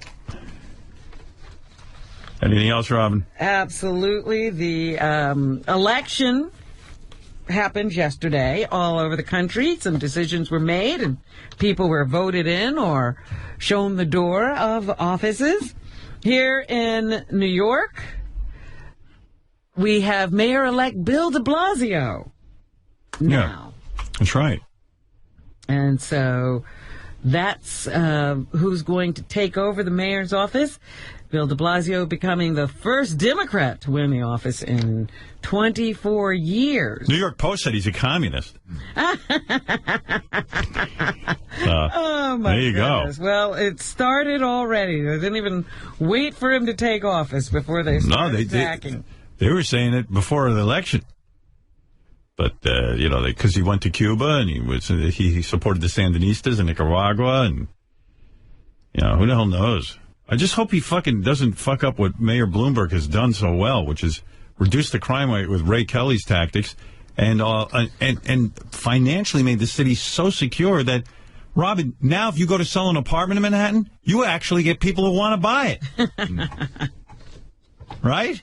Well, I think that was always happening. No, it wasn't. Oh, yes, it was. No, it wasn't. In Manhattan, it was. The real estate values are high because everyone wants to be in the city now. Businesses want to stay. I hope he realizes that there's a lot of good things happening. Well, we all want the city to thrive. Right. That's the one thing Fuck we agree yeah. on. I'm not kidding. So anyway, congratulations, Mayor de Blasio. Or Mayor-elect de Blasio, right. Because... Do a good job, dude. We still have Mayor Bloomberg for a while. You got big shoes to fill. And then there were those questions on the ballot, Howard. So what happened was casino gaming has been voted in. Yeah, I voted for it. I did, too. Yeah. And I voted against the judges being able to retire at 80. And that was resoundingly defeated. Good. And then there was a bunch of other proposals. I tried to read them, but I was like, good The writing Lord. was so small. Oh, you couldn't read it. I read before I went to the polls to see all the questions. I just didn't vote on those. I skipped some. You didn't do your homework? Yeah, no, I felt like so bad. I didn't even know there were other ones. There were some I read about. I knew how to vote for those, and then I was trying to read the little handwriting, and I cut the little because type. the others had to do with someone selling their forest or something. State land being transferred. Yeah, but some other dude wants to buy the land, and I was like, this is giving me a fucking headache. I'm getting out of here. Well, one of them had to do with some kind of private company wanting to mine on state land. I think I voted no on that. But I didn't really understand what they were asking. And then there was a centuries-old dispute with residents and the state over the ownership of some upstate land. God, I wish I had you with me, because I was just like, I can't follow this. I need Robin to read it to me. And then there was the thing about debt limits. Yeah, that I skipped. Oh, my goodness. I didn't know what they were saying. It was tiny little print. Go look at the sheet.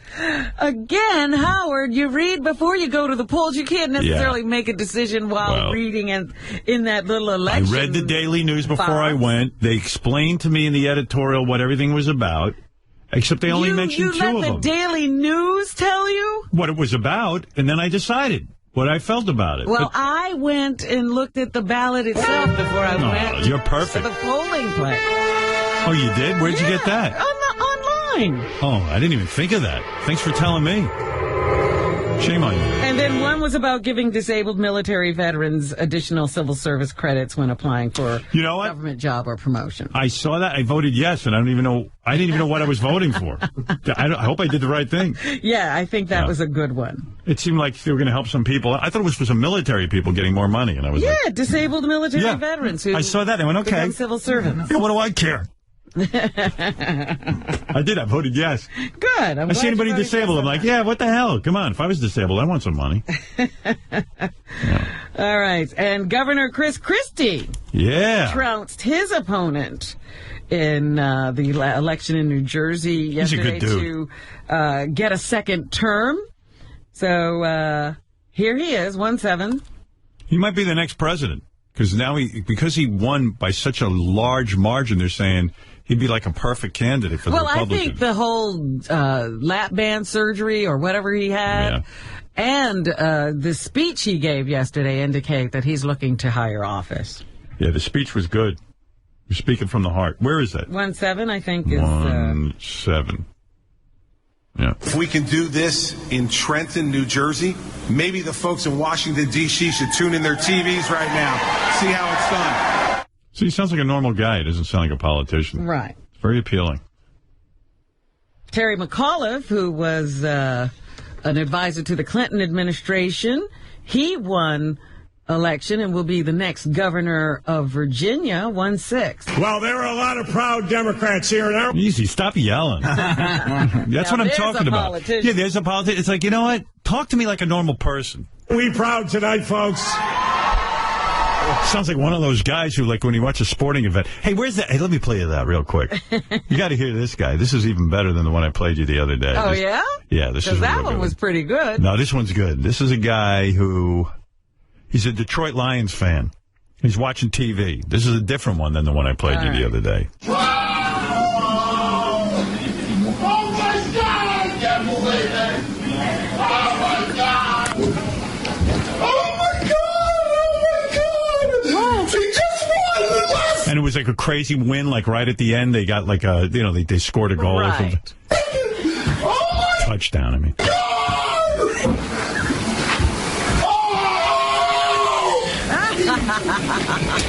Really?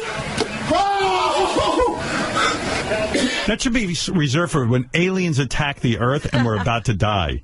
I don't think they made this much noise when we won the revolution and got our own country. Right.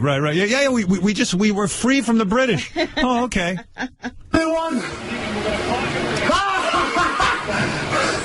Oh, I can't fucking believe it. This is what it should sound like when they free the black people, you know? And you're a black guy. They won. I can't believe it. Oh my God. Look how smart this is. I thought he was going to spike it. Instead, he jumps over the fucking... Are you guys recording me? Fuck off. No, breathe. You can't even breathe. That's what you sound like when you hear your cancer's been cured. Right. Yeah, that would be acceptable. This guy... And I'm also particularly proud to welcome all the Republicans who are here tonight. Give them a great round of applause. Yeah. Well, whatever. The D.C. Council is now on record calling for Washington Redskins owner Dan Snyder to change the name of his team. You got to love this guy, Dan Snyder, huh? I mean, like, he's just not giving up. Like, He's vowed that he's never going to change the name. What a nut. The resolution, which calls the name racist and derogatory, passed with 10 yes votes against one member voting present and 2 others not in the chamber, 113. So they voted to change the name. Well, the council is voting that they, They should. They recommend that the name be changed. Yeah, recommend. You know what? They should scalp these guys who don't want to change the name.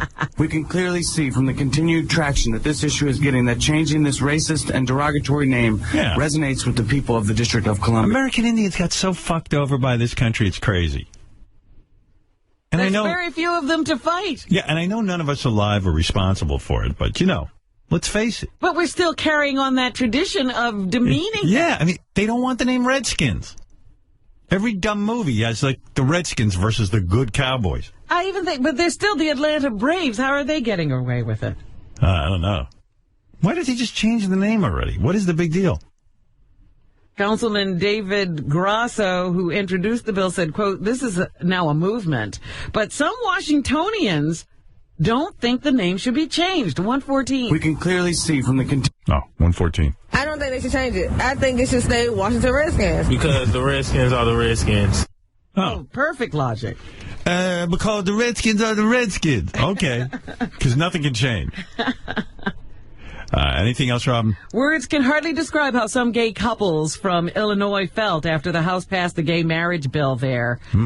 Yesterday. Susie Hutton does her best to explain what she was feeling. 115. I looked over and Danielle's head was in her arms and she was crying. We just both couldn't believe that it happened, and it was a surreal moment. By the way, she's broadcasting from Mars, lest anyone think there's something wrong. She's on wrong. that Indian space capsule. Right. She's an Indian woman on her way to Mars. We were just overcome with emotion and just so relieved, overwhelmed.